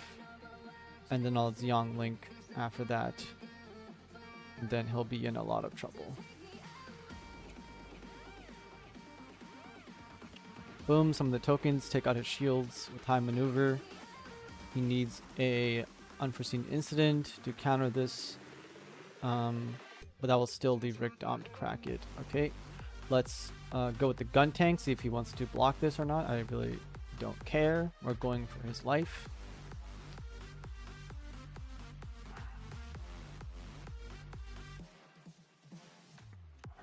Okay, now I know he wants a Rick Dom, so let's give it to him. Because this Onx is going to go for shield anyways. If he's not going to block this, then I get a seed. Then I can choose to not attack with this card. If I want to not attack with it. So he's going to unforeseen the Onxia. Now I definitely don't want to attack with it. So that's perfectly fine. Now the question is, do I want to play the Zakatu over this? The answer is pretty much no, there's no need to.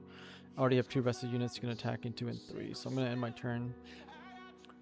So I have 1, 2, 3, 4, 5, 6, 7, 8, 9. He has 3, 6, 7 cards total.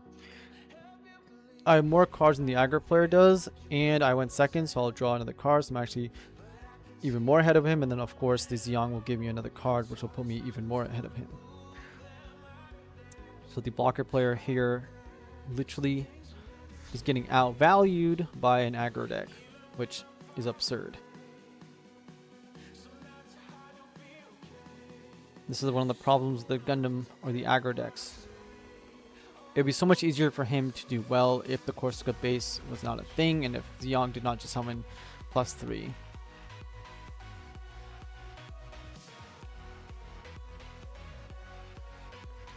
Boom boom. There's 38 of you guys in chat. Appreciate you guys being in here. Hopefully you guys are enjoying my takes. Let's change it up a bit. What are some takes or comments that you guys maybe don't agree with, or maybe think could be changed down the line, right? I want to know if anybody in chat has something that they don't agree with, or don't fully yeah, something like that. You know, something negative about me. We don't always need positive things in chat. We want something that you know, like a change my mind thing.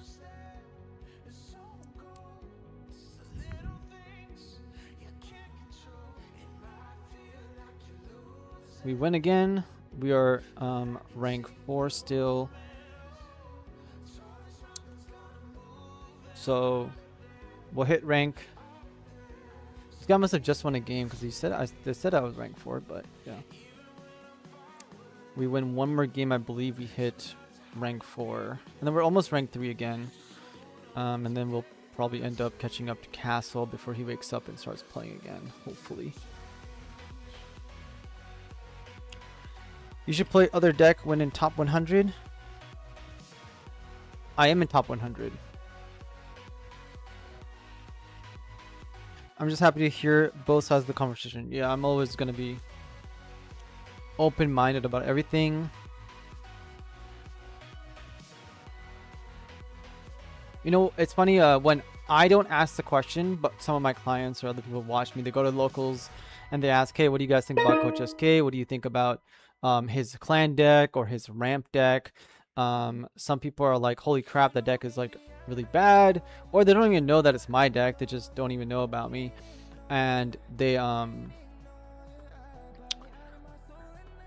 basically go into it and you kind of want to come off as it's kind of like your idea, it's not my idea, and then the community will be like, I never thought about that, or I don't think it's good, etc. But then you guys realize that, oh, I have made decks, and people that watch my videos and my decks have won new type challenges with decks, or at least done pretty well with them. It's interesting. I don't know what the hell he's playing right now. I don't really want him to know that I'm playing an aggro deck, and I can always drop it next turn. So we're just gonna pass the turn here instead of playing gun tank. And gameplay. Joking, I love this young deck. I think this 1 year war is good. Yeah, of course 1 year war is good. It's an aggro deck. It's nothing special. I can play different decks for you guys if you guys want. I'm really trying to get to rank 1 though. That was kind of the goal with this whole thing. That's kind of what, like, I don't even play aggro. I literally do not want to play this deck. But it's the fastest deck, and you know, playing aggro is the fastest way to end games, and so my games will not be very, very long if I play blocker decks or other decks. And then yeah, that's the idea. Have you seen F91 trying Victory Gundam? I don't know who F91 is, besides he was like rank 1 last set, right? And I do like Victory Gundam. I like Victory Gundam, and this is literally why I made the video about pluses, right? And I also shot you guys towards what's his YouTube channel? The European Gundam top regional national player, whatever. I shot him out in one of my videos. Cannot think of his name right now because I don't really watch his content. I don't watch most Gundam content, obviously, as I'm doing other things, but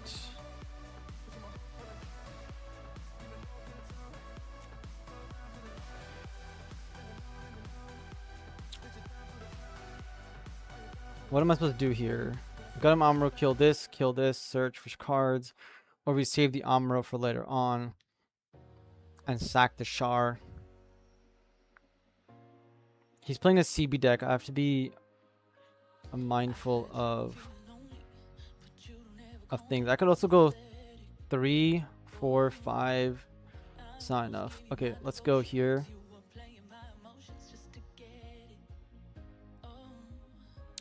Kill that. We whiff. All my armors are gone. Okay, my armors are gone. I could go and do other things here.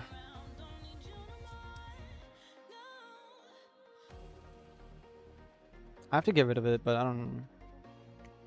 Okay, we will do this. Oh my god. Misplay. Clearly a misplay. F91 trying Academy. Ibo.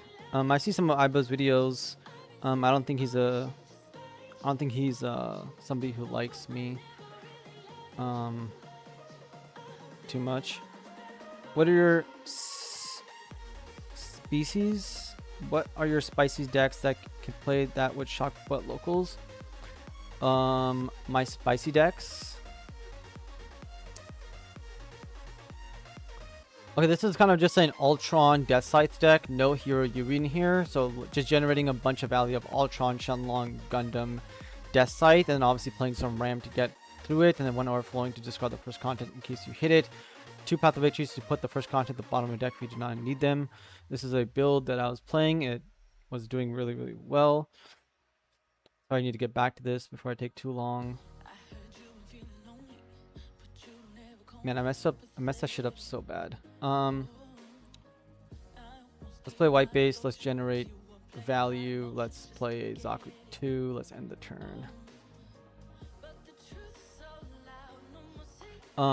Spicy deck. I mean red blue, or sorry, not red blue.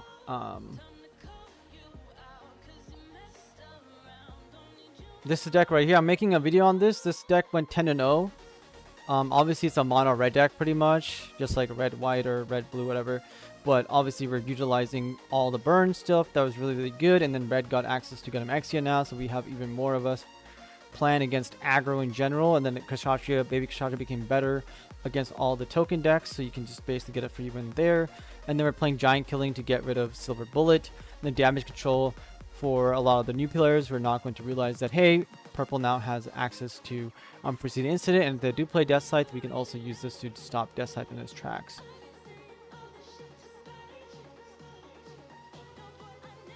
I can't rest this unit. I can rest that unit.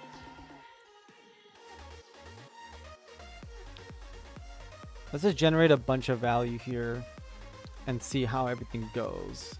Do I want to wait too long? Not really. I can attack here because if he attacks this, he heals 2. I'm going to kill him anyways. So let's crack his base. If he plays the first strike here, that's my bad, but that's okay. We'll see what he has. He only has 4 cards left in his hand. Don't want to attack into his shield with the rest of it. Not really. I'm going to pass here. I just don't want to fall too far behind on shields. This probably is a misplay, but I don't think it's too much of a misplay. I think we'll be okay. We'll just see if he has the CB link or not. I mean, he probably has it, but, you know, whatever. I don't really care. Okay, so he's just playing Tactical Visionary. He's going to go dig for it now. So it's very smart that he didn't play Tactical Visionary earlier, or maybe he just drew into it, so he did not get the red pilot, so we're perfectly happy. To be honest, I want to see purple with the new RX-78 and high maneuver. I think the way Blurple should be moving. You can definitely do high maneuver in there as well with Gundam. There's definitely room in the deck to change a little bit. This Wednesday I will try this deck you are playing just in my locals. I know a lot of people will play blockers, CB and Minerva. A few with Neo Zeong red white. Just wondering if it can hold up. Are you talking about the 1-year war deck? It can absolutely hold up. But again, if you're going to 5 different decks that are all tier 1, you know, depending on how many games you're playing, you will lose. Like, this game has gone on 10-game win streaks multiple times, right? But it also has gone on 2 or 3 game loss streaks multiple times as well. Of course, unlike MSA, you're not going to be playing against the same person 3 times in a row like I did. So it does come down to the wire sometimes against those blocker swap decks and how your hand goes in a best of 1 format. Honestly, Char and Gundam isn't that bad. You lost your Amros after all. Yeah, I mean, yeah. Everything's gone. R.I.P.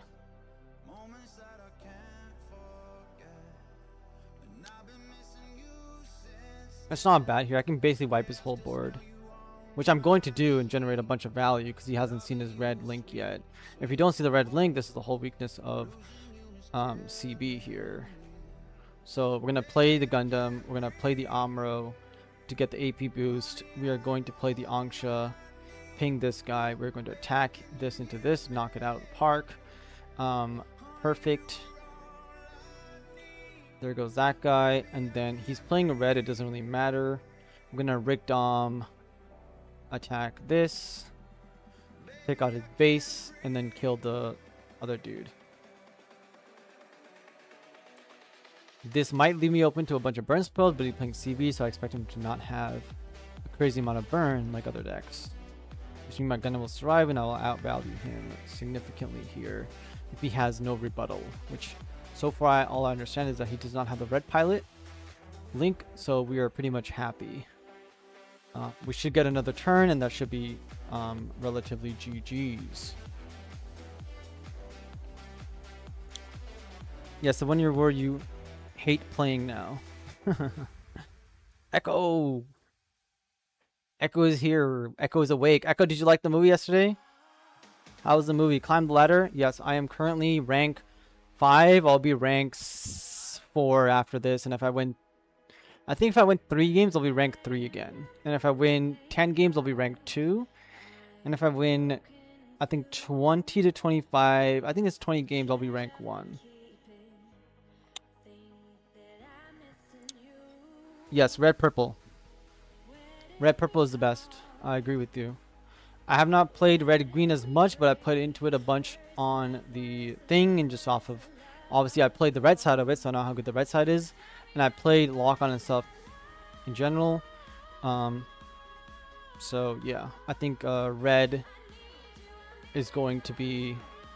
Red purple is the best because purple allows you to lock your opponent out of the game, unlike Zond that was typing in my comment section saying that it's not fun to lock your opponent out of the game. Well, guess what? Kshatriya, Sanaju, all these things, Wing Gundams can lock your opponent out of the game, just like the O, and that is what we are all about. Let's take his shields out, swing at his life to lower him to a kill. I don't have to swing one more into a shield, but I'm going to because why not? If it gives them a pilot, so be it. You could go really wide and go for a 5 all-in attack, but again, the risk should be relatively low here. Even if he just clears my board, I have multiple turns to draw into more cards. It's close combat, blows one guy up. No, not a big deal. He would have done it next turn anyways.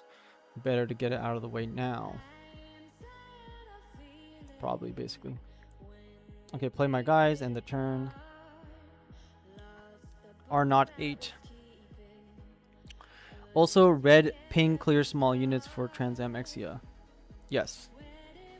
And into blockers as well. Something that the purple... Let me go to my decks. Something that the... It's purple green. Where's my purple red, right? Something against blocker swap decks, what you can do is actually... Because you're both... Well, he's trying to stall the game out. You don't have easy access to attacking into him. This guy kills striker packs for free, which is awesome. If you somehow hit the heart off as a heart, which happens sometimes, you can also kill a Lifrith or Rick Diaz and stuff. And then this guy, once you have multiple of him in your hand, you can pretty much clear Lifriths because you go ping 2 to everything. If they don't want to do anything against you, you can go play the second one on the next turn, ping 2 to everything again, and blow up their entire board of blockers, which is very, very good. So this is my favorite version of it. Again, they cannot go Lifrith attack into your shield if you have a this base up because they just can't do it, which is very good. You also play blockers yourself, which means you can stall out their blockers and their other guys, like Ailstrike Kiras and stuff like that.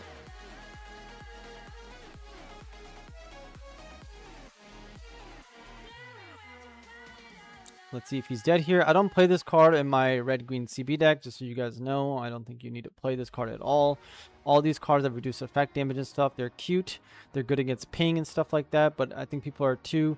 they're too busy thinking about ping, not thinking that, oh my god, like there's other decks in the game where this card basically is a level 3 2 cost vanilla that does nothing, so why would you play it? Let me go to my... I won this game. We are now still rank 5. We are tied for rank 4, I believe. We are not tied. Looks like these two guys are also playing on the ladder, so thus we are staying at rank 5 right now. Did you win, Ali? Lost? Why you took fixed? No, I actually took active first. 'Cause all I got was active plays. I took out all of nice though. Yeah, you should tell him that you should have been playing fixed. No, we didn't do that. Why? For the team bullshit? For the teams event? Yeah. Wow. When you just said that at the beginning of the game, be like, oh, I'm not actually playing because I'm playing fixed. You're just stupid. But you should do that stuff because all those guys on the internet are all like assholes, basically. Like just like you play in London or Toronto, you're like, oh, these guys are all scummy. No, he wasn't scummy. Not him. I'm talking about in general. And You then should be there saying was, that stuff. Because if you ask them, he'd be like, oh no, they'd be like, okay, what the I hell? let him Man? take a few steps back because otherwise, like, just seen everything to his night and I let him take a little few things back. And then otherwise, I would drop my some 4 units because at turn 1 I forgot to pick them up. Okay, that's fine. It didn't matter. It didn't matter. No, I know that matters. I'm After saying we the picked up a the knight, game doesn't matter. The game doesn't matter. But again, yeah, you should do that so you realize that these people are like not playing for fun, basically. Most of them. It's really just for Alberta practice. Like I paid $5 to enter. Yeah, I know that. But yeah. Anyways, Blue Zaku was a cold ass name, not gonna lie. Play this guy in the turn.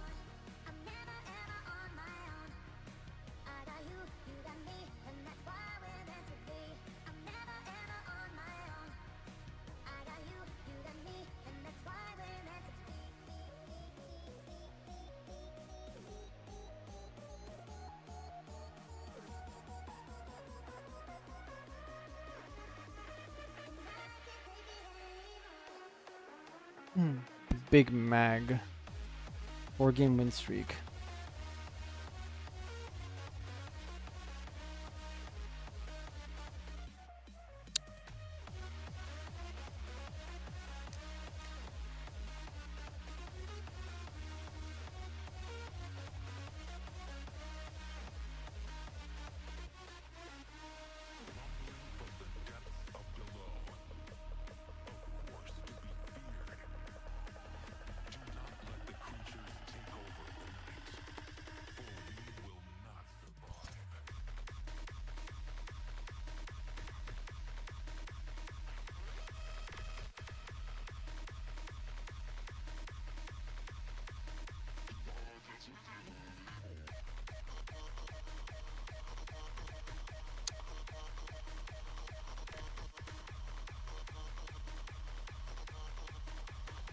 My bad. A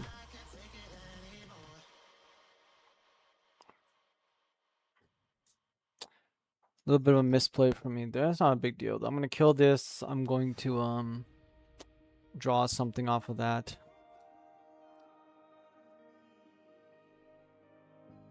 Love never promised to be easy.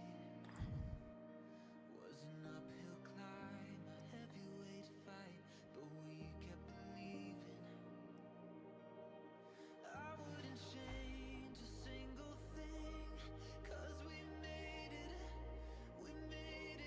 Fate has a plan for you and Damn, Young versus Young, yes sir. I definitely misplayed there, but it's okay. I was doing other stuff.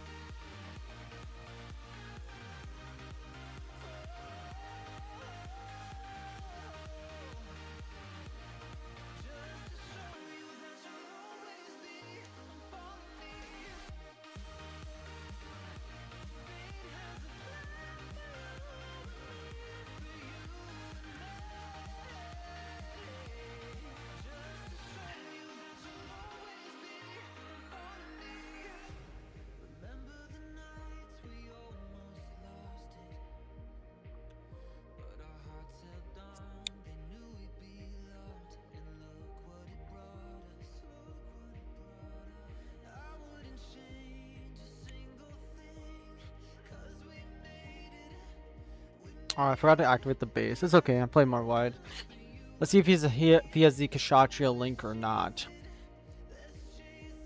If he does not have the Kshatriya link, then we are going to be a lot more happier. If he does have the Kshatriya link, we are going to be less happy, because he is going to destroy my entire board, and the base and all that jazz. So it'll be an extremely powerful play for him, but looks like he does not have it. Well, I guess he could still have it actually. He's gonna ping one in my Charizard 2. That is rested. Nope. Okay, so he does not have the Kshatriya link.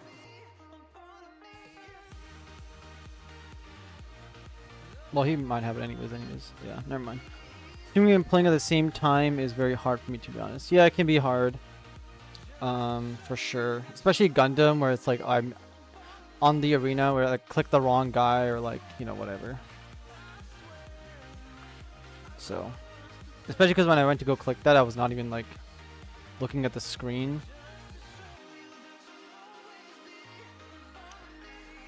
Okay, it's fine. He gets to swing for 6. Not too big of a deal. He's using up his Kshatriyas or his Major Cruises. We whiff. That is unfortunate.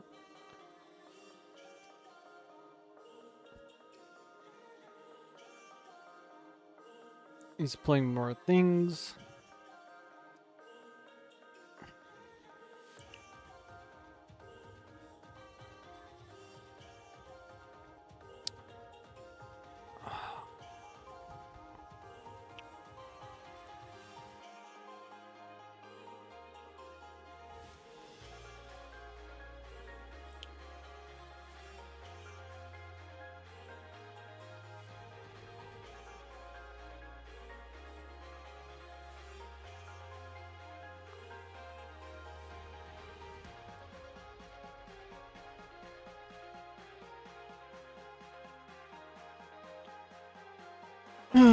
This might be a loss. We riffed off the Charizard 2 and we did a misplay, and then we're still okay right now, but just because he's playing red, it can be a struggle for us. And he had a 60 base, which is going to help him survive a bit more, but we'll see what we get. Can we get a Char?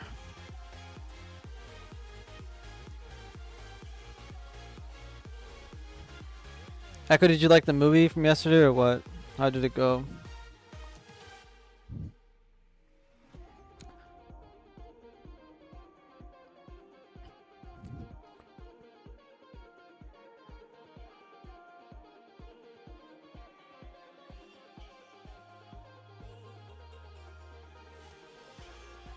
Okay, he's got another Link, another big strong unit. Yeah, it's gonna be a rough time. Yeah, this is when just a mid-range control deck becomes an aggro deck, and I pretty much fall apart.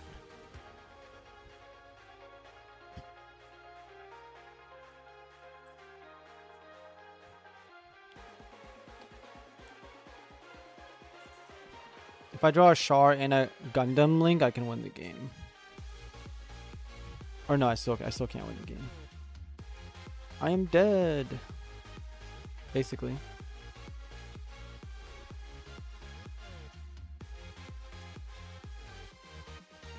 Okay, let's get rid of this guy.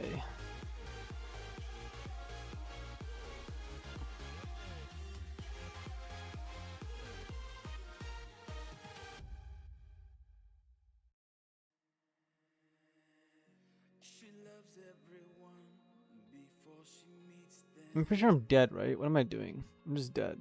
Unless I have a base, but I don't really care. Maybe I can win. I highly doubt it. Highly doubt it. If I get a base last hit, right, that's a very, like, RNG way to win. But, okay,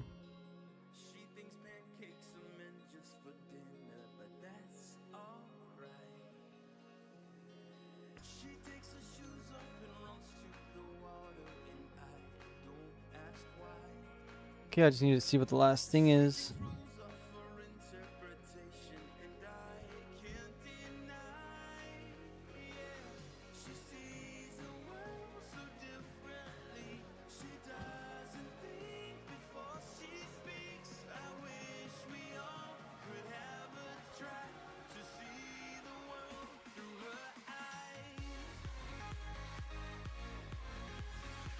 Dun, dun. Make sure you guys are subscribed to my channel if you guys are watching the stream. There's 38 of you guys in here, and make sure you guys you know, go comment and like my videos, especially the newest one I just uploaded. There'll be more videos coming out this week, including CB. Give you guys a little preview of the new things coming out. We have this right here, the Holy Trinity. This video will be dropping later this week, so look forward to this. And then we also have, of course, the Take a Seat, which is the purple deck you guys saw. So uploading those two videos coming this week before I move on to playing other things. Hopefully by the time I upload those videos, I'll be rank 1. If not, it's probably because I am not playing as much as I could be. Could be playing. I probably should have kept the old hand, but again, we have Gundam Armor here anyways. If you draw one drop, it becomes the same hand. Okay, there we go. Perfect. We have an awesome hand here. Nice thumbnail, thank you. So this one was made by Jimmy, which why it looks awesome. Really nice thumbnail here. Looking really nice. 10 out of 10 for me. And then this is still this is the proxy version of it, but this is gonna be what most of it is, and it's being worked on right now to make it better. And this is gonna be from One Punch. So yeah, shout out to those guys for helping me with thumbnails. We're gonna attack your shields here. Anybody who's playing against me and realizes that I'm playing a bit slower, apologize, but you guys understand why.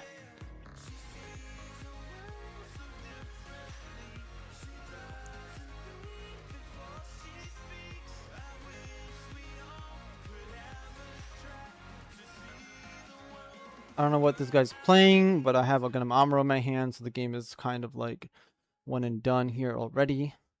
He's playing red. Let's see if he get a burst card. Does play Zanzibar, so he's playing a aggro Xeon deck. We're just going to drop a bunch of cards, pass the turn, and then kill him on the next turn, basically. He might have a Link in his hand right now, though. Well, he might not be playing Gundam, so he's not playing Gundam anyways. He has a Link. He's trying to EX resource ramp himself to God knows what. Maybe Neo Zeong. Okay, it's fine.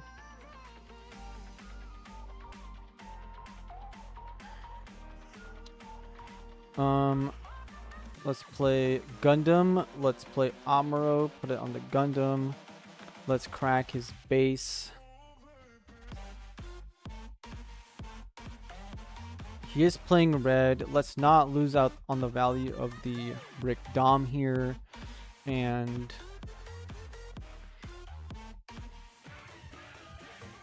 I am playing a ranked, sir.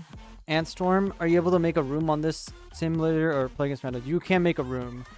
I'll show you right after this game is over. You can definitely make a room.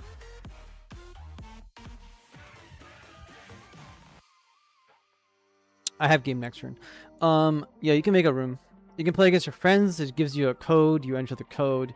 You can offer rematches and all that jazz. It saves your profile, and I believe it saves your deck list as well, at least from the last time you played. I don't know about if it saves all your decks, but it does play pretty smoothly. I have dark mode on right now, so make sure you guys turn on dark mode.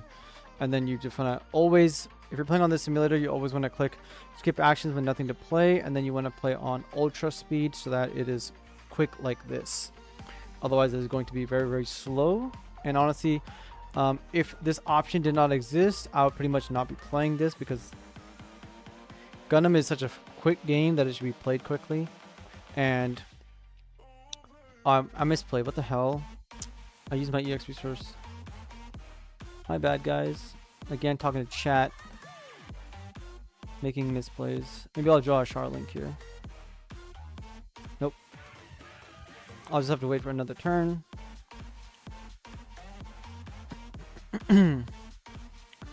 Nice thumbnail. W. My friends are slowly getting into the card game. Well, welcome in, Antstorm, and hopefully your friends can enjoy my content and my videos on multiple different deck lists, since I'm one of the YouTube creators who makes videos on every single deck list, and most of those deck lists are at least at the competitive level to to go compete at your locals or at your new types, and whatnot. And then you guys all know what the tier 0 decks is, as I've made 0 content on aggro decks pretty much, ignoring the fact that I was talking about Xeon being broken in one of them. Alright, so we won this game. Attack him. Yes, sir. They should definitely play on the simulator and then play in person.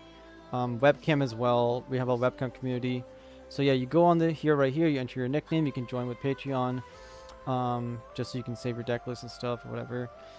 Also, playing ranked mode, you have to be connected with Patreon, and then you have your saved decks here, and then all that jazz, starter decks, and then you kind of just create a room. And there's a code. You create the room. You give this code to your friends, and they can join. And then they have different game modes: casual, ranked, unlimited, play without any of the ban restrictions. And then new card preview is for when a new set is coming out. This usually goes live. Well, usually used to go live a week or two before the whole set was revealed, or when the set was revealed. But now it goes live like a day or two before this GD04 came out.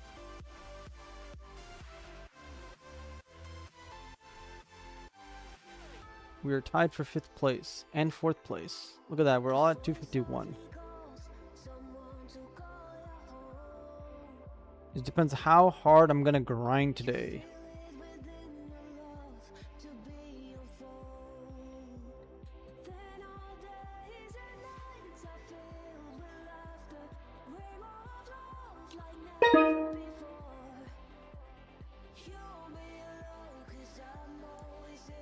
Almost 700 views in 4 hours. Really nice. 27-minute video. This thumbnail and combination is doing really, really good. I'm glad. Not a lot of positive comments in the video at all. A lot of negative comments. But that's okay. Everything helps. Mulligan. Awesome. If you draw a Gundam right now, the game is pretty much over. For the most part. But these are like the dangerous hands. If you draw like so many 1-drops, it's really, really powerful. And if I get a Gundam, it's even crazier. Like, damn.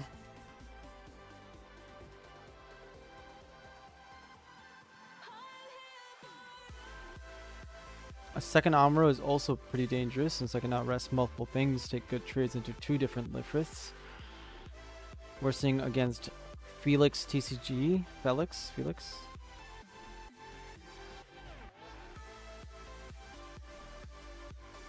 Was anybody in chat interested in my coaching services? I don't think Stella is here to drop the comment about my services, but somebody else asked earlier. And if you guys are interested, just add me on Discord at CoachWing0 if you guys want the prices or whatever.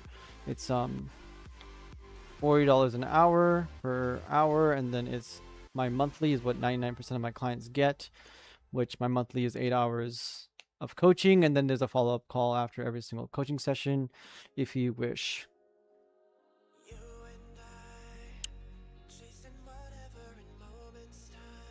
Just gonna try to kill him as fast as possible here. He played Overflowing Affection. Do you see how toxic aggro is? If I draw a Gundam, the game is basically over. Basically a game of solitaire, which is dog shit. 100%. Even the top players, when they went to Worlds and were playing at the US Nationals or whatever, right? If somebody does get a Gundam Amuro against even in a mirror match, you will win. If you see 2 Gundam Amuros, you're basically always gonna win because they can't even ping them off the board. And yeah, you just go wide, Gundam Amuro, kill their unit, go at their shields again, just win the game. We haven't seen it on stream here just yet.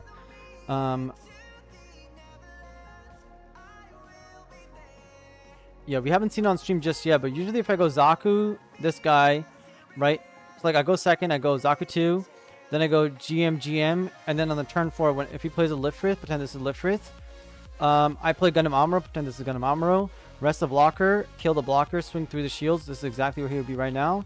Going into the next turn, they basically just concede on the spot, which is great for me, bad for them, but yeah. I could have actually killed his Lifrith, but whatever.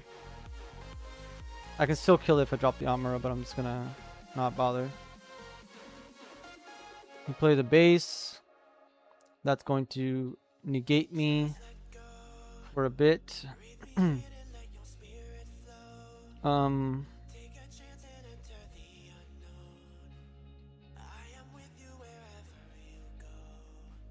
Let's just do this to him, see what the hell he wants to do in the next turn. Boom. Let's see what he does to come back from this. How will you come back, sir? How will you come back? How can you possibly come back with 4 resources? You would have to play like all those new graceful demeanors to balance my entire board, which I will then replay. Then you need to basically bounce it again, and then play blockers and so on. Strike it back. Sure. Watch me draw like a Shah or an Amra or something. So double blockers. There's the Gundam. I have an Angsha. He has to block these things. Let's force him to block here. He has to block this for 5.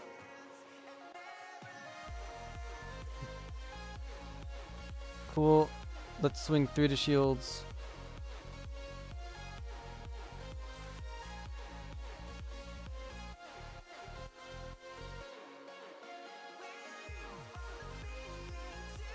Let's swing 3 to shields.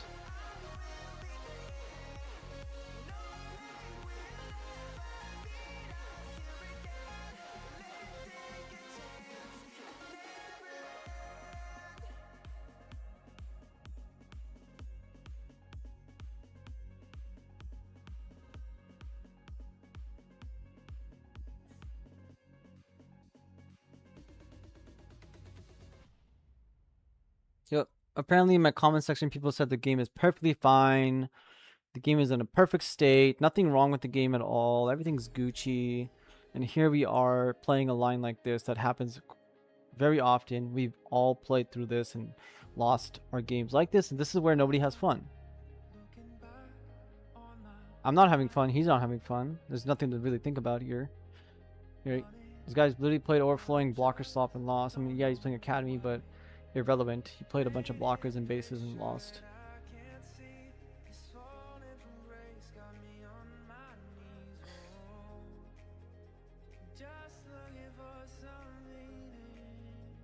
This hand is a good example of how silly aggro is. Yup. Completely broken. I played yesterday. I played like 3 games in a row where my opponent just straight up quit the game immediately because I had Gundam Amuro on curve and it was over, right? We're always afraid of, do they have Gundam Amuro on curve after they drop a bunch of units? Now, Gundam Amuro is not the problem, but the problem is that there's so many cards that come before Gundam Amuro that when Gundam Amuro deploys himself, you lose half your health and then you die on the next turn, which is stupid.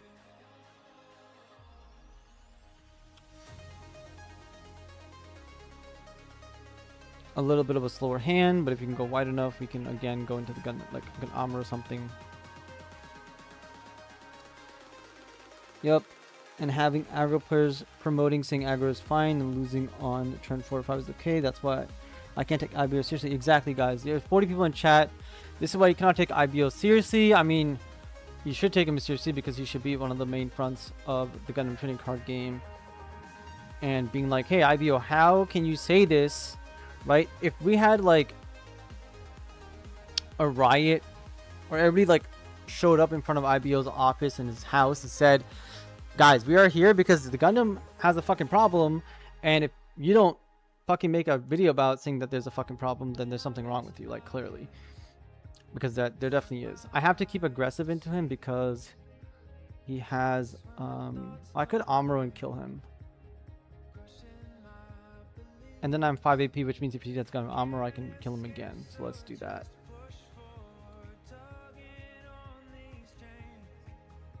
Yeah, Gundam Amuro is not even that good if not backed about units.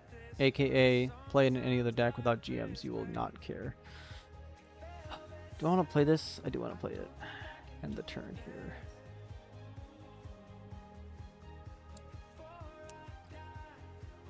So again, if you guys don't believe me, which I know you guys all do in chat, but Anybody who does not believe me what the problem is, or ban list, all this jazz, right? Send him over to Talking Cards with Garrett and just let him watch the video on his channel and be like, hey, if you guys don't like Coach, go listen to Talking Cards with Garrett. He talks about these points as well.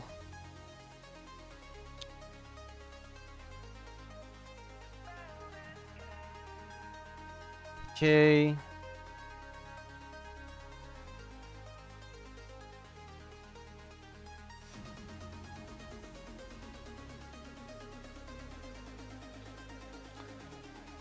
It also leads to people building these decks to 45 blockers to attempt to keep draws like these decks in check. That can still likely lose if you get enough Amuros or good ping rig dom clears. Yup. Yup. I don't believe you, Rar, exactly.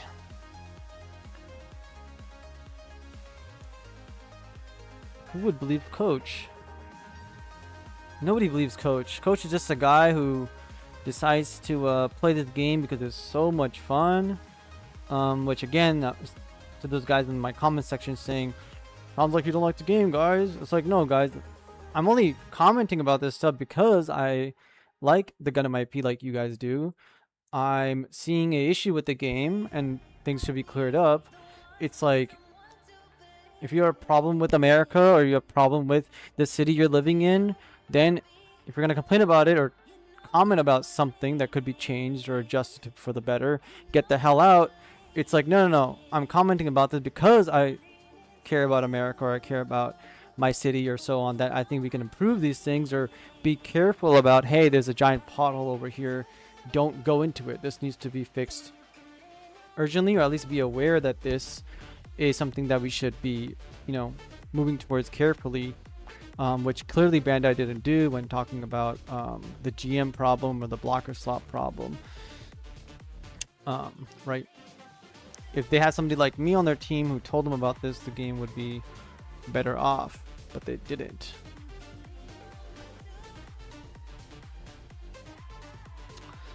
Give him a Char. I kind of want to end the game here, but it's very low chance that I draw anything. I'm going to drop the Zeong. I mean, okay, he's not playing block, but I should have dropped these two guys instead and then kept the Zeong for a link later on, but whatever. If he gets to Amuro kill this, I'll still get a token and kill one of his guys. Yep, there it is. Arrest this guy. Yeah, I should have played the other two guys. But it's fine. It's whatever. I make mistakes playing on this. Echo, you still didn't tell me if you liked the movie or whatnot. Can you please reply to me and tell me if you liked the movie? Did you like the movie? Did you not like the movie?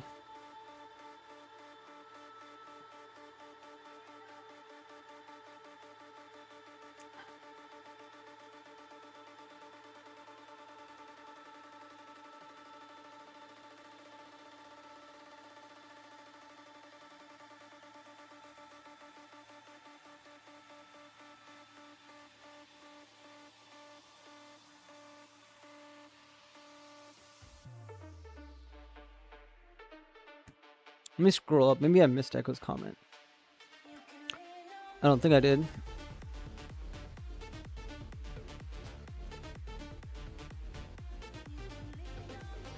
Okay, there's my Char for the win. This depends on if he has another link in his hand to end the game or not. Hopefully he doesn't.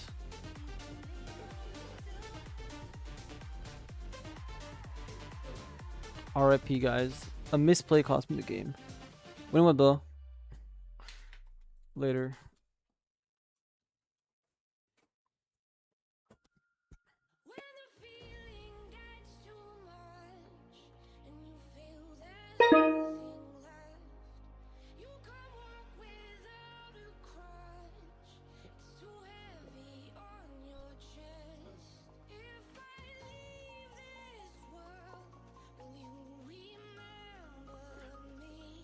Same guy. Did you watch Bring Her Back? I did not watch Bring Her Back. Did you watch the other movie? Okay, let's keep this hand as a lot of people would keep this hand because of Gundam Amuro plus this, plus this, plus this.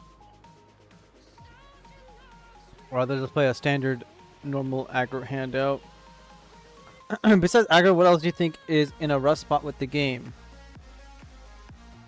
So besides aggro, what I think is in a rough spot with the game is some decks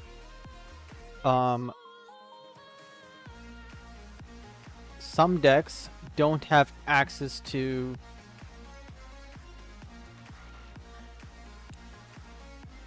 some decks don't have access to a lot of like card advantage, and so the decks that have access to a lot of card advantage are a stronger deck. And that is it. The other part of it is there is not a lot of interaction in the game of Gundam. So the only interaction that exists for the most part is ping damage, as purple has access to, and then blue has Angsha and gun tank and resting your opponents so you can attack into them, which is interaction. A lot of the other decks don't have interaction, like green has attack sending units, but it's only on like 2 cards or something. So that is a problem, that more decks should have interaction.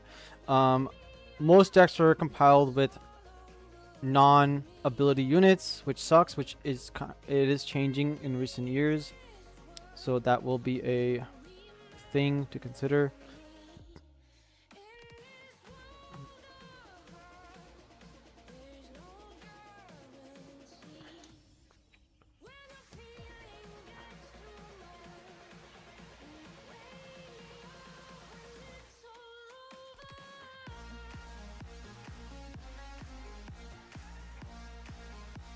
But yeah.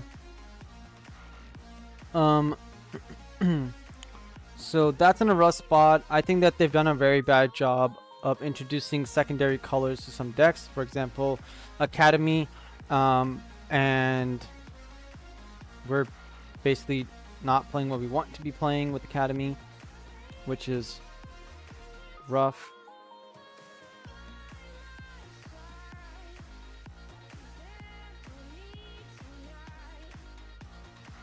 Kill this guy. Kill this guy. Attack shields. So I have a significant advantage on this guy's hand advantage, but I might die. White base, not the end of the world. What is the end of the world? It's a link. Okay, so he doesn't have any links, so he's going for trades instead, which is a mistake by him. He should just keep going for shields. Okay, he literally has nothing in his hand, so it must be all pilots or something, which is great for me. Must have bricked. Another pilot, which is good.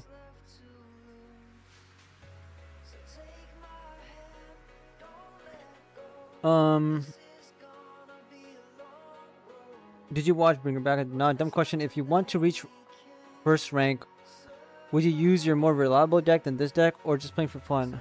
No, this is one of the most reliable decks in the game. It's an aggro deck. It's one of the strongest decks in the game, period.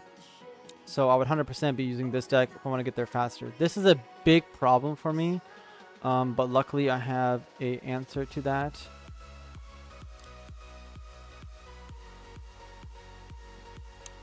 And the answer is going to be, let's swing here, see if I draw a Char Link or not, because I have 5 AP here to kill that anyways. I choose real Char Link. Right, it's these like gimmick bases. I mean, it's not really a gimmick base, but it's something like that can really halt you from winning the game all of a sudden, which I have lost a few games to this base, but also won a few games like this one into it as well. It's a very strong base for what it does. So, I mean, rank 1, if you guys remember my first stream, I could have hit rank 1 that day. I just went to sleep, okay, and I didn't bother doing it. And then again, I'm not that far off. Only, you know, what is this? I need to get to 300, so I'm like 44 points off, which I could hit today before Castle wakes up. Shin is back online, so again, I might not hit rank 1 because he is now playing. I don't know if Shin is my client or not. He might be, because I think his name was this exactly. I could be wrong about that though, because he's probably not playing MSA Arena like this because he probably has work. And he hasn't reached out to me saying that he's been playing rank arena.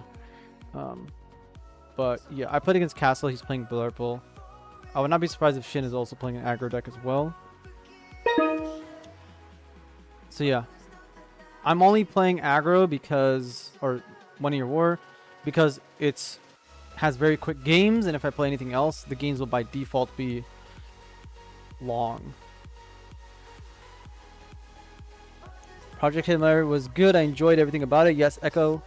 Rocky! It was a very good movie, for sure. I enjoyed it a lot. Cool, thanks. You're welcome. I'll probably watch Bring Her Back today. But every single time I say that, I end up like streaming for till I'm dead, or I end up having coaching. I might have coaching at 6 today, maybe not. I don't think I did because he hasn't messaged me in a minute.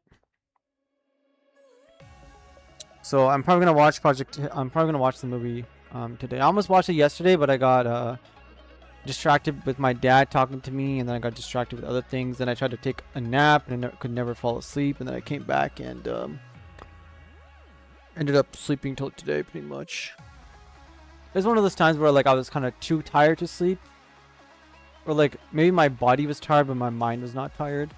Took me like 2-3 hours to like go sleep pretty much.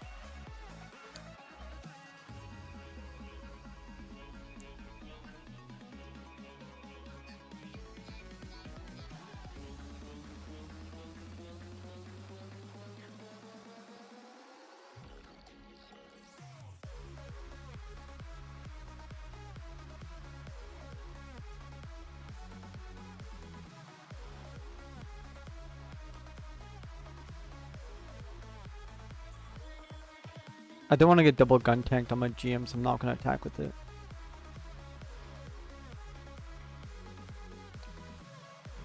Or like a shard link or something.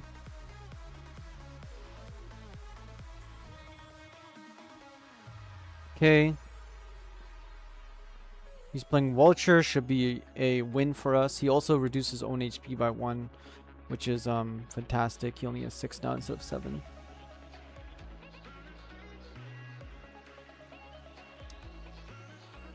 I'm gonna link this right now because I have access to Encounter, which should guarantee me a pilot. Whether it's Amr or Char is irrelevant. I will get the Zeong pair effect, which is what matters.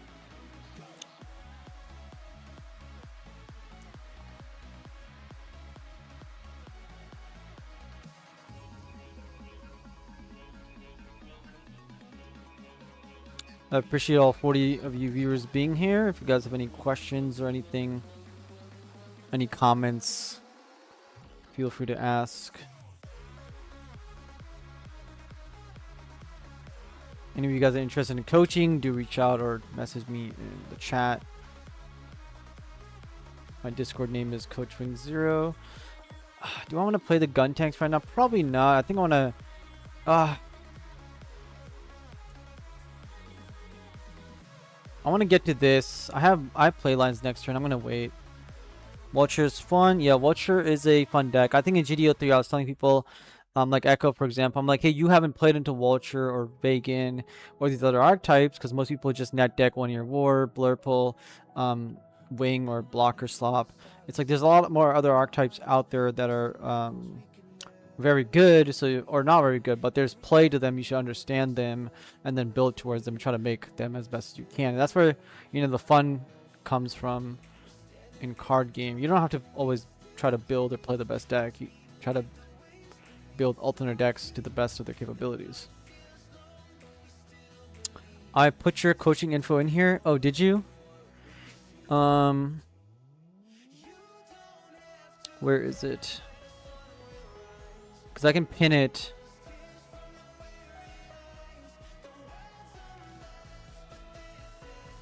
I'm scrolling up. I don't see it. I don't see it. Okay, so let's attack his shields here.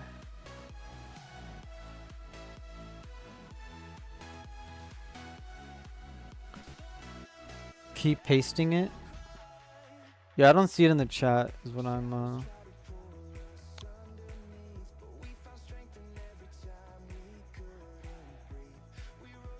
Let's just start dropping bodies on the board, getting some value here, and then we're pretty much going to end the turn.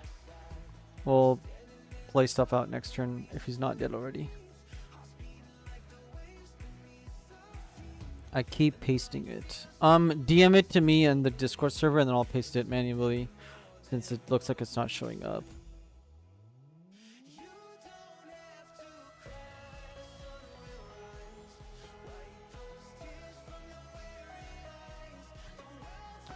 See, we all miss Stella. I miss Stella. I was actually going to make the title of this video or of the stream of what it is right now and then hashtag I miss Stella. But yeah. There are a lot of decks like Vulture, Age, or whatever that are incredibly fun and strong. When you see specific cards on curve, they all wind up so rigid that you just don't have it. Yes, exactly. The bricks just feel so awful. Yes, there are a lot of things that brick and are inconsistent. And again, even if you do have a solid play line like Shenlong or wing decks in general, the wing deck, the biggest problem with the wing deck is that it doesn't have anything to give it a +1 value. You're really relying on wing 0 generating value for you, but it generates it way too late. Which is a big problem. I have a Char Link in the trash, so I just win the game here.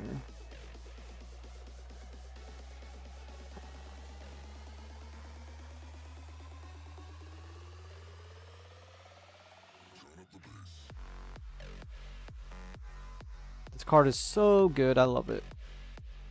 Wins me many games. Alright, let's go copy paste the DM.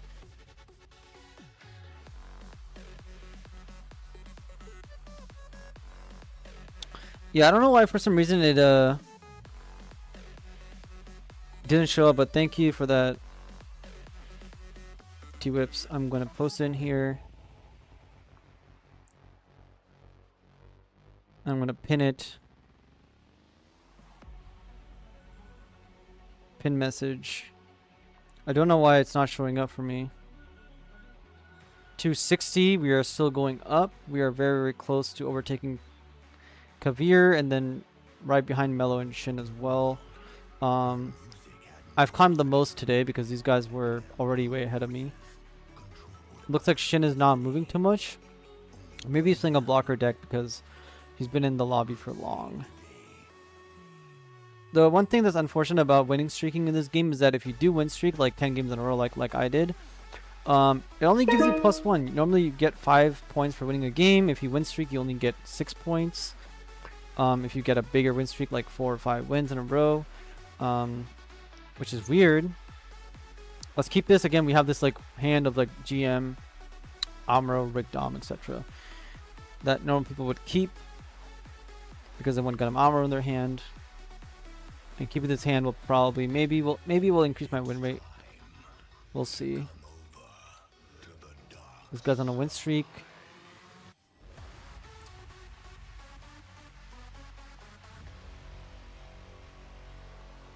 Come on, GM. Come on, Zaku. Come on, something.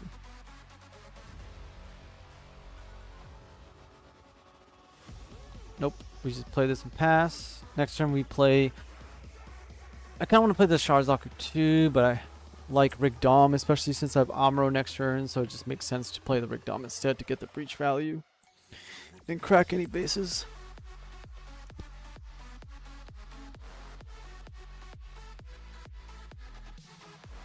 Okay. We have a second Amro here, so let's put the Rick Dom. Let's end the turn.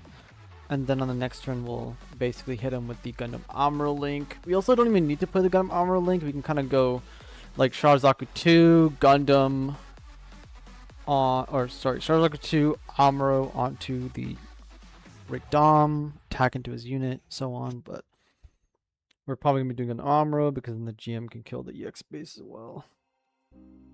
There goes the GM. So here we are against Purple Red CB. This is one of the scariest decks for aggro decks, especially mine. So we'll see if we are able to beat it or not. It's going to be a tough match for sure. The red-purple CB deck should have a 100% win rate or close to it against aggro. And we're seeing a lot of pilots, which is not very good. So I don't want to play into his perfect red link curve, so I got to be careful about how I do all of this here. I think we're going to go wide here and see what he does. I do not want to give him the first strike and then him generating infinite value. I really need him to play his first strike unit or attack into a weaker unit, and then I'll take it out and do big damage in one go. If he drops the first strike unit, kills my Gundam and all that jazz, I pretty much lose the game because he gets to first strike me and draw a card off the top. It just GG's. The value will be too strong. And again, with the blocker setup, like this guy right here, he is definitely slowing me down even more with main close combat. This is 100% the deck, like I said, right? If I was going to new types and stuff, I'll be playing purple red CB because it can destroy aggro decks completely, and then it has the game into blocker decks, and especially if you can get your Exia out. Any Zoe meets world. Hey Zoe. Any thoughts on Lupus in the upcoming meta game or meta?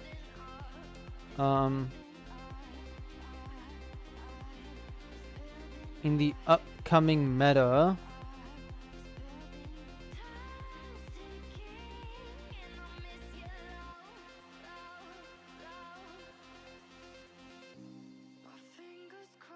so in the upcoming meta, I think that Lupus, like I told my clients, that Lupus is going to be exactly where it was in the previous set, where it can beat aggro quite a lot. I mean, maybe not anymore with Xeon coming out. It'd be even more difficult for it to beat aggro for sure. And purple also getting access to some extra Amuro effects and stuff like that. It's going to be difficult, but it's relatively around the same area. And it did not get any support really in this set, but it's still a solid deck, just like Clan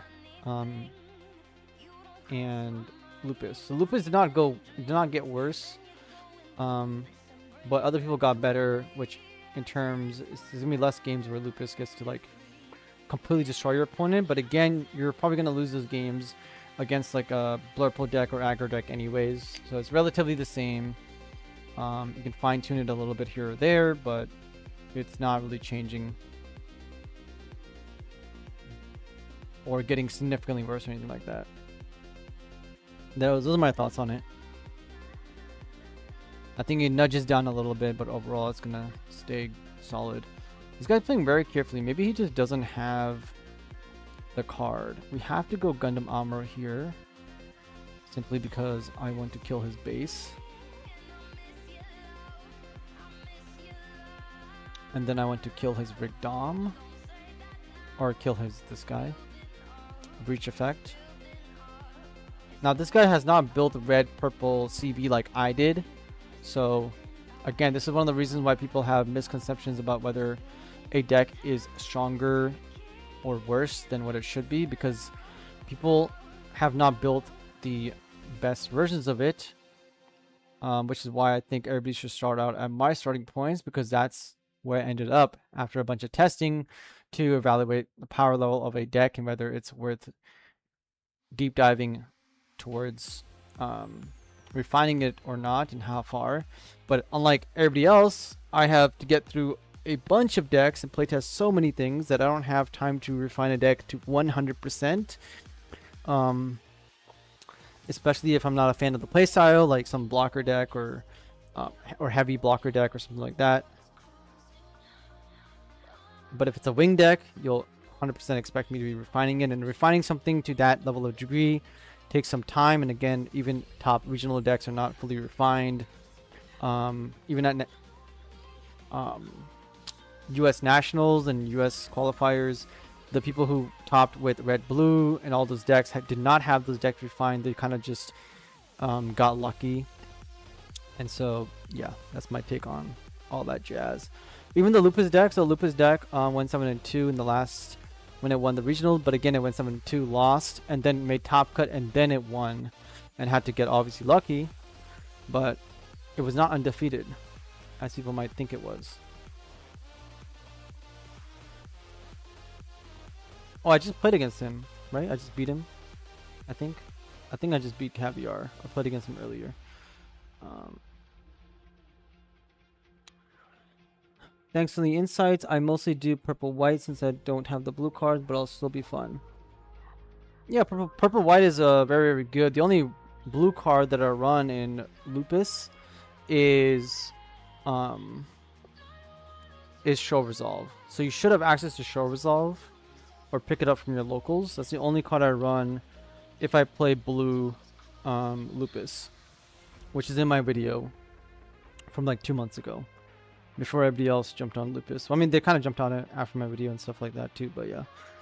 Is Blurple a threat to this deck? I'm sure some will play it due to not getting all the cards in GD04 yet. So Castle is only playing Blurple. I played into him twice. Talked about it at the starting of the stream. He high rolled me and beat me once, but this deck absolutely has played into Blurple. And not just hearing from me, but looking at Japan Nationals before Worlds and looking at all those things.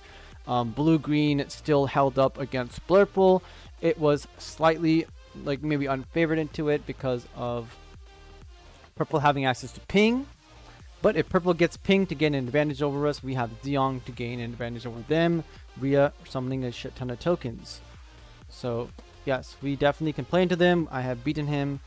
Playing Blurple was a solid game. Both playing aggro. The first game I did lose was he just played 5 GMs and I had nothing, so I just died. It was not really a game. Hyper Double O, I played against him before.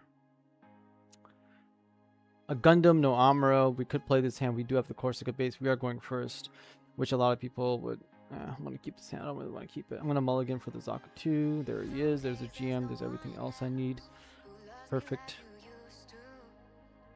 So, yeah. Any aggro deck is a threat to an additional aggro deck. Or anybody who's playing GM spam Amuro is a threat to anybody else who's playing GM Amuro. And then whatever you want on top of that is up to you. If you want to play not Amuro, you can also build a deck without Amuro. Because again, if you take out Amuro, you can still win the game. Because you guys have seen me play, you guys can just win with Char and so on. You can play Char, Dynamis, Char, Shenlong, Char, whatever the hell you want. And if Amuro did get banned, you could always just include Siege Boys into your deck. You could play purple, Char purple, because the new purple card that rests your opponent's blockers is also viable. This is just probably the best way to build the deck, period. So we're playing Amuro in it just for the streaming purposes. Or climbing purposes.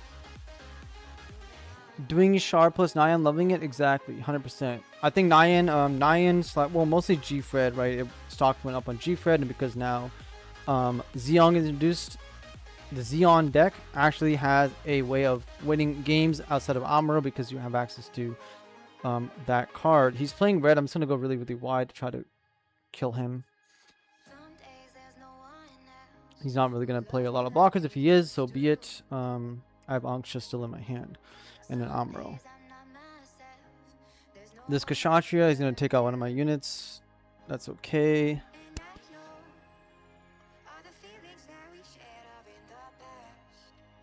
So I can kill this Kshatriya link if I want to.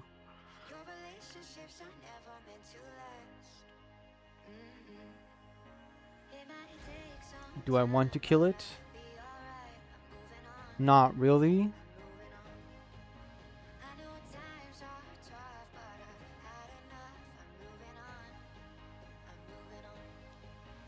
Okay.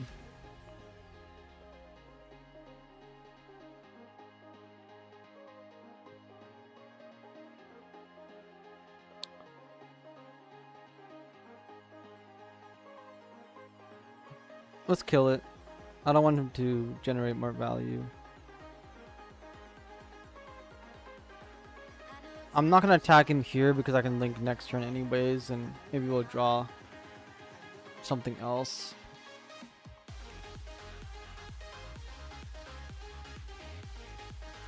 If I attack now, I get one more shield. If I attack Next turn it'll be pretty much ending up being the same. But now I get to have multiple units swing in and do a bunch of damage. Okay, there goes that. No problem. So if I had linked the Char, he would just use this on the Char, destroying it. So now I still get to keep my Char.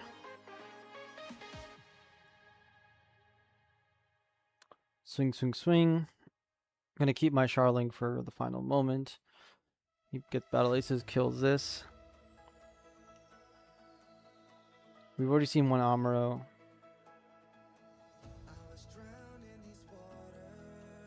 Gundam, Angsha, pass the turn. I still won't have game next turn unless I draw.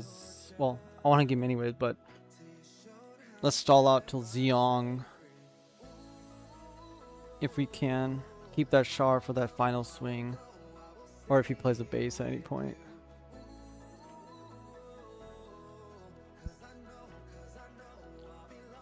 It's getting close to the wire now. Before I get overrun.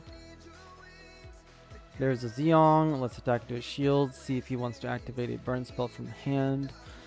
I assume he does want to burn something or not. Let's attack shields again. And then let's go with the Zeong link here. Go crazy with it.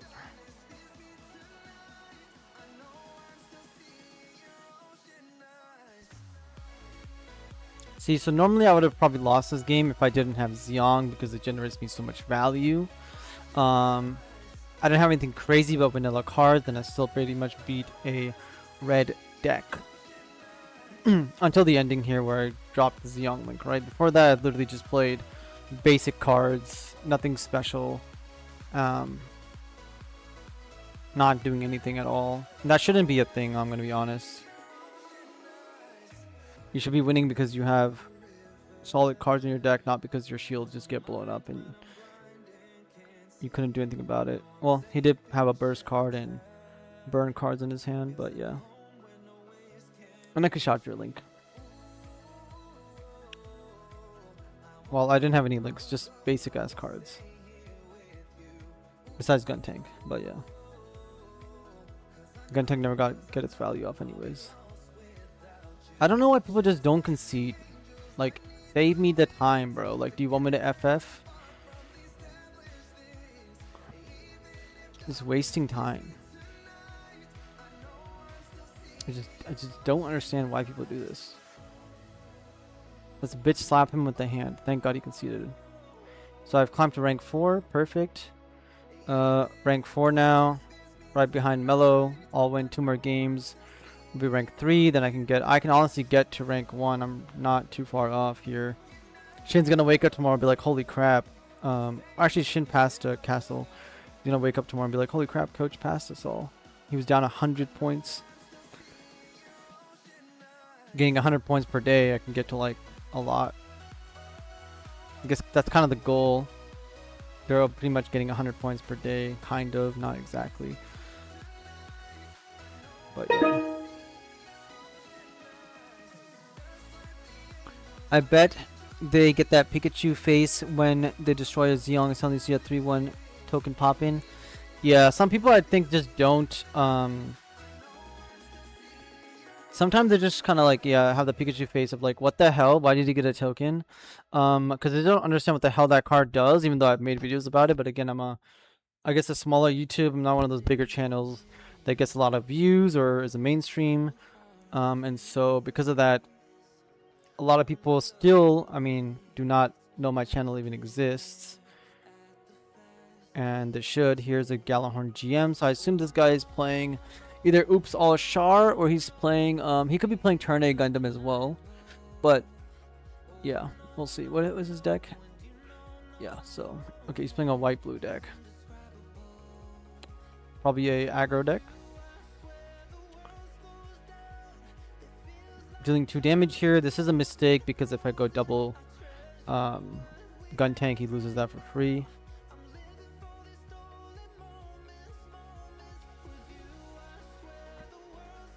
I have a lot of units. Let's go aggro. If he wants to deal with all of my Zakutus, he can, because it'll generate more and more value, which is again what my video talked about today. that if he wants to trade into me over and over again, I'm just getting a plus plus plus. He's never actually gaining any sort of advantage. He's just straight up losing, which means it's whoever crosses the finish line first, which is in this case right now about to be me. And this is exactly a prime example of if all these cards are just Starzaka 2s, it's gonna go infinite.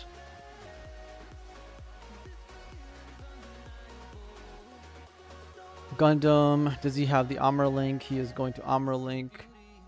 And now what is he going to do? Okay, he's gonna go for value. That's fine.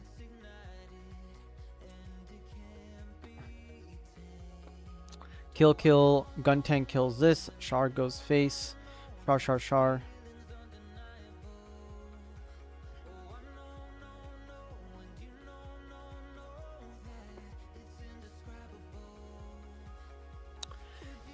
If you really want to build some sort of momentum, we can always number one, we can go wide.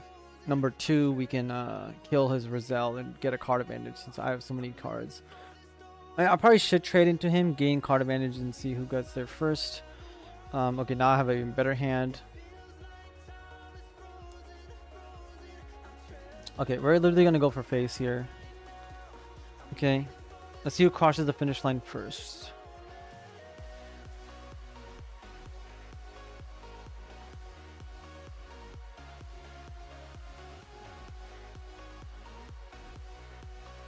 I could have swung here, drawn a card, played these two, killed it. He has two guys, but irrelevant. I have plus two cards. I pretty much have the same amount of cards he has. Thoughts on G-Fred, Z Gundam, flight form back to spam AoE damage, expect lots of Xeon Corsica tokens. Yep, exactly. Mafty got better as well in this set. And so, yes, I built the deck with Z Gundam in playtesting before the set came out. With G-Fred is sitting right next to me. It plays 3 all-range attacks, a bunch of burst cards, Mafty, Kshatriya, playing like that. And you guys saw that also went to the top at the World Championship. Somebody did bring it and got 4th place, or at least got to the top 4, and then jump down due to pairings. So 100% still a deck you can play for sure. The more red burn damage you have, the more Ancestor token you have, the better you'll do, especially in your locals and your new type challenges. When somebody does bring any sort of token deck, it will be very powerful. And I feel like if you literally do not have an answer to wipe your opponent's board, then you're going to struggle very heavily. No pilots. Unfortunate. Value, attack shields. Race to the finish line. So yeah, definitely play Z Gundam. You guys know I like Z Gundam like Hathaway. I uploaded that video immediately before anybody else. And the deck's good, right? I was a believer in Z Gundam since day one. And it's very, very solid. The Japan people are still playing it. And red is very good. Red is probably the strongest color in the game because of what it can do. Interaction, board clear, tons of value. This guy just got very lucky off of getting double bounces. It is what it is. I'm gonna have to end my turn here. But again, he has nothing to attack into, but he does have an armor in hand, so yeah. 100%. Put it together, play it. I'm a full believer in red and red white. You guys following me, my clients know that red white. I still think red white is not wing, but red white is very, very strong. Is one of the best decks in the game, if not the best deck in the game, because your burn spells work against blocker decks, against aggro decks, mid-range decks, etc. And against CB in particular, you're gonna want to hold cards in your hand, just like Clan, to burn their first strikes on demand. Burn the lock-ons, burn the Hallelujah, etc. And without their first strike, without their value, they cannot defeat you. Especially when you can go late game and they cannot. Very, very strong. Having a Sananjuku structure on the board, etc., generates you so much value. You can defeat pretty much anybody. And it's good into, obviously, the aggro meta game. So, yeah, that's my take on that.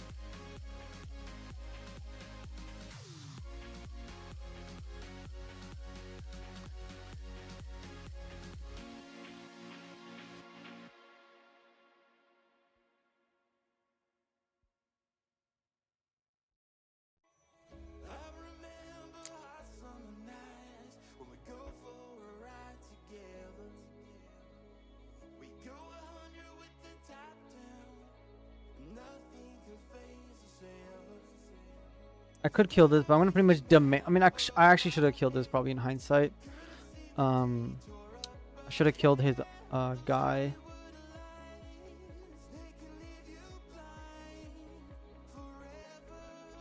Let's play gun tank.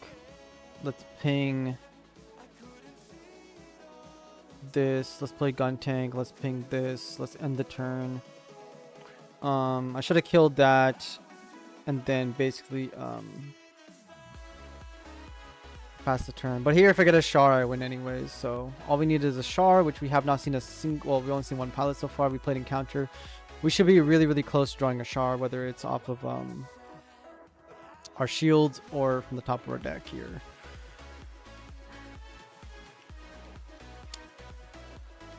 Okay, so he's gonna kill this. He's a blocker, which means we cannot win. He's gonna be forced to trade into this.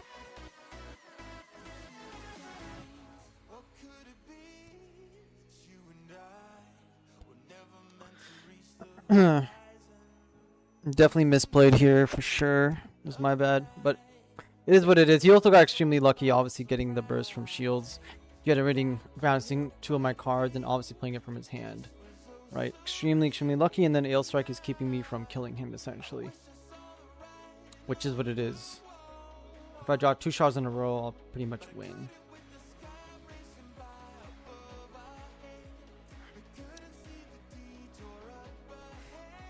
Did not draw 2 shards, but what I did draw was Zaka 2, and Gelgoog. End the turn, see what he does. He only has 1 blocker. Even if he gets a single link, he cannot kill me. He needs suppression, which I don't think he's playing in his deck. When he turn a Gundam, he bounces 2 of my guys again. That's okay as long as I draw a Char. Then I just win because he only has 1 blocker. He needs to play a blocker or bounce more of my cards. There's this blocker, which sucks. There's Akira, irrelevant. Actually, it's not relevant because he's bounced my card. Now I need double Char to win.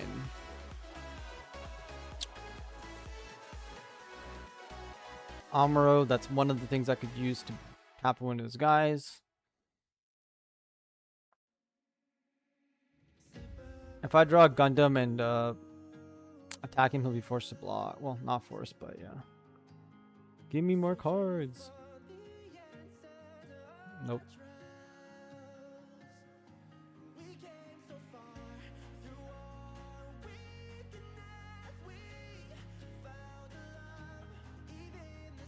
There's a Char. Unfortunately, it's not going to be enough. 5, 6, 7, 8.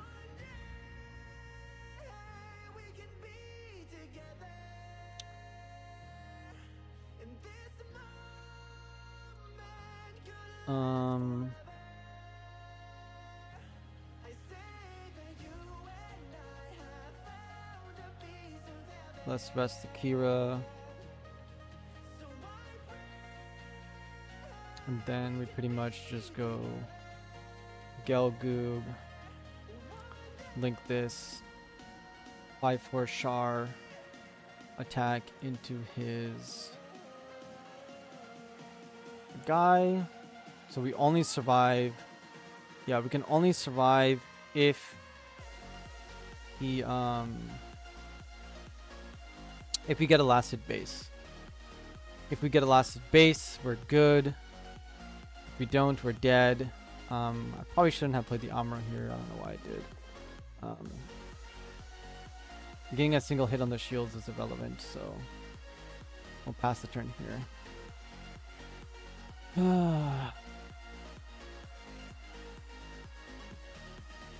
This is another reason why you guys should not be playing the white-blue aggro deck. It's just not really a thing. You have to get extremely lucky to beat a real aggro deck. Having a base, yeah, literally having a base is what's keeping him alive right now. And obviously, the bounce out of shield and bounce from his hands 3 times, I believe. He played it 3 times. Yeah, he plays 3 triple graceful demeanors to even have a bloody chance against me. And then obviously he needed the other air strike to also have a chance, otherwise he was dead. Okay, so he's not even gonna risk it. So he's playing very scared. Anytime you're in this situation, I highly suggest that you always go for game. Do not mess around like this, because I have the same amount of chances as getting a shard from the top of the deck as I do from the shields. Relatively, okay? Especially when through 5 shields, there's a high chance that it's on the top of my deck, which will be very, very good. We do not draw it here, unfortunately. We attack into his space. He has to block this because he might be scared of me getting a Char. Then again, I would have played it already, so he's probably not going to choose not to. Well, no, he has to block it. Yeah, there goes that guy.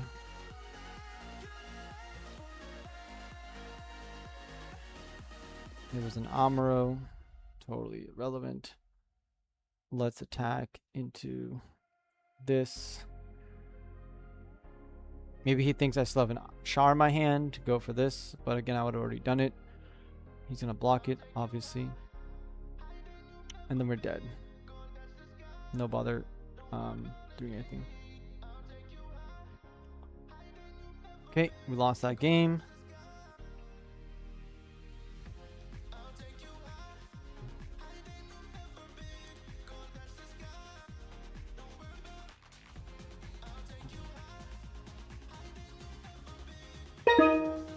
Let's see if we've got any new comments on the video. Let's refresh this page. We are at 778 views in 5 hours. Very, very welcome good. In there. Let's see. Comments sort by newest.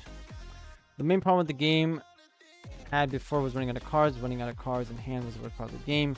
Still is. Now we get to not run out of cards, and that's a problem. No, that's not what I'm saying. Mulligan this hand. I'll play my turn 1 and then pass. I want to play the Zaku. Maybe he thinks I'm not playing a specific deck. Also, something that you guys probably should experiment with or make is the white base deck. I really do want to build a white base deck with a new gun cannon card. I think it's pretty damn strong. The main problem of the game was running out of cards. Running out of cards in the hand was a part of the game. Still is. Now we get to not run out of cards. That's the problem.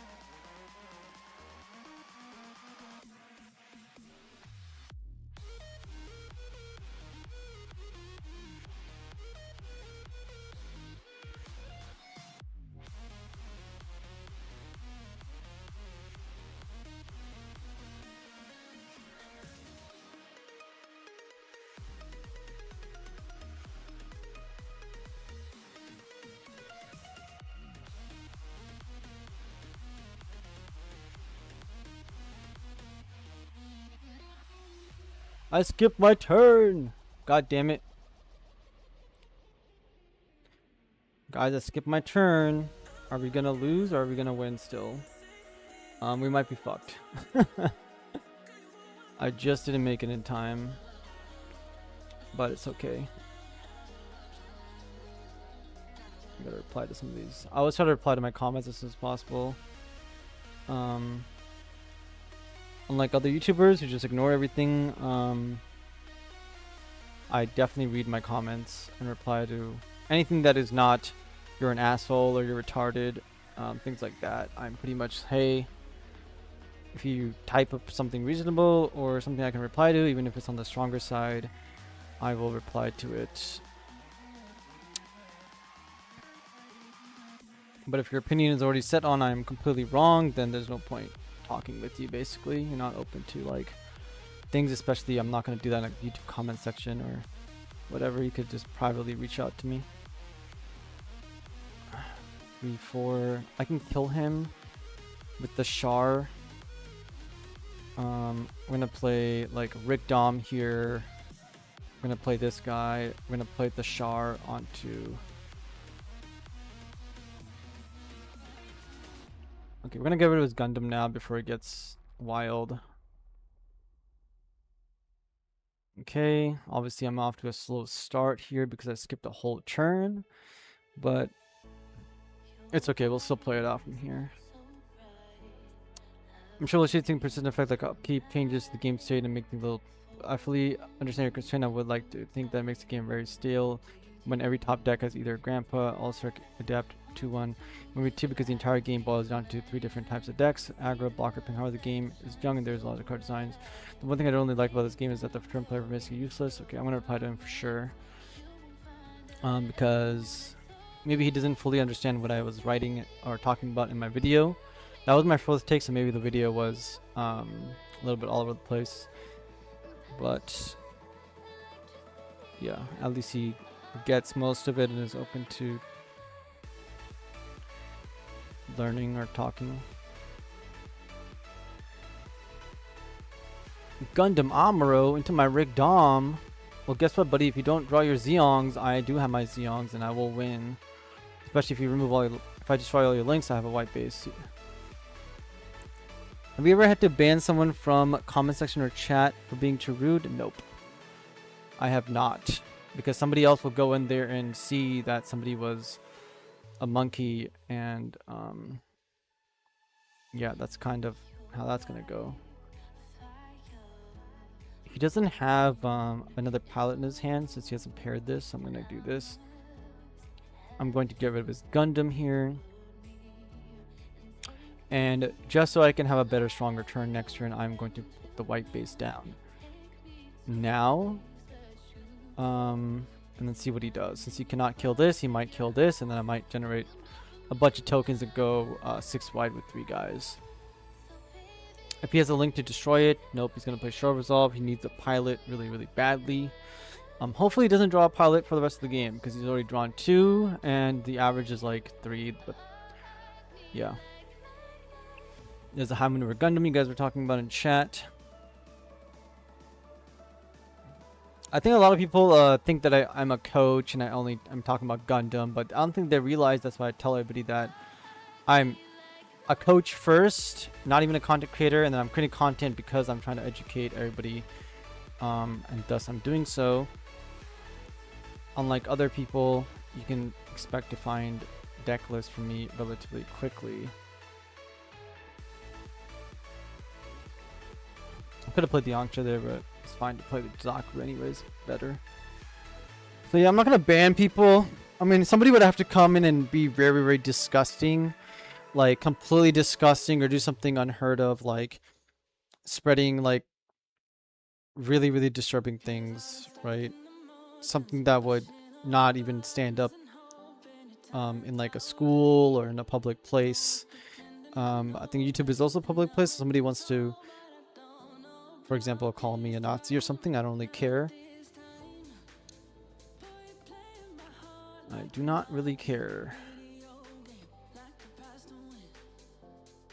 Let's kill this thing.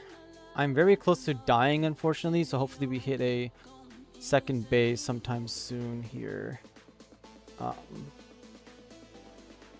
I do have to chunk his shields down to make him worried, but again, he has so many cards in his hand, it's not going to matter. Again, you guys can see we're on turn 7 right now. Can anybody guess how many cards he has in his hand? 5. Why does he have 5 cards? Because he played 2 short resolves and didn't like play 2 cards a turn. He also has his +1. Never going to run out of cards. I'm going to go to a turn 10, turn 11 before somebody's running out of cards. And if you look at my hand again, I know I have Zeong, but if I didn't, these cards are still going to generate so much value. And I skipped a whole turn, which was the thing.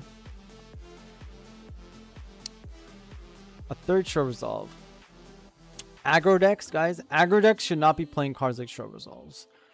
Okay, this is not a thing that aggro decks do because they need to be very, very high tempo. Short resolve slows down your tempo so that you can gain card advantage, which is again something that aggro decks don't really do in card games ever. You might have something like Charizard 2 to generate you an extra card because it's strong tempo, but yeah. Pretty much dead here. I'm just gonna skip this game. Go next. Kind of losing our momentum here, but we're not too far off. One big win streak will be back to top 3. Caviar is also playing, being kind of stuck in the same boat I am.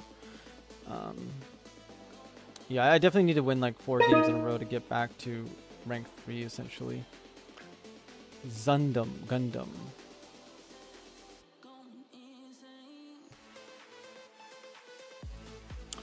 But yeah, I'm not a hater of most people or anything like that. I'm also very open-minded. I'm open to understanding that people, hey, somebody can have a very bad opinion, very disgusting, whatever, but they can change. Whether it's about card games, whether it's about actually something in real life. If I was ever a judge, right, I would also understand that, hey, people make mistakes and people should not be in jail for 20, 40 years. All of a sudden they made one tiny mistake, especially at a young age and so on. Okay, that's my viewpoint on things overall. So, yeah.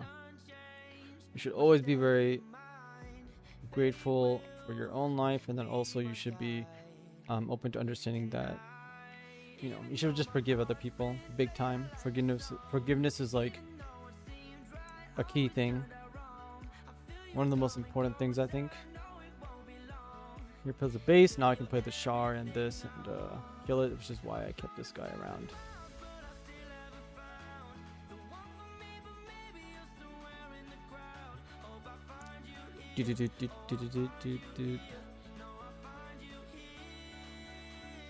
Let's like this. I'll go through all these comments again afterwards as well, on my own, just to make sure I get back to everybody.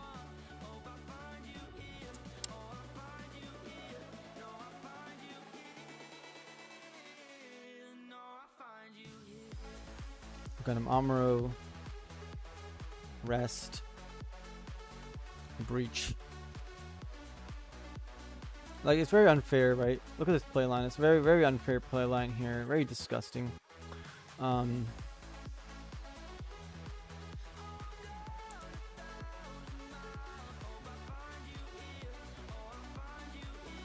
He's not playing Striker Pack, so we can attack with the Shard first.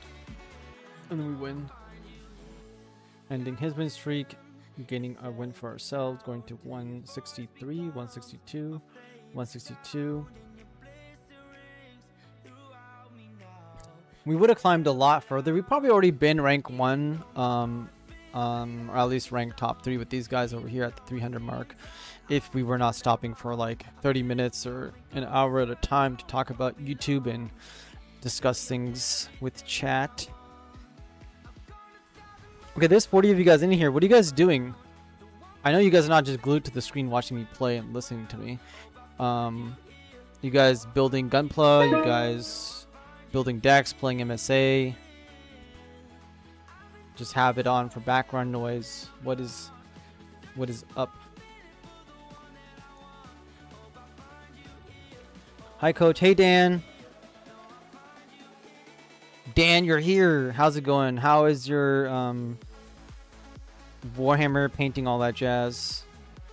Pretty sure you're that Dan.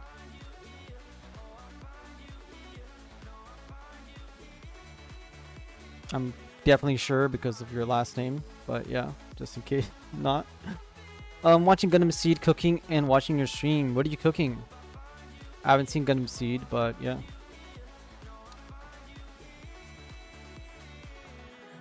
Playing Gundam and sprite editing. Sprite editing, interesting. Very impressed by the gameplay, coach. Thank you. Cooking meal prep for background noise, awesome. Testing a red blue GD04, hell yeah. Trying to build League Militaire deck and cooking. David says, awesome. And Dan, what are you doing? Tofu fried rice for meal prepping. Nice. I'm actually hungry as well. My brother came over to ask if I wanted a food earlier. Played this guy, go for the armor repair damage next turn. Dan Corder. We got 41 viewers in chat.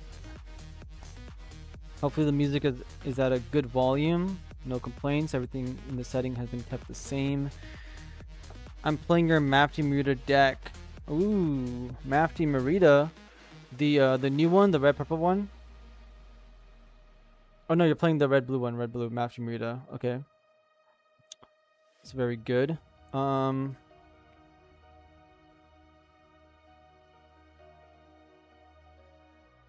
This is a blocker. I'll suicide into him. End of the day, it doesn't really matter whether I suicide or not. We'll suicide the Rig Dom. Actually, I could have played Gundam Amuro, but we'll suicide the Rig Dom here. We'll ping his other guy off. And we'll try to go wider for a bigger Gundam turn on the next turn here. Still have 2 damage into his shield next turn, possibly 3. Take anything else out that comes out. Especially his 4-3 Vulture blocker if he plays it.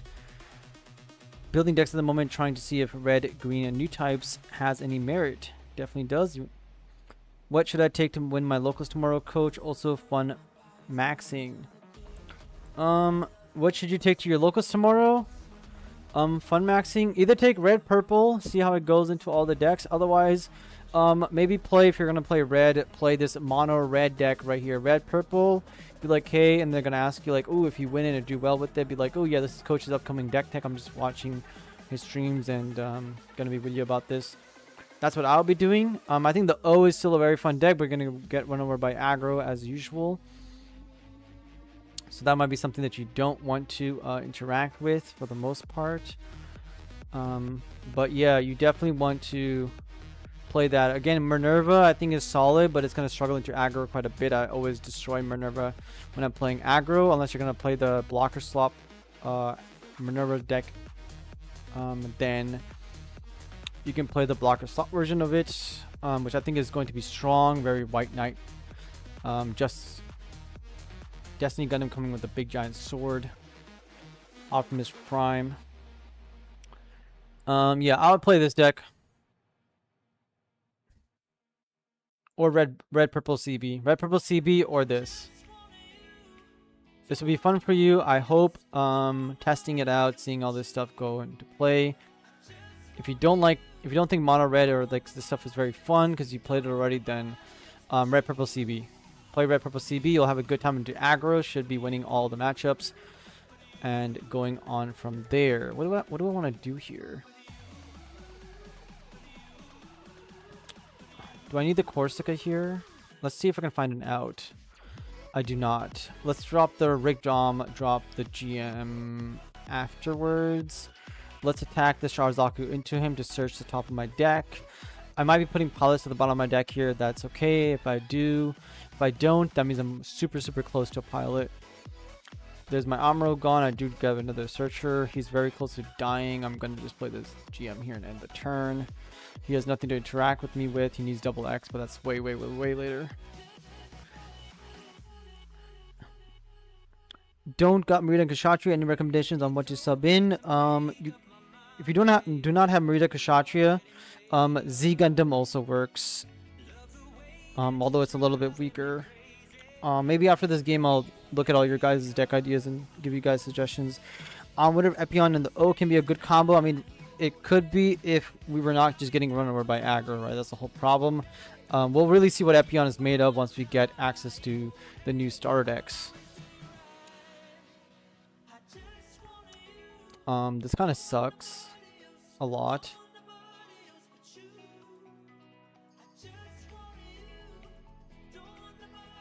Let's swing into this and see if he blocks it. He's gonna block it. Totally fine. Totally fine.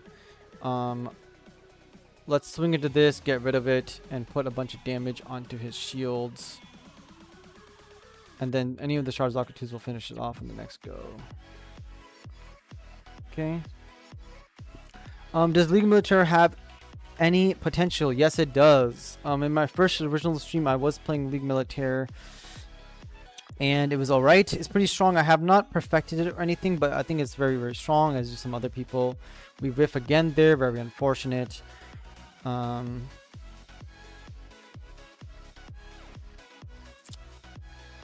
Okay, this guy's getting very high rolly here, looks like.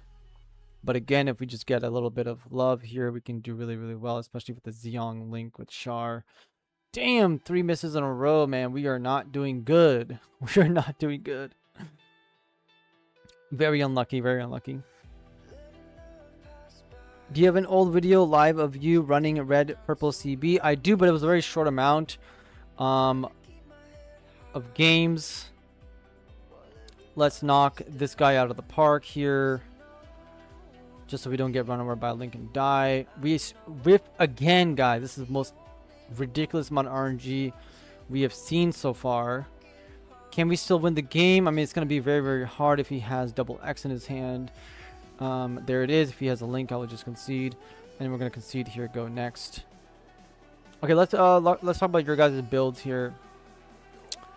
I do have a League Militaire deck here somewhere. No, I think I deleted it. I had a deck made, but I deleted it because we're going to rework on that later on. The testing was okay so far, nothing too crazy, but the value was insane. Red Purple CB, I do have gameplay of that more often, but Red Purple CB, I would just be playing this deck. I think this deck is very, very close to where you want to be. If you want to make any adjustments, the cards that I would adjust are going to be like GN Armor Type E. You can take this out for close combats or something else, but this does do really, really well into Corsica base, Justice tokens, and so on. Blockers, all these things are necessary in the early game. We're playing the O Gundam because of we want more cards than trash for Exia. We also can hit more often off of this, which is why we're not playing any cards in our command/pilots for non-CB cards. So we pretty much are guaranteed to hit Hallelujah every single time, unless we hit the Zahart, of course. So basically almost a 100% chance of hitting this, 96% chance of hitting cards, not counting cards in your shield and in your hand from Zahart. So huge value. This is the deck I'll be playing.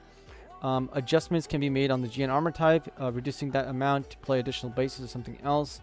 Playing just more O Gundams and other things you want. Definitely playtest and run this out. The other red base, I took it out of the deck because this card is just simply better. You see a lot of other deck lists that play only 2 Thorns. Thorn is a mandatory in the deck. I run it at 4, just like Wing Zero. We cannot not play this card.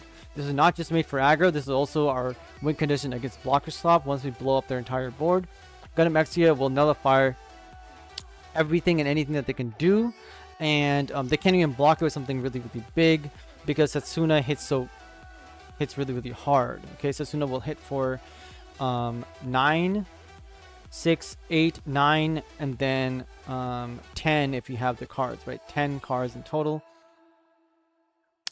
No, it's 9. Okay, so 9 power total, kills anything in the game. So yeah, very, very strong. This is the build, just like Minerva squad that you guys are playing.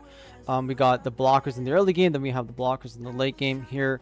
And then Exia is simply there to draw you an extra card off of pairing it and linking it and so on. And then Zahart mills you more cards, so we can always hit Exia as a heart is the best pilot because it also goes onto your blockers to basically make your blockers really, really big.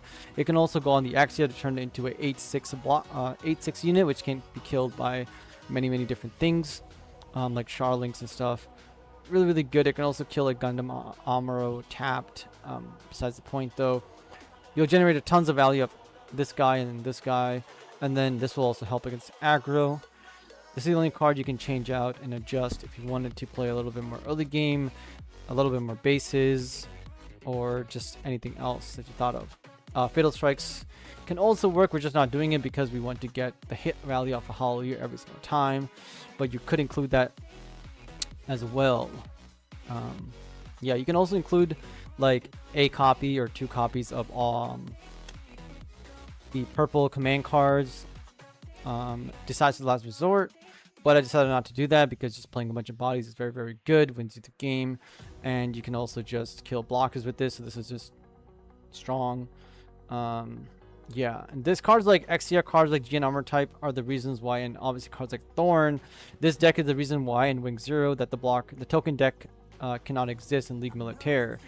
If you go to League Militaire, I don't have a deck made right now. I could make one if you want to do so. You can also combine with Psychic Venom for max value. This is also a fun deck you could play. It did go 5-1, I believe. I was playtesting it. This deck, you guys can see, is Psychic Gundam deck with Barbados for big suppressing damage, huge amounts of value of Psychic Gundam, huge amounts of value of anti-Gundam, ping damage, more value, more value, more value, more value. All of it is value. And then we have Awakened Power, which equals any of these cards, which equals value, and so on. Very much a value-based deck. Peaking at level 6, very, very good, going along with my video.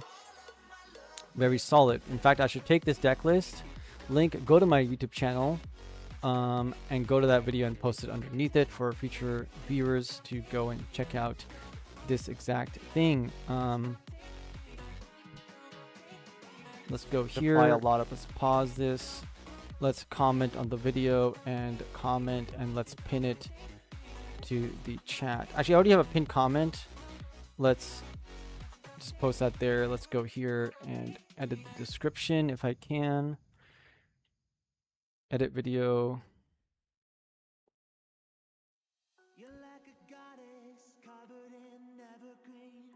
Save it. Boom.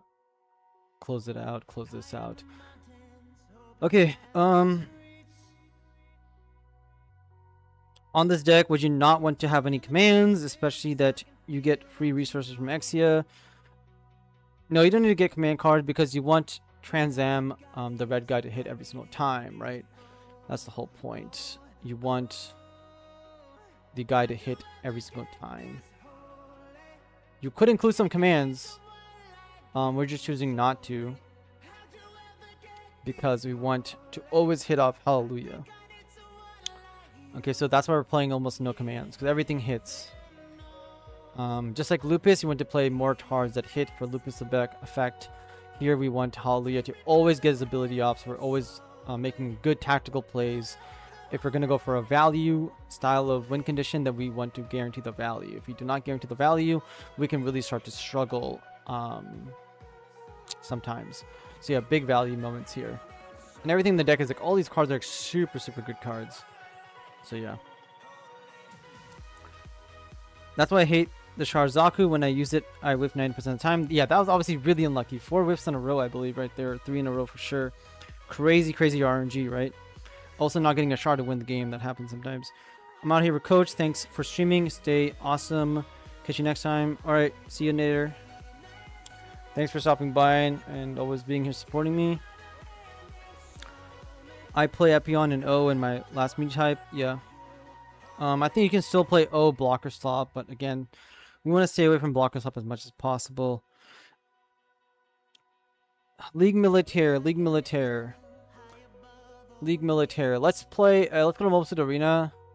Let's play some rank. I don't want to really lose my rank, but let's edit this deck. Let's play some of this CB deck for you guys on stream. Hopefully don't get super unlucky. I wanted to keep my run clean, but it is what it is. Maybe it'll cost me another 2 hours. Do you think it's worth exploring ways to increase the first striker's AP, or is that overall kill? The first striker in rank 1, here he is, he's online. Plays second. Let's see if we can defeat his aggro deck. Well, I think this guy might be playing blockers. This is a opening hand. I think we can keep this, honestly. Maybe he'll go Corsica base, we'll pop it. We'll see. Maybe we'll high roll him, maybe we don't. We probably win a mulligan this for blockers, and this guy, I'm only keeping this hand because of this guy. We'll see. If he's playing a blocker deck, we're gonna get probably absolutely crushed. But if he is not playing a blocker deck, we will have a great time.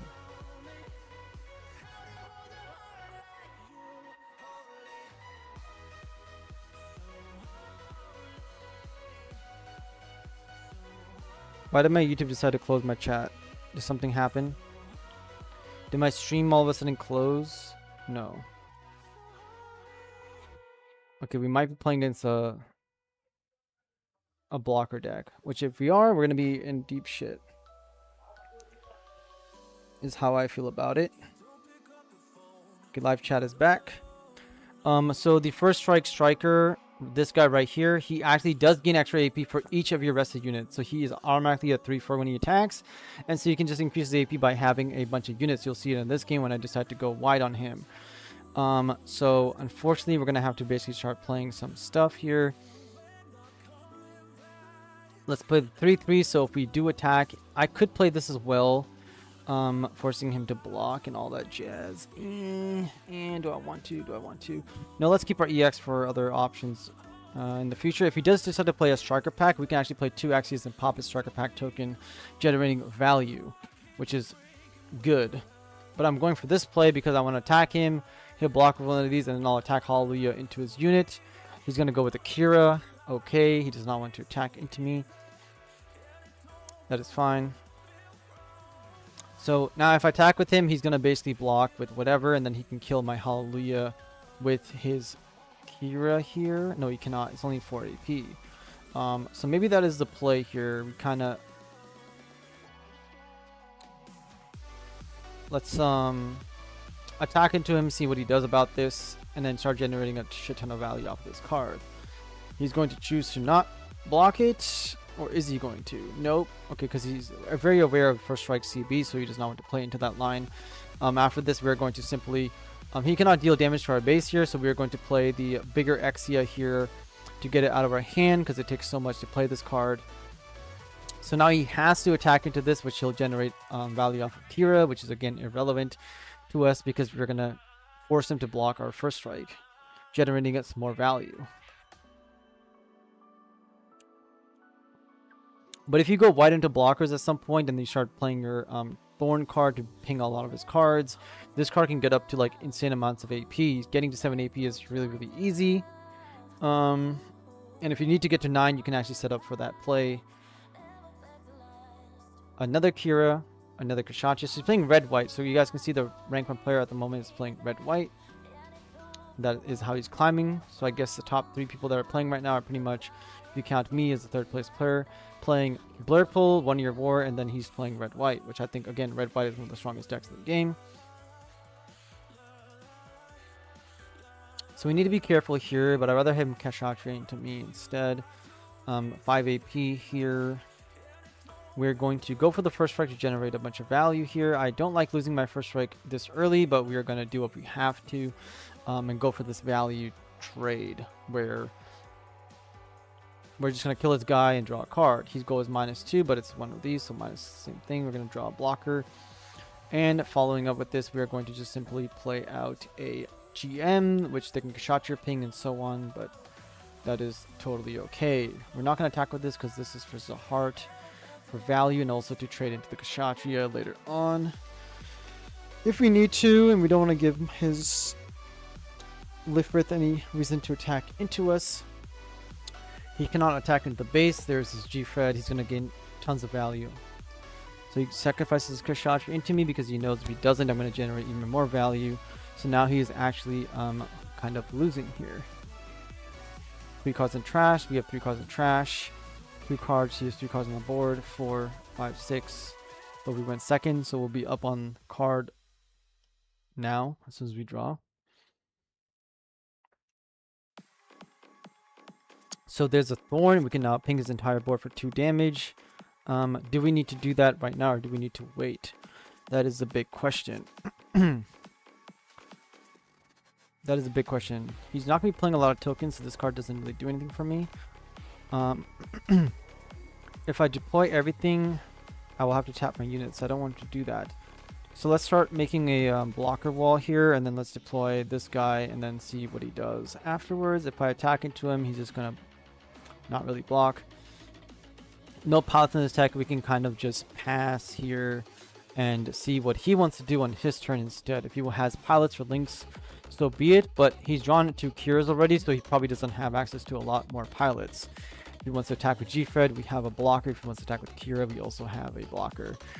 And then we have a mini Wing 0 in our hand.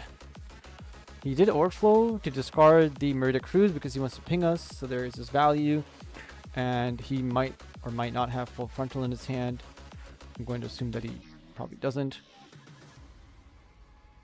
1, 2, 3, 4 CV cards plus 3 on the board. That's 7 CV cards. Still not there. If this card goes away, we're at 8. Still not there to generate us the most value. I can ping his entire board right now for big damage, but I think I want him to be afraid of the suppression hit. Then I might get relatively soon. So let's get this card out of our hand. Let's save this for Striker Pack in case we hit it. Although putting into the trash here will be okay. I don't want to do that just yet. Hopefully we can get some more cards that we can generate some value. If we saw some more pilots like Zahart, we would probably be fully functioning and online right now. He is attacking into our shields. I can block him and take him out. I'm going to probably do that here. Because it is one of his units that deals 2 damage to us. Is he going to play on Pristine? We'll find out right here. He probably will. Nope, he does not. He just loses it. I still don't think he has a 3rd pilot yet. His 3rd pilot is most likely going to be in a shield area. He's doing overflowing again, which means he... I would probably say he probably does have a pilot. Okay, he's discarding again to get the G-Fit effect. He's going to ping my board. Or not. He's going to ping it, totally fine. He is losing cards, and G-Fred is not doing much right now. Okay, now I can ping his entire board for a lot of damage here. A lot of damage indeed. It's like... okay. Question is, how do I want to really play this out? We're in a kind of a tough position here. Not really. We have enough resources. Let's do this. Ping everything for 2. Let's do this. Look at this big combo play we have right here. Insane play, guys. Boom. We just destroyed a lot of his units here. We end the turn with that. Nothing else to do here. So this is why this card is a 4 of and not a 2 of. We simply got to pretty much blow up his entire board. And now these cards are extremely, extremely weak. He cannot no longer get the cure ability off and survive. Like, he is at a significant disadvantage. We got a +2 playing those cards. And these cards, being 5 AP, are extremely good into any of his links.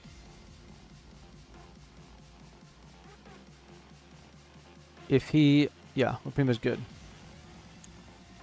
The card advantage again falls in my favor. Having a full board, we are even on cards simply because I went second, so I will draw a card and we will be on even terms. Okay, now Neo's Young is going to generate him a shit ton of value along with G-Fred. This is the end game board that Neo's Young has access to, which is obviously very, very strong against me. Now, he obviously clears me. We're on even footing. We just need a way to kill this. Now, I have 10 cards exactly. If I find a Sasuna off the top, I am nuking his Neo Zeong off the table. We do not find it, unfortunately. Do I want to play a base to go rush for it? I think I do. We still do not find it. No problem. I think we don't have to do anything right now. We can just simply pass the turn until we find the Setsuna here. Okay, if we find a Setsuna, we will deploy the Trans Am and pop his unit. Now, that is simply how it goes. And this is why you do have counterplay against these blocker decks, especially heavy blockers. Like, Neo Zeong is basically stopping us from doing anything, right? But if he had Sasuna, we would pop this guy. He would play a second one. He would have to deploy nothing. He wouldn't be able to kill me. Then I would pop another one. I would lock him out of doing this completely. He would pretty much lose the game on the spot, unless he would get full frontal and pair a second one. Still no option. Do I want to play cards right now? We can play a blocker, forcing him to play something else. Not much else to do. If he wants to attack into me, that is also okay. He hasn't played a single striker pack. He probably is playing some. I'll keep these in my hand for now. I could play one out, but then he could 100% kill something. I can go white later on.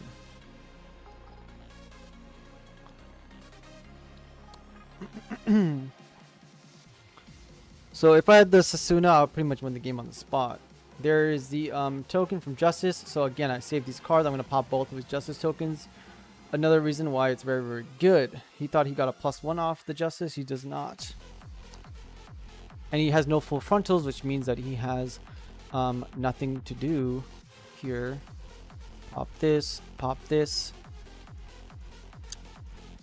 I can swing into his shields here, which is completely solid.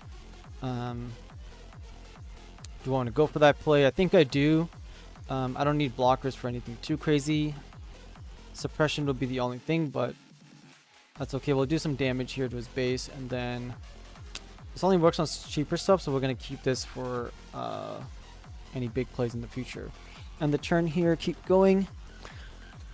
So this is a good example of, even this board state, we can still 100% have counterplay and beat something that is going this big. Which is kind of crazy, especially if we get Sasuna Link. We can actually do suppression hits, go for like big damage because he has no blockers, and then we can kind of go on from there. Here he board wipes me, but that's Neo Zeong for you.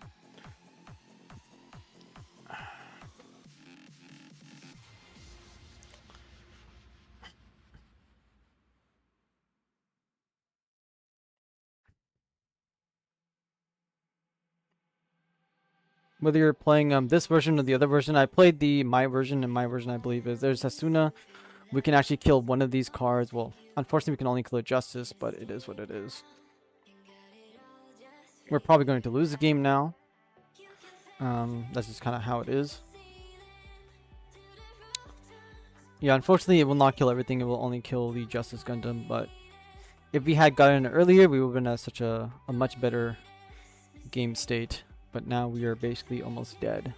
There's a heart, way too late. Yeah, if we can draw his pilot, we can actually draw a +1 and kill 2 things and generate more value. There's a play here. We milled to draw a second Sasuna, or first strike, and generate value off of that, but we're pretty much dead at this point. So let's actually go for that play instead of this play. Generate this. We draw a blocker. We can actually suicide this into this guy, and that makes him up to 3 AP for the turn, which with Zahar can kill something else as well, which we'll just end up doing here, attacking into 5 into Justice Gundam, and then we can play a blocker, but we're pretty much dead here, right? So we play blocker. We lose the game, so we'll concede here, go next. But that was a pretty good battle between a very strong deck being red-white and me not having all the answers that I required to win. Basically just being a pilot. Only drawing 1 pilot a game, while he drew, like, with Overflowing Affections, drew, what, 3? I think it was like 2 Kiras, 3 Meteors, 5 pilots in total. So, very fortunate for him to be able to clear my whole board and find the pilots. Here's into this guy. Again, my deck is much more favored into aggro because of what you guys just saw. But if he didn't have Neo Zeongs, and if I did have Sasuna, I would basically destroy him. So against Freedom decks, against other blocker swap decks, you'll have a much better time. Especially the way that I tried to board clear him. He was alive with 1 HP on each of his units, and that was good for him. This is a good hand. I'll keep it because I have Zahar to mill my deck, and I have all these early game cards to end up in my trash and slow down. If he's playing GMs, I can suicide my GMs to his GMs, and also I have a blocker. Once you let Neo Zeong build momentum, it's almost must stop exactly. And I'm not upset about losing to that, just like I'm not upset about losing to the O. I always preach to people that, hey, if a deck reaches its win condition, it deserves to win the game. That's just how it is. against the O, against Neo Zeon, I can out one Neo Zeon, I can maybe out two Neo Zongs, but 3 is going to be a tough time. So, yeah. But that was a good game, though. I'm sure even he was kind of like playing overflowings and doing things like that, going through the lines of what he can do to win the game. And obviously he was ready and prepared, as you guys saw, from not blocking my units, so that I do not get the advantage of the first strike earlier. If I did, he would basically probably lose that game, because I would draw into more and more cards a lot faster.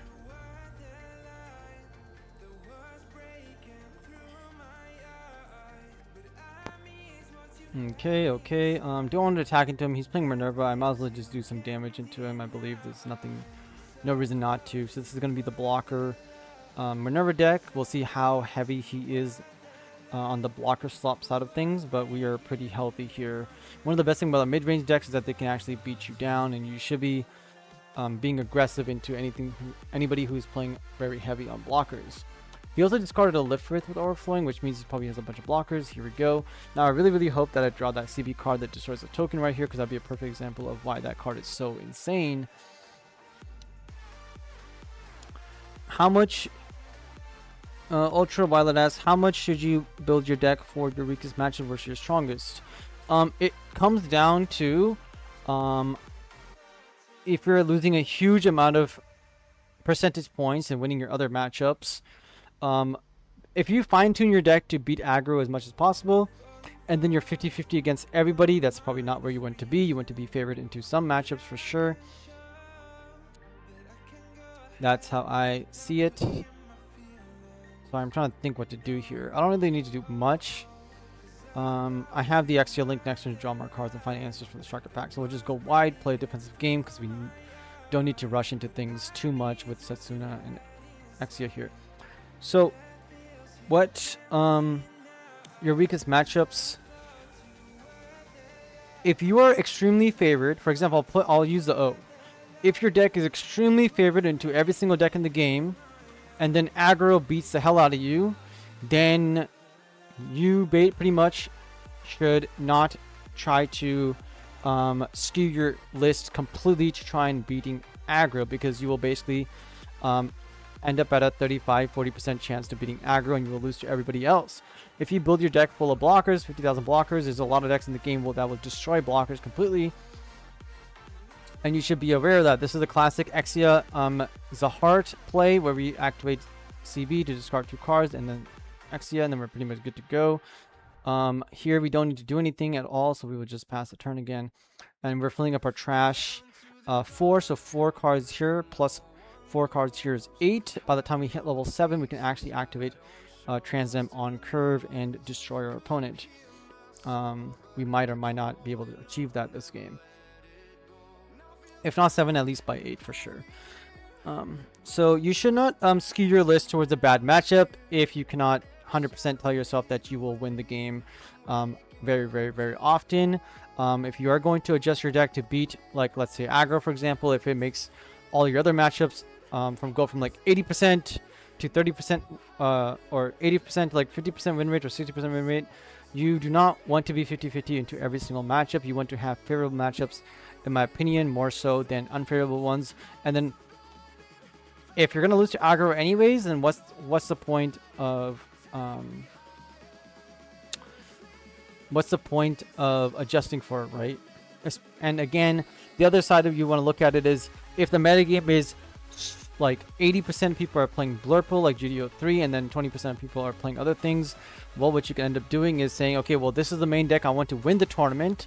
And if you want to win the tournament, then you either join them because it's the best deck in the game, or you build a deck like Blocker Slop that is going to basically destroy, or your best chances of beating aggro. But then there's a lot of decks out there like Clan and other decks that will basically put a stop to that.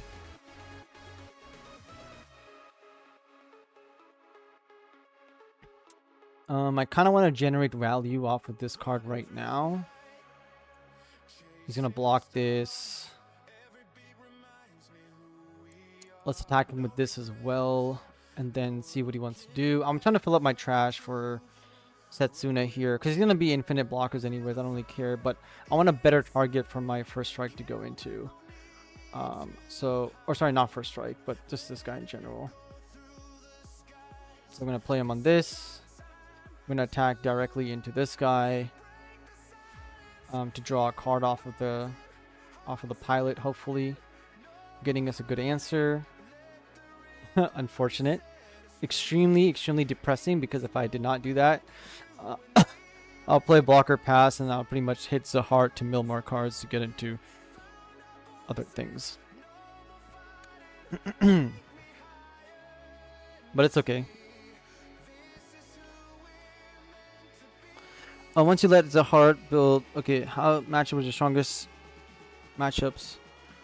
You want to be strong into overall every single deck. I think just simply if your deck by default or by slight tweaks cannot handle aggro, then do not try to beat aggro. Just try to beat everything else. There's a lot of decks like Clan and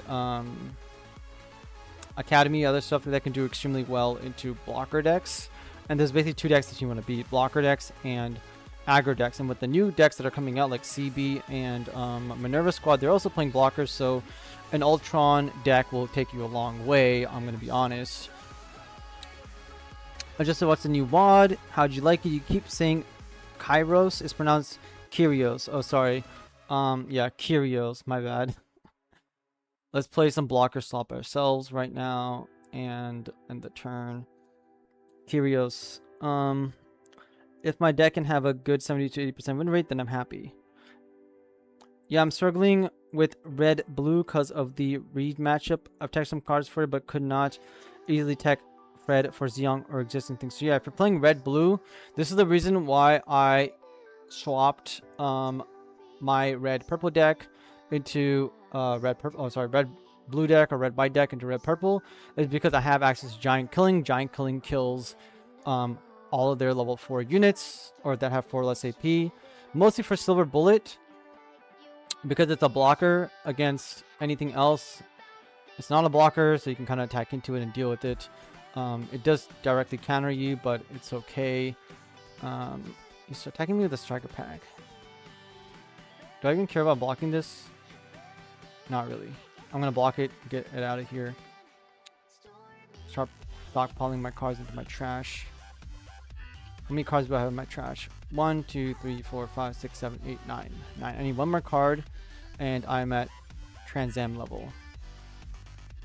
Now I'm going to have to go wide and hit him with this card to destroy his blockers, because I need Transam to hit his shield for sure. So I'm definitely going to kill this thing with this thing. He's going to special summon something. His blocker, totally fine. Yeah, you're gonna struggle into those cards. Did you hate cards? For sure. Okay. Well, the first thing is I can force him to block me with anything that he wants. So let's swing into this, see if he wants to block me. What are you gonna give me, sir? Please give me this so I can pop your other guys. Thank you. Okay, and now I can pretty much decide that I want to play... I kind of want to attack him with this card as well, but maybe that's not what I should be doing here. I should be playing a blocker. I should be playing this guy, and I'm going to ping everything for just one here. So I just want the Ale Strike dead. I don't really want everything dead.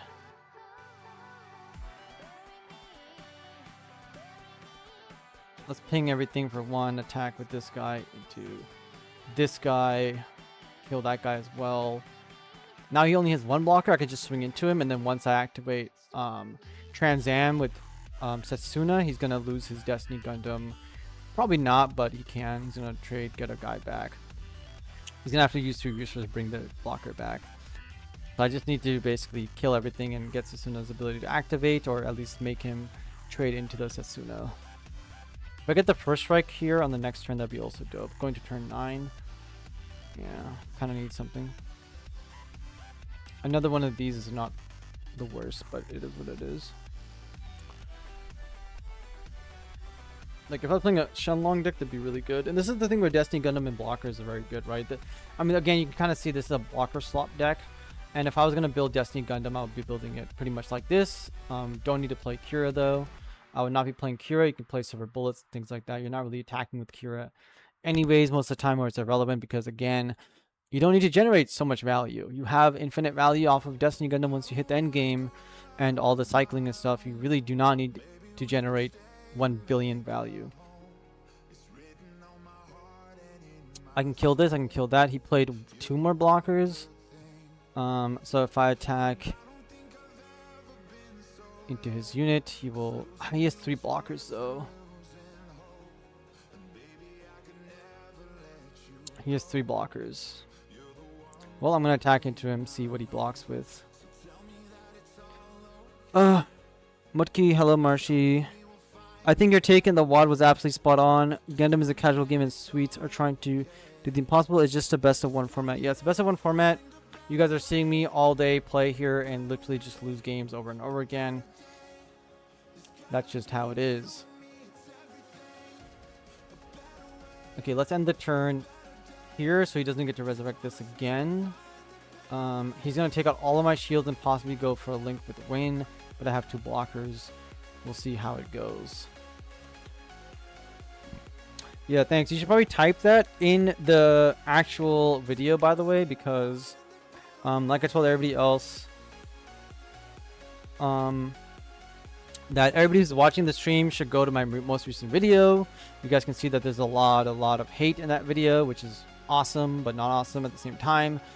And you guys should, you know, again, drop your opinions, drop your comments and all that jazz, because there's 40 of you guys watching it. I bet most of you guys have not actually commented on it. Sweats.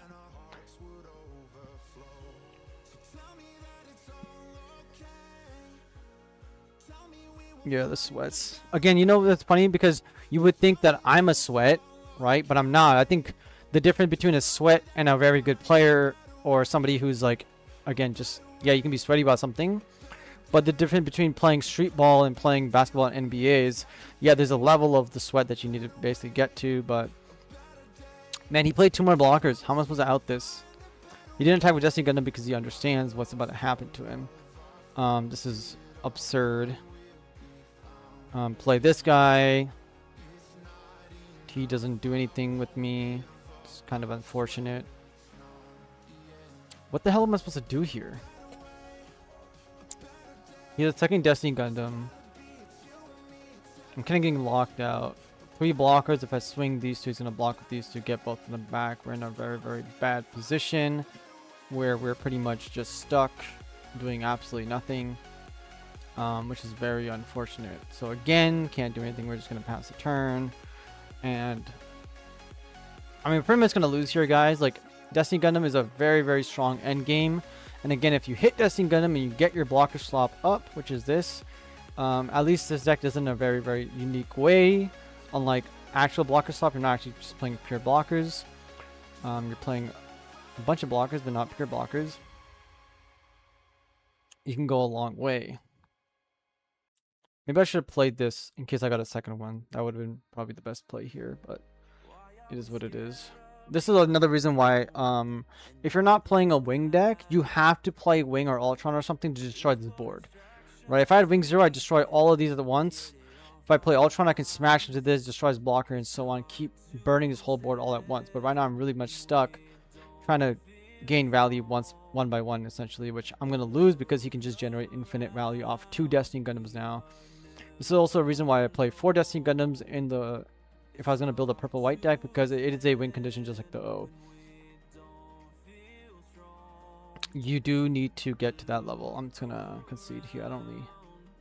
Okay, enough losing with this deck, guys. We're going to stop wasting our time. Not wasting our time, but I don't want to play this. We had close games. We had possible wins. We just didn't really get there in time. So I do need to go back to trying to climb, so I just don't lose like 2-3 hours of gameplay or 2-3 hours of climbing for no reason. That would suck. Why do I only have 47 cards? What did I just do? I deleted the GM.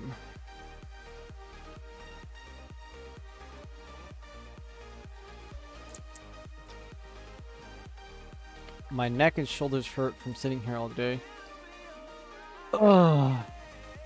The hate comments are priceless. 100% agree. I have the video. Thank you very much. Yeah, if you guys are watching on your phone on my content, you guys should 100% hype the videos every single time, because then that pushes them through the algorithm significantly more. So many people do not hype videos. It's a new thing that YouTube is doing. You should 100%, 1000% go on your phones and like literally just like almost like liking everything on Instagram. Hype up every single thing that you guys see from me every single time. Like, do not slack on that. That is kind of very important. I'm gonna be playing Kyrios. I like how you spelled that. With Victory Gundam, I can use the rest effects on a parts token to ping everything with one. No, you cannot. You have to rest CB units. Why did I mulligan that hand? Oh my god. Xeon Buster baddies. Yep, you took out the GM out of the list. Yes, sir. I remembered. Thank you. I mulliganed a very good hand to a hand, but it's okay. We'll play with it.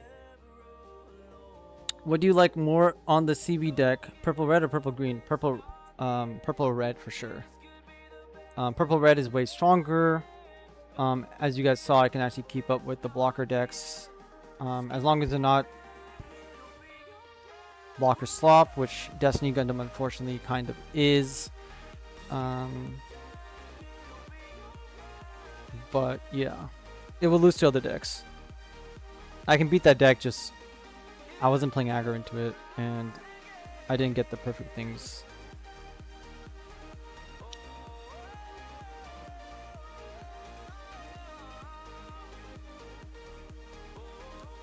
I like Hallelujah 100%. Yeah, I like purple red. Purple red is my favorite. What am I doing? Actually, no, it's fine. It's fine. It's fine. I did it right this time. Kill this. Do that. Play the Gundam. Play the Amuro. Attack this. Get it off the board. And then pass the turn.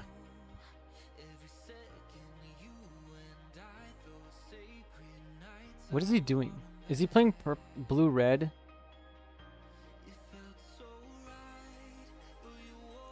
The new Hallelujah CB card, like the entire reason I made the last video is because, and why I commented on CB so much, is because it's a CB cards that are generating crazy amounts of value, crazy amounts. Clan already generated so much value, but it was still like kind of like all over the place. And now CB does it extremely well. Let's attack the shields here. Go aggro on him. Let's attack the shields here, not caring about what he has. Let's again not play the Corsica base yet. Save it on our hand for after his link or anything like that. Playing 2 units is better than playing 1 card, so that's what we're going to do. And then next turn we can play 2 units. Or 2 cards afterwards. Anti-Gundam, does he have? He has nothing. But 100%, if you guys have not went and commented on my video, do so and spread positive things about it, or your viewpoints that you guys are actually interested in, like it a lot, so that, again, we want both things. So people come to my videos and they say, hey, some people are actually liking Coach's things, other people are being insane about it, which is fine. What is this guy doing? Okay, I'm just gonna kill the Anti-Gundam here in a second. Goodbye, Anti-Gundam. It's nice knowing you. Here's the double Corsica. This is why this card should have been banned, because, or limited to 1, because yeah, this is the problem right here. When you have 2 Corsica bases, it's as if the card never got banned in the first place or restricted. He conceded. Perfect. We got a win. Man, did I really lose a lot of LP? Wow, I did really lose a lot of LP in those 2 games, eh? I was at 260 or something and I lost a bunch. We need to catch back up to 300, man. We cannot. We need to be at 300 today at least. But honestly, we need to be a little bit above 300 if I'm being honest. I don't want to play for another 6 hours, but I absolutely can play for another 6 hours. It's almost going to be like an 18-hour stream at that point or something.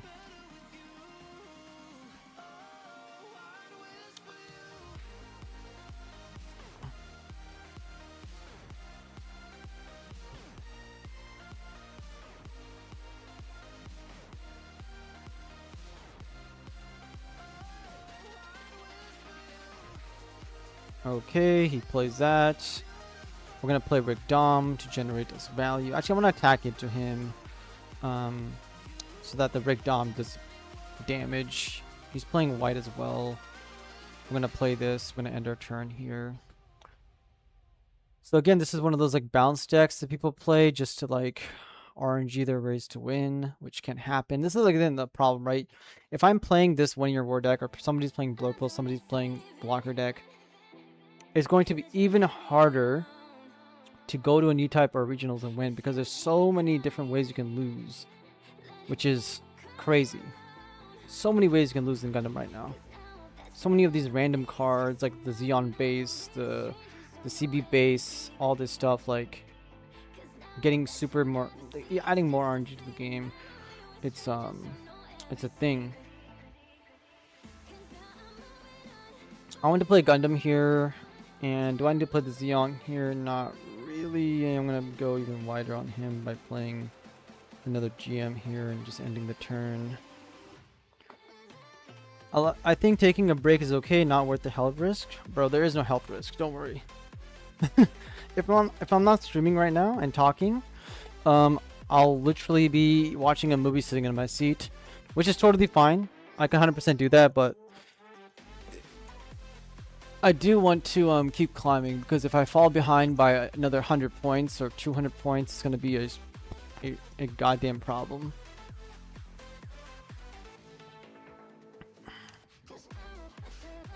Plus all you guys are in here with me, so it's totally fine. Okay, he did whatever he did. It doesn't really matter. Let's attack his dude here. Let's attack his Rick Dom here. I knew it. I knew he was gonna get the bounce card. Can that not be like the last card or something? So we're gonna go play, and the turn. Now we're gonna see how aggressive he wants to go, because I'm obviously low on shield, but also I have lethal on board. So he has to kill the Rick Dom at least once. If I get a link, he is also very dead. If I get the Char link, obviously. Okay, maybe he has double link. I don't think he has double link, but he's just going after my shields right now.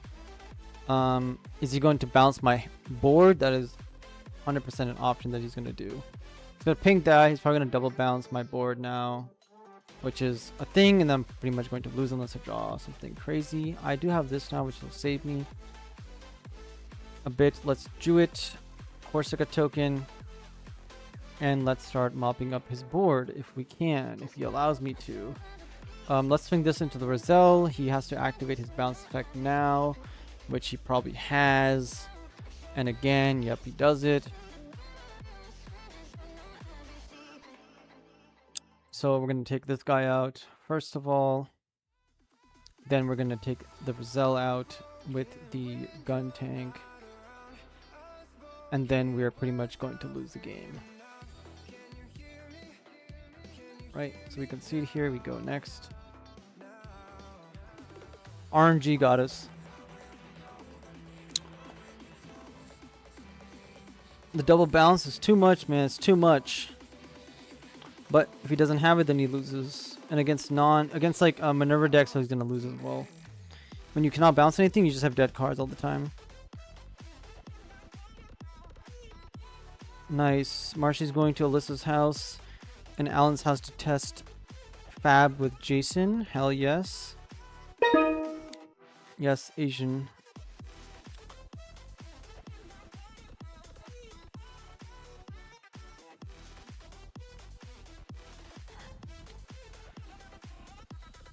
Okay, there's a healthy hand right there.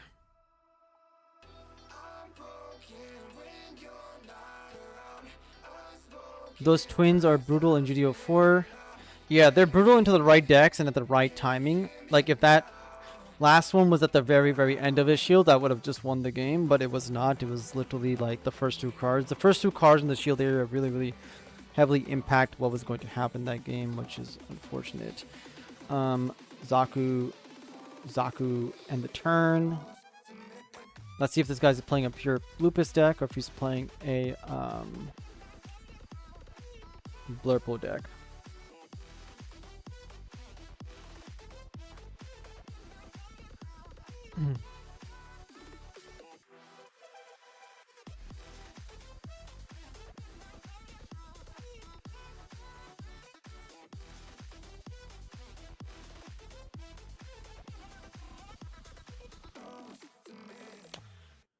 I'm gonna attack his shields, obviously. He has access to Rick Dom.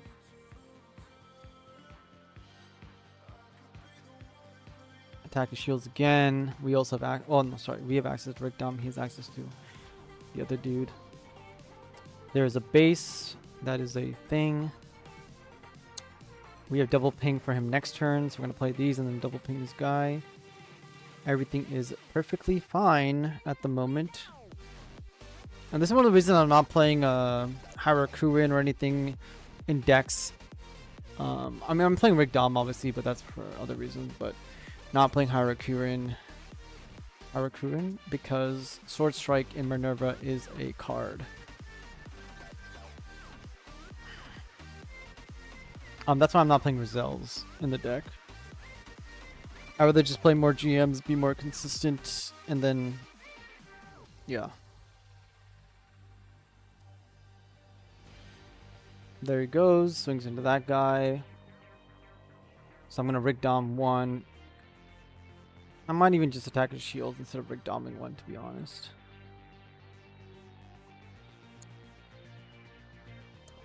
We'll see what we get. Okay, so he's playing more of a pure Tekkadan build here. Maybe he's playing Minerva Squad just to mill his cards. Looks like a Lupus deck. Yep, there's Lupus. He has 2 in his hand now. Not the end of the world if he's playing Lupus. Gundam Amuro. I don't think I need to activate it just yet. What I really want to do is play the Angsha, ping this guy off the board. I want to attack into his shield for 3, so that if he wants to kill this, he has to. I mean, he can't right now. But if he does manage to ping and kill it, whatever, I will be able to gun tank ping him, armor array, delete his other unit, and go from there pretty much. I can also play a white base here, which I will, just to draw more cards and end the turn. Baked Beans, it just feels like blocker slot, which might just have me sit out. Play several matches today with 20 blockers, units in hand. Just can't get momentum. Then as A2 Rick, Launcher Strike just makes it hard. Baked Bean, just play Shenlong Amuro. Or sorry, just play Shenlong decks. Just play Shenlong Ultron. If you lose your aggro, so be it. Have some amount of counterplay into it. Hell, you can play a red deck to burn all their aggro cards out of the picture, like CB cards, or the Exia card, close combat, all that jazz, and then play Ultron Shenlong to destroy all their blockers. So now you have a win condition to aggro, and you also have a win condition into the blocker decks as well. Right, and the Exia still works against tokens, so you can still pop the Justice tokens or Striker Pack tokens as we saw last game.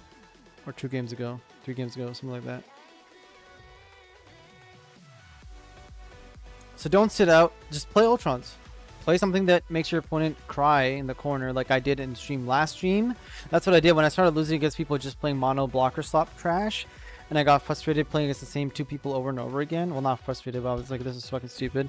I just went to Ultron Shenlong and I destroyed them. So that was it. Right?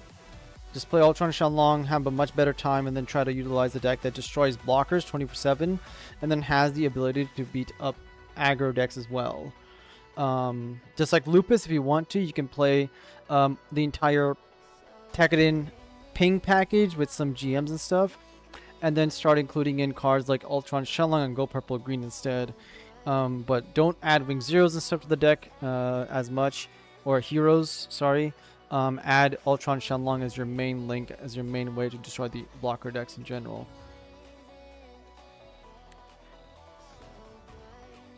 So yeah.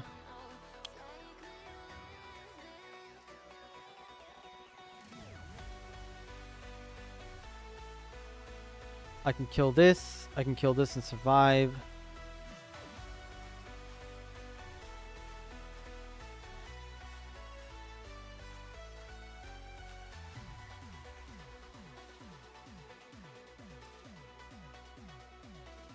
Do I want to kill the base immediately? No, I need to go wide first, and then I'll kill the base next time and reduce him to 0 shields.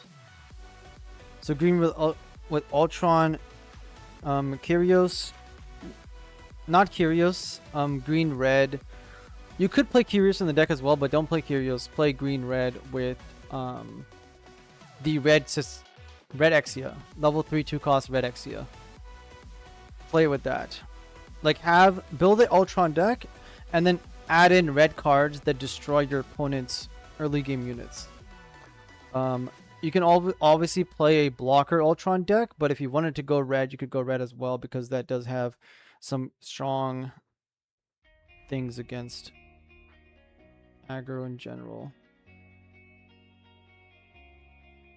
Okay, we're definitely going to take out his base here. I kind of just want to reduce him to 0 shield because I feel like there's almost no way that he can wipe my whole board. Oh my god, dude. Plays that card. Whatever, guess what? I'm going to still swing at your shields and not care.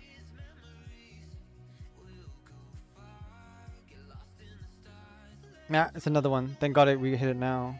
Give me back my gun tank. Nope.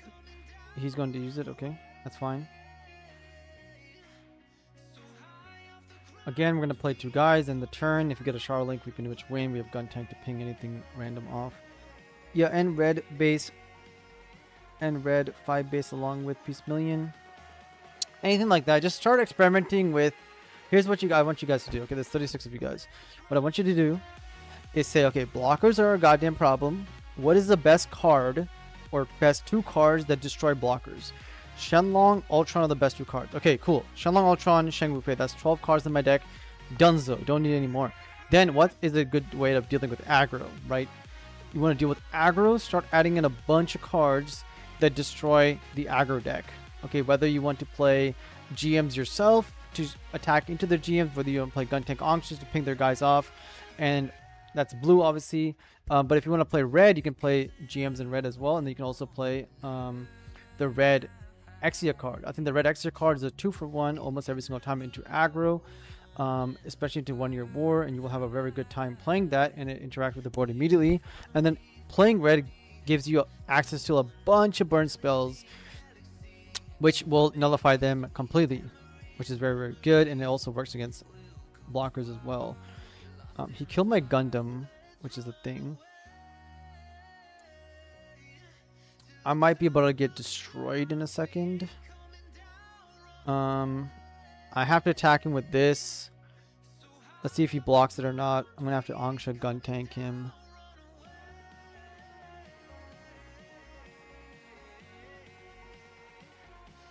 Now the question comes, do we attack with the Zaku 2 or not? I don't think we do. 1 ping, 2 ping, 3 pings. 3 pings. I'd rather just wait. And I mean, I know he has Lupus. I know he has Lupus in his hand.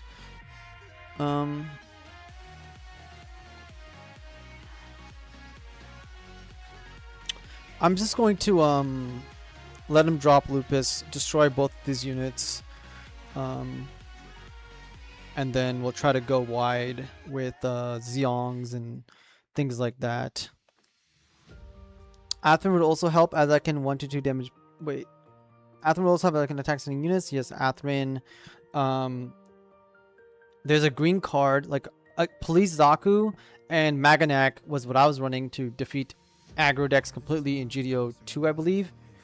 Please Aqua Maganak. Maganak allows your units to attack into low AP units. That's perfect for attacking into them with your units, Shenlongs, so on. Holy shit, level 6 CB, deal 100 damage to everything, so fucking good. Yes, sir. Yes, sir, Echo. Destroy the entire board. It's basically a turn 6 wing 0, and it also is a wing 0 into blocker decks, which I tried showing earlier on. Very, very good into aggro. This is why I think the red purple CB deck is undefeated. Playing into it, I've lost every single game, and playing as it, I have destroyed any aggro deck that I play against. I'm currently working on a green red Hathaway Char. Hathaway can make Zeong tokens go wide. Green new types, let's Turning Point dig for fight form and weenie stuff. Yes, sir. And also, if you have Zeong in the deck, if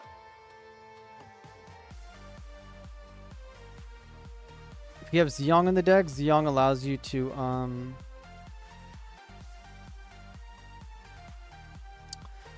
Zeong also pairs with the new type trait, which is going to be Hathaway, since Hathaway is a new type, which is awesome. Yeah, Echo, I told you would like red purple, or you should play red purple CB or red green, either one you want. But red purple CB I think is even better into aggro, just complete destruction. But either one you want. And that's why I'm telling everybody that if I was going to a new type or a tournament, especially as a new breath of fresh air, currently I'll be taking CB before everybody starts to realize what the hell the level 4 Kyros does, or Kyros, yeah.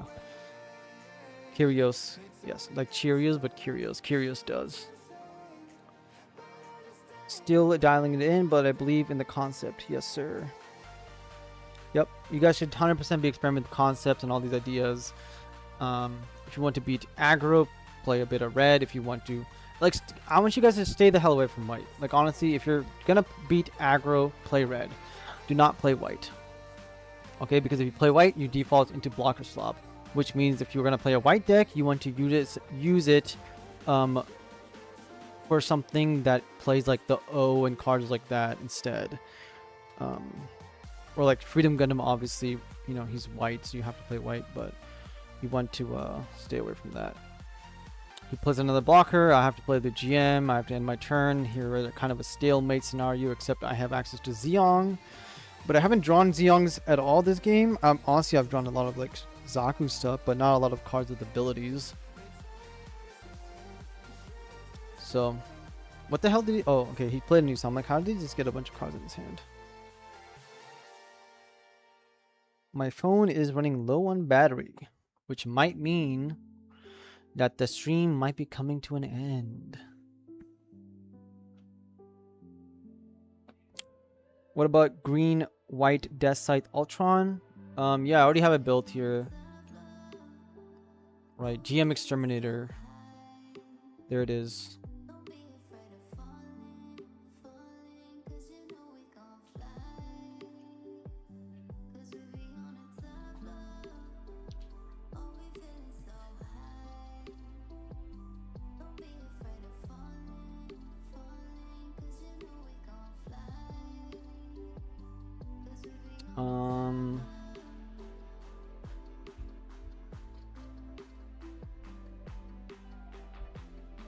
I think I lose. Why are we at 237, man? That's so depressing. I lost like 30 LP. I was at 270.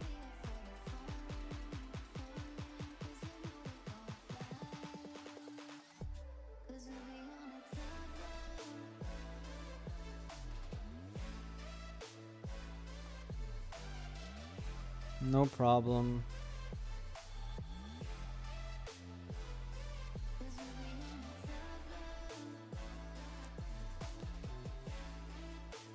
If I was going to a tournament today, this is a new type. This is a tournament deck I'm taking. Because F aggro decks and F these red decks. Well, the red decks are fine, but a lot of blocker swap decks, I'm not dealing with that trash, man. You want to play blocker swap? Guess what? We're going to get value of Shenlong. We're going to get value of Death Sight. We're going to get value of Zero, value of Ultron. Attack sending units with big Death Sight here. and I'm gonna ramp into it so quickly that you don't have time to set up as much. Wong Boy Wonder, hey bro, you planning on coming to Kiss I Am Me regionals in Florida? No, because I'm in Canada. Wong Boy Wonder, I'm Canadian, so I do not travel to the States to play because it's expensive, and I don't work 9 to 5, so this is my full-time job, so I don't exactly have the funds. Unless every single person in chat right now, if all 37 of you guys signed up for a month of coaching with me, I would be able to go whatever event you guys want me to go to for the entire year and more. But that's probably not going to happen, although I would love it if you guys all signed up. I would work my ass off to get you guys through all the coaching. But yeah, I don't want to attack him just yet. I'd rather attack with the Charizard 2 and go from there in the turn. Never seen that deck before. Want to show it off on stream. This deck I did play at the end of my last stream. Right at the end, I played it into the blocker slot players, and I did beat them favorably, unless I like bricked, or not even bricked. Unless I just like got steamrolled through RNG or some bullshit. Been trying blue-green Victory Gundam, and its works just can get steamrolled. Yes, sir. So, again, you guys, if you guys want more gameplay content, Wong by Wonder in chat does so. I'm sure you guys have seen his videos. You guys should definitely check it out. Check him out. Subscribe to his channel as well. Anybody who thinks I'm a complete asshole is completely wrong. Justified by me showing you guys. I don't want to attack here. I kind of want to attack with this guy just to lower his defenses a bit. Give me more cards. Maybe another Xeon card to play to Zaku's. That's fine. I don't care if he just generates a value here. I lost my pilots, unfortunate, but that is how it is. I will suicide here. 2 for 1, not a big deal. It's okay. I want to start getting the damage in. If I had drawn 2 GM, that'd be sweet. Or 2 Zaku's. We're gonna play the Sharzaku here, because if he kills this, we already do 2 pilots that went to the bottom of the deck, which means we need to start digging even deeper to get through the rest of our pilots.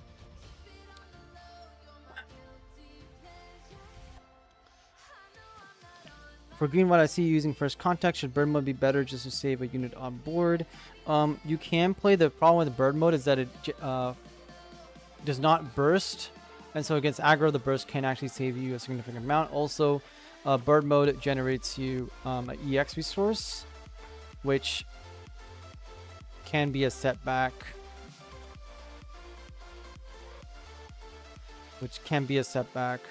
Overall.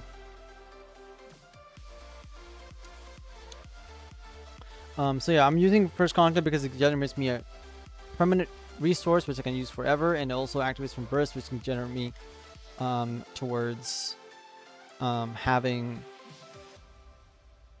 level 8 faster into ring 0 or something. Especially if you hit 2 burst cards in a row, it can go a long way. This guy's just not gonna block. Okay, he's just gonna take all the hits. There's a Cure Link, whatever, don't really care. Let's give him a Rig Dom to bounce instead of the token. If he bounces the token, then we can Rig Dom into him and do all that jazz. Bro, do what my homie does. He brings a lot of product from Canada, play in the US. Events to sell because CAD is cheaper, so he sells a lot in the US to fund his trips. My trip, even then, would still be $1,000, and I don't have the justification to do a business expenditure and possibly go negative. I'm also getting married in August, so all my money went towards that. So yes, that is why I'm trying to make a bunch of extra money off of coaching. Well, I'm still doing coaching and trying to push it relatively aggressively, kind of. Simply because I just spent a bunch of money on that. But good stuff, bro. I'm going to keep testing with my group. Just thought I would hop in to see what's going on in the top ranks of MSA. Yeah, Wong Boy Wonder, go check out my newest video if you haven't already, and comment on the video since you're also a YouTuber, and give the channel your thoughts on whether you agree or disagree with what I said in there. We are going to destroy everything. I can just go for shields here, but I'm gonna do this instead. destroy this, and then we are going to go for shields here, drop 2 units, and then Amuro next turn for whatever he has. Yeah, I would love a comment from Wong by Wonder on my newest video and thoughts on that.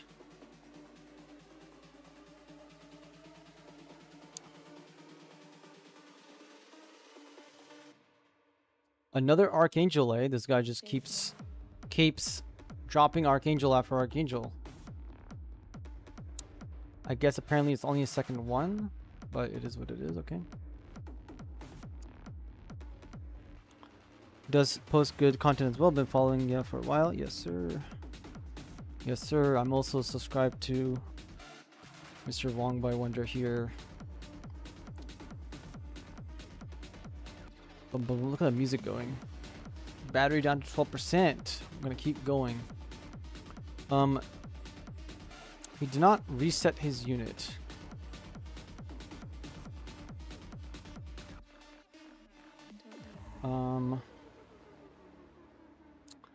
We're kind of in a pickle here. If I go armor arrest his unit,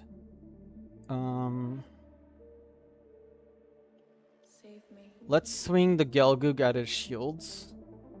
Let's see if he wants to trade something or just not. I could have attacked his Ailstrike actually. I should have attacked his Ailstrike, forcing him to block. But now I can actually rest his I can rest his guy, swing into it, generate more value off of that. Heal the base, then swing at his shields. You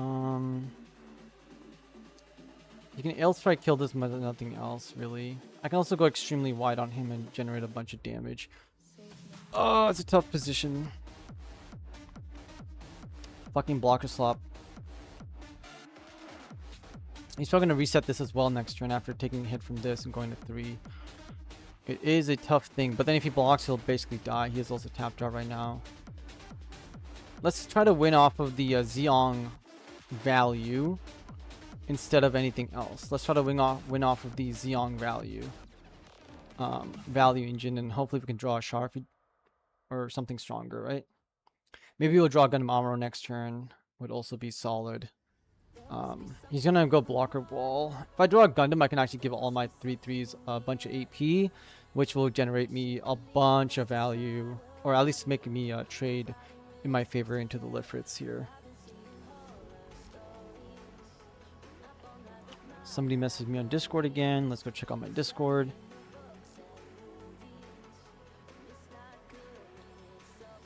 What is your opinion on squeezing the pilot into the blue green stack? He left for the Gelgoog, can be tossed in the shard. 2 of it in, really distributes, then blocking with my level 4 low blockers. All this unit block on 3 units to 8.5. I'll get back to your comment in a second, Ghost.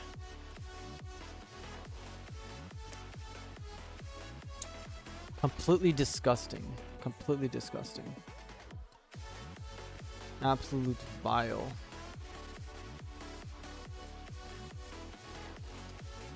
Let's start sacking my 2/2s into his units, forcing him to block. Maybe he overthinks this, maybe he doesn't. Since we'll be getting extra 2/2s off the Zeong, I want to do what I can here.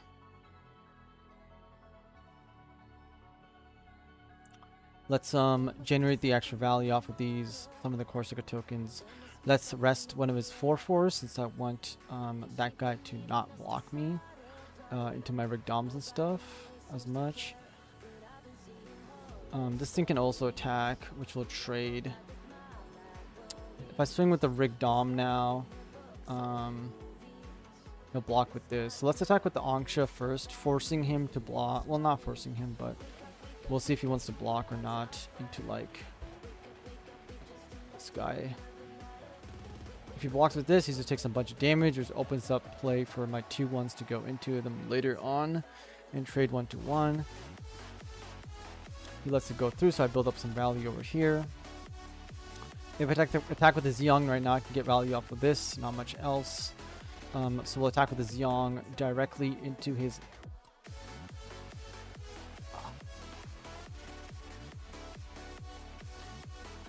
I want the Zeong I want the Rig Dom to really hit his base here.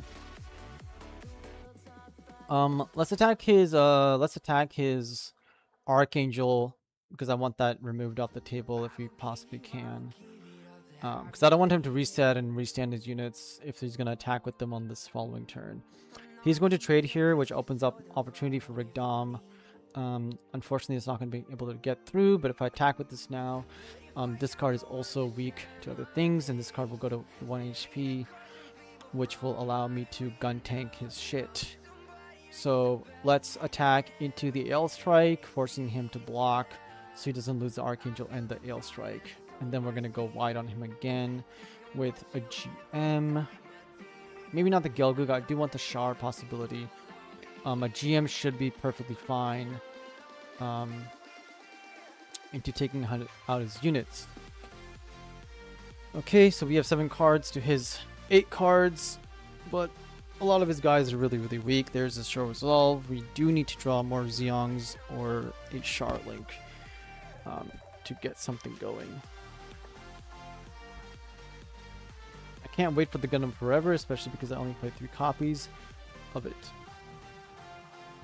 But I do think we should be drawing a pilot relatively soon, since we've only seen 1 so far and we're pretty deep into the game.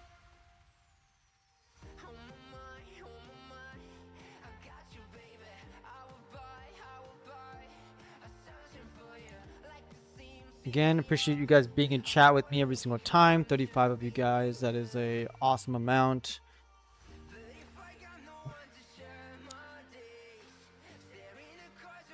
Another Ale Strike, balance my guy, swing into my guy, generate more value off of the Ale Strike. Hopefully I can draw a gun tank or something here. There is the gun tank.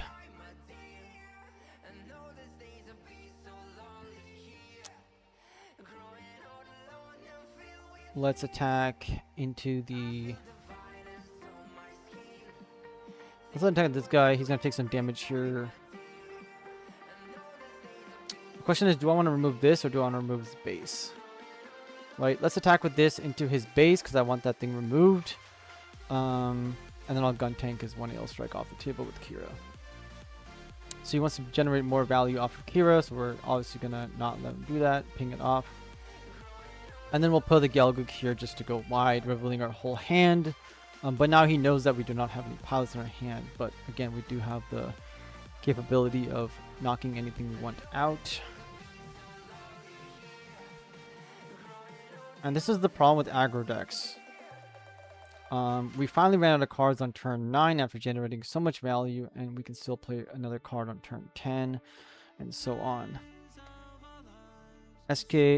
S2K Crazy J, hey coach, how's the deck testing going? The deck testing is going, I mean, it's not really testing, but it's going perfectly fine. We are doing well, and we are basically playing a Xeon deck. 1 Year War, we're climbing to the top of the ladder. Well, we were rank 2, very, very close to rank 1. And then we stopped playing when we could have hit rank 1 in just a few games. Probably should have done that just to say I've hit rank 1, but I was like a couple points off. And then we got to rank 2 again. Then I basically didn't play a lot, and then now we are trying to get back to a higher rank. We did lose a couple points playing CB, but it is what it is. There's my Char. I do want Archangel out of the photo right now. So let's give it to Archangel so he doesn't get to hit my shields, reset, hit my shields, reset. And then he has 3 blocker wall here, which is unfortunate. I cannot get through that at all. So we just have to keep passing. Stalemate scenario. It's going good. I think I'm rank 6 right now. Just dropped from rank 4 to rank 6. I think the highest I got to was rank 4 today.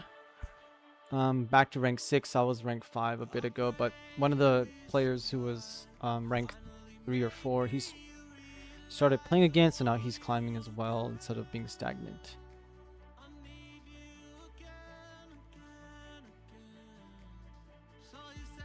Again, I could go for another 5 hours of streaming, but I don't know if I want to. My phone is also about to die, so it's probably going to be time for me to log off here shortly, eat some food, and then probably stream again tomorrow. If any of you guys are interested in coaching, I've got the message pinned for my coaching services and the pricing and everything. Reach out to me at CoachWing0 and add me up. And then on top of that, if any of you guys are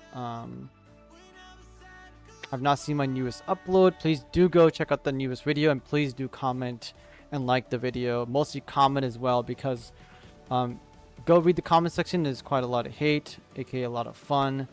You guys should go check it out and join in. Man, we are just losing now. What is happening?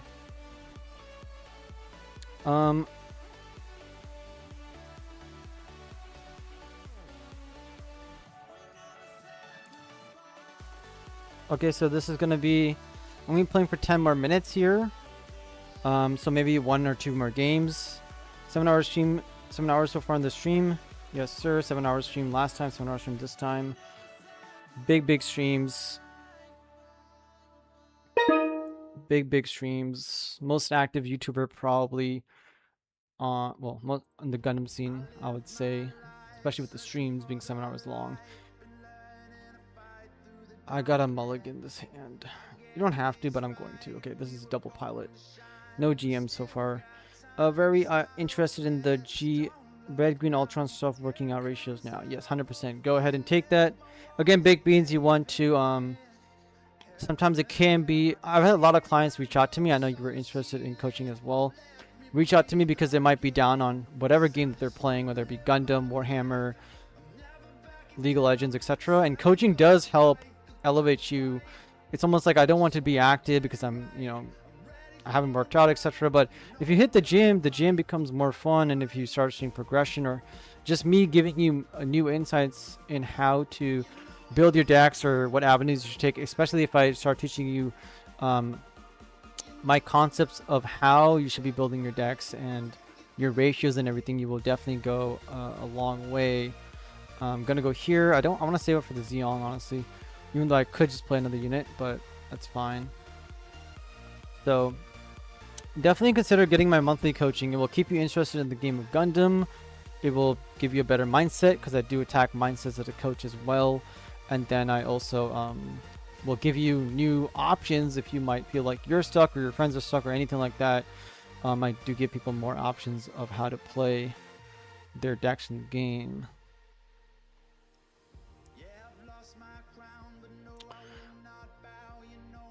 Thoughts on Xavier, command pilot. He's a new type to proc Zeong to generate tokens, or if you have Char, you can use it to keep your command tokens alive another night. Yes, 100%. So Xavier is in a deck, and I did talk about it on the very first day of very first time that we went live on stream, that Xavier and Lala soon are pilots that can go into the deck to act as another pair effect with Zeong, especially if you're playing non-blue, right? As soon as you remove armor out of the deck because you're playing non-blue, you can do many things. I do not want him to keep this card alive, so we're going to play the pilot, and we are going to kill his unit.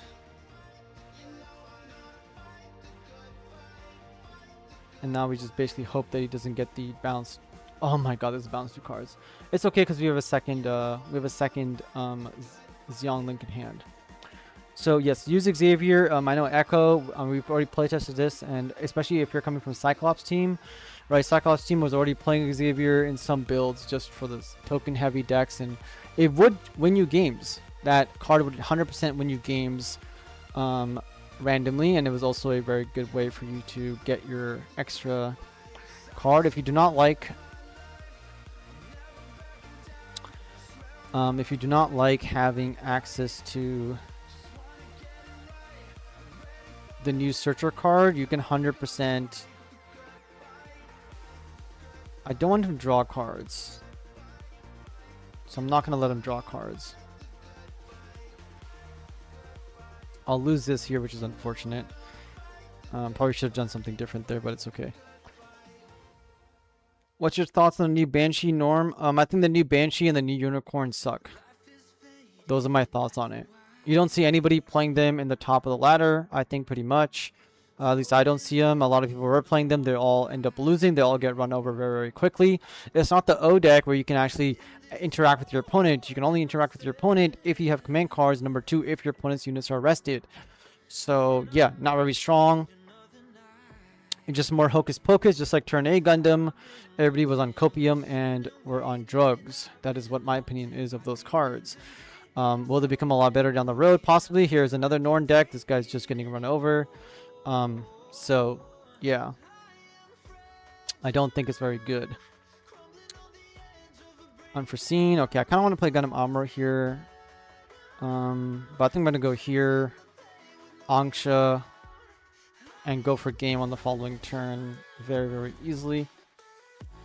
Hopefully, at least. If he gets a bunch of bounce spells and stuff, then it interacts with us. There's his pilot. Here you guys can see he spends his entire turn pretty much going at that. Okay, is he gonna play the card to bounce my tokens or what? He's gonna exile 3 cards and 3 more cards to kill my tokens. I shouldn't have attacked with the 1 token because it was unforeseen, but I got distracted not seeing that it was unforeseen. Don't care about this guy at all. And this should possibly be game right here.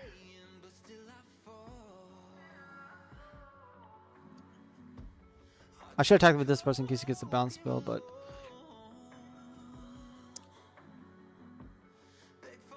there goes the deck you were just asking about. Norn, absolute trash. One more game, guys, and then we'll be calling it there, I think. In my opinion, the Penelope Flight Form and Norn combo go crazy, but the consistency of getting them both out is not there and not serious. Good for locals, though. So you think that the O is better than blue-white deck? Yes, 100%. I think the O is a lot better than Norn and is a lot better than Banshee and all that unicorn stuff, because all those Banshee and reducing AP cards require your opponent to have tapped units. You cannot tap your opponent's units unless you play the O, right? The O allows interaction, but this card, what the other cards say is that they don't give you interaction, they give you the Kira effect of minusing your opponent by AP, which is okay for generating value. But I'm going to tell you right now, a lot of decks can generate value in other ways, like drawing more cards, Charles Locker 2, Neo Zeong, G-Fred, etc. There's no reason to reduce your opponent's AP, and in people's minds, it's like, oh my god, I can attack infinite times and board wipe my entire opponent's field. It's like, my guy, if they have attacked with 5 units into your shields and you then clear their entire board in your magical fairyland without taking any damage, it doesn't matter because you're probably at 0 shields and about to be killed. That's the problem with it. Like you saw right there, he couldn't exactly go infinite, and neither is he going to have the ability to do so against a 5 long field. You're better off just playing like 3-4 Lifrits instead. So as strong as that card is for possibly board wiping somebody, it's not extremely strong. The reason why the blue Banshee is strong from GD01 is because it gave you double strike, it gave you double Kashashia or Merida cruise ping, and it was allowed you to attack your opponent's shields twice in a row. That was actually why it was strong, because it would end the game if you attacked your opponent's shields twice. You cannot do that with this other card. What am I doing here? I really want to kill this token, but I can also double ping this and get it off the board. I don't have a triple ping. I can Amuro onto this, tap this, take it out. Not really. I can Amuro gun tank Angsha that. I'll do it next turn. Not really too worried about it right now. Yeah, let's just chill here with a slow hand. Hopefully he thinks that I break or something. The O is an engine by itself, and thus it is significantly better. It is a end game. I stand here, and if I destroy you. The Norn and all these things require other requirements, which are simply just not good enough. Like, the Norn deck's not being an O deck. You play the Norn, the O goes like, I'm going to rest your Norn, I'm going to destroy it. End of story.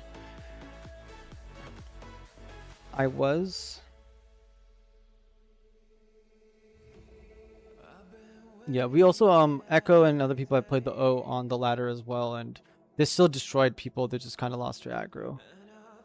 And the CB deck gave them a little bit of a hard time. Okay, we don't want him to generate infinite value off of this card. He has no blockers right now. I could just go at his shields big time. But we have to put the Amuro, we have to rest his infinite value engine, we have to destroy it right here so he doesn't draw infinite cards. We then need to play the Charzaku, and I don't mind losing shields against this guy, so that's perfectly fine.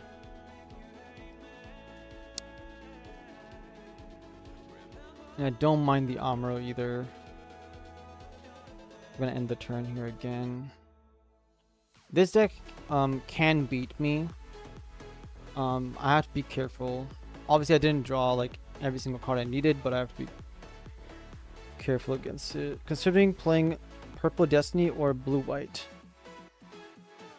Blue White O. Start playtesting the Destiny deck.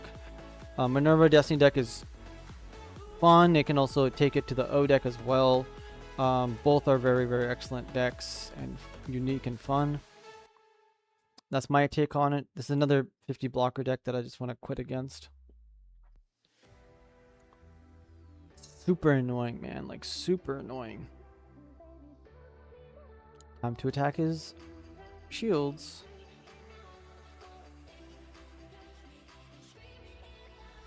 He did not block it. Okay.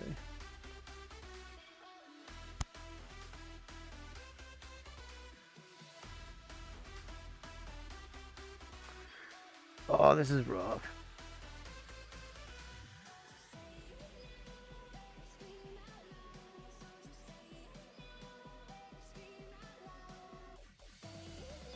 Let's rest his 4 AP guy and then attack into this guy because I need to deal damage to him. So if he ever decides to block or attack into anything else in the future, he is going to die, but of course he's going to block it for that reason. But now my gun tank Amshas can ping this guy off instead, so that's something.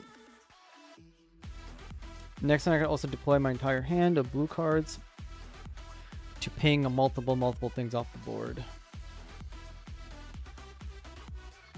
I did see your video why you don't like the level 6, but I do like Psycho the most. I mainly use it in a blue purple Barbardo deck. So again, yeah, you saw the video, but again, I don't. In that video, I said it's not about me not liking level 6. It was about, well, I do say level 6 is like a shit thing, but it's about why is it shit, right? So I did build a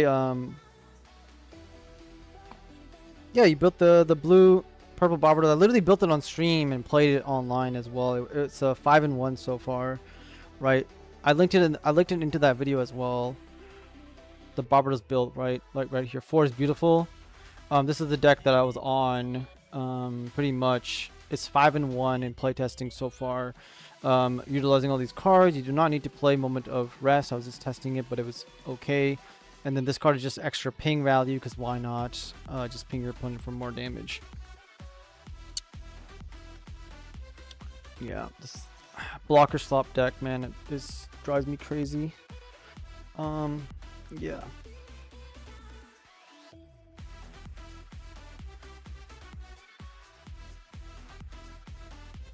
What the hell has he done? He played another card to generate infinite value off of it. I need to attack into it. I'm gonna lose this game, probably for sure. So here he's blocking with that card. That's fine. Now we are going to again attack into it because I need to kill it. If he takes one of these, I can finish him off.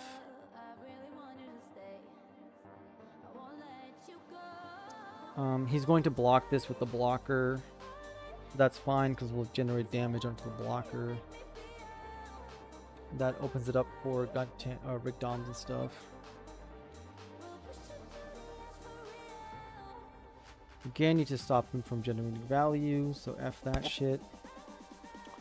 Now he only has 2 blockers. We have 4 cards, 3 to 4 cards. Obviously we have slightly more because these tokens cannot do much, but he's going to trade one of them The other one is not really relevant at the moment, and we should be out rallying him overall once we start dropping more and more cards. Bum, bum, bum, bum, bum, bum, bum, bum, bum.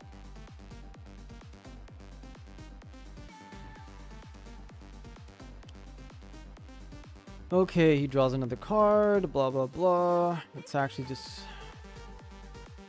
Oh, it's like I'm getting a headache playing as blockers, man.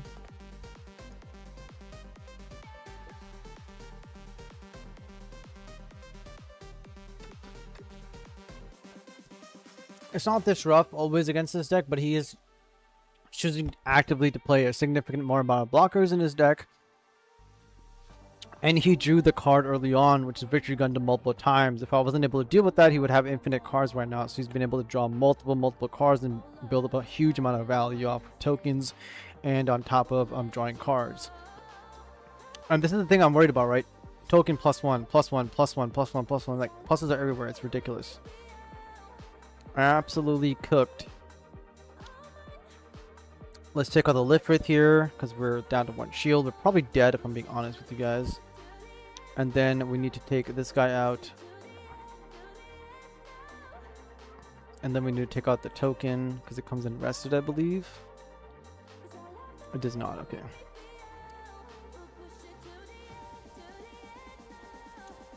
We'll do this. We'll attack his shield for 1 damage. It is what it is. And then we're probably dead if he has a link, which his deck has a high amount of links. So we'll see. We haven't seen any bases. There could be a base in the last shield there. Probably a 20% chance or so.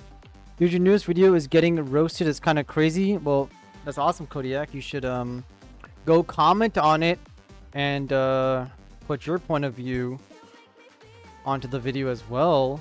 Unlike everybody else in chat who doesn't want to comment on the video, should go do it. If your next video is anti-slopper deck, I wouldn't be mad to click a like on it. Baked Beans, are you not liking my videos? How dare you? How dare you? You should like the stream and like the videos. We're friends on Discord, man. Come on. I lost. Okay, guys, that is the end of the stream. We unfortunately, where did we get to here? We are only 6th place because we actually lost from... We're at 280 something points, literally rank 4. We dropped all the way to 6th place here. Unfortunately, we're not too far off of top 4, but getting to the 300 mark will be a reach. We were very close to it. Unfortunately, we hit a dry spot and started losing a bunch of games. Also, some of these guys started to actively play.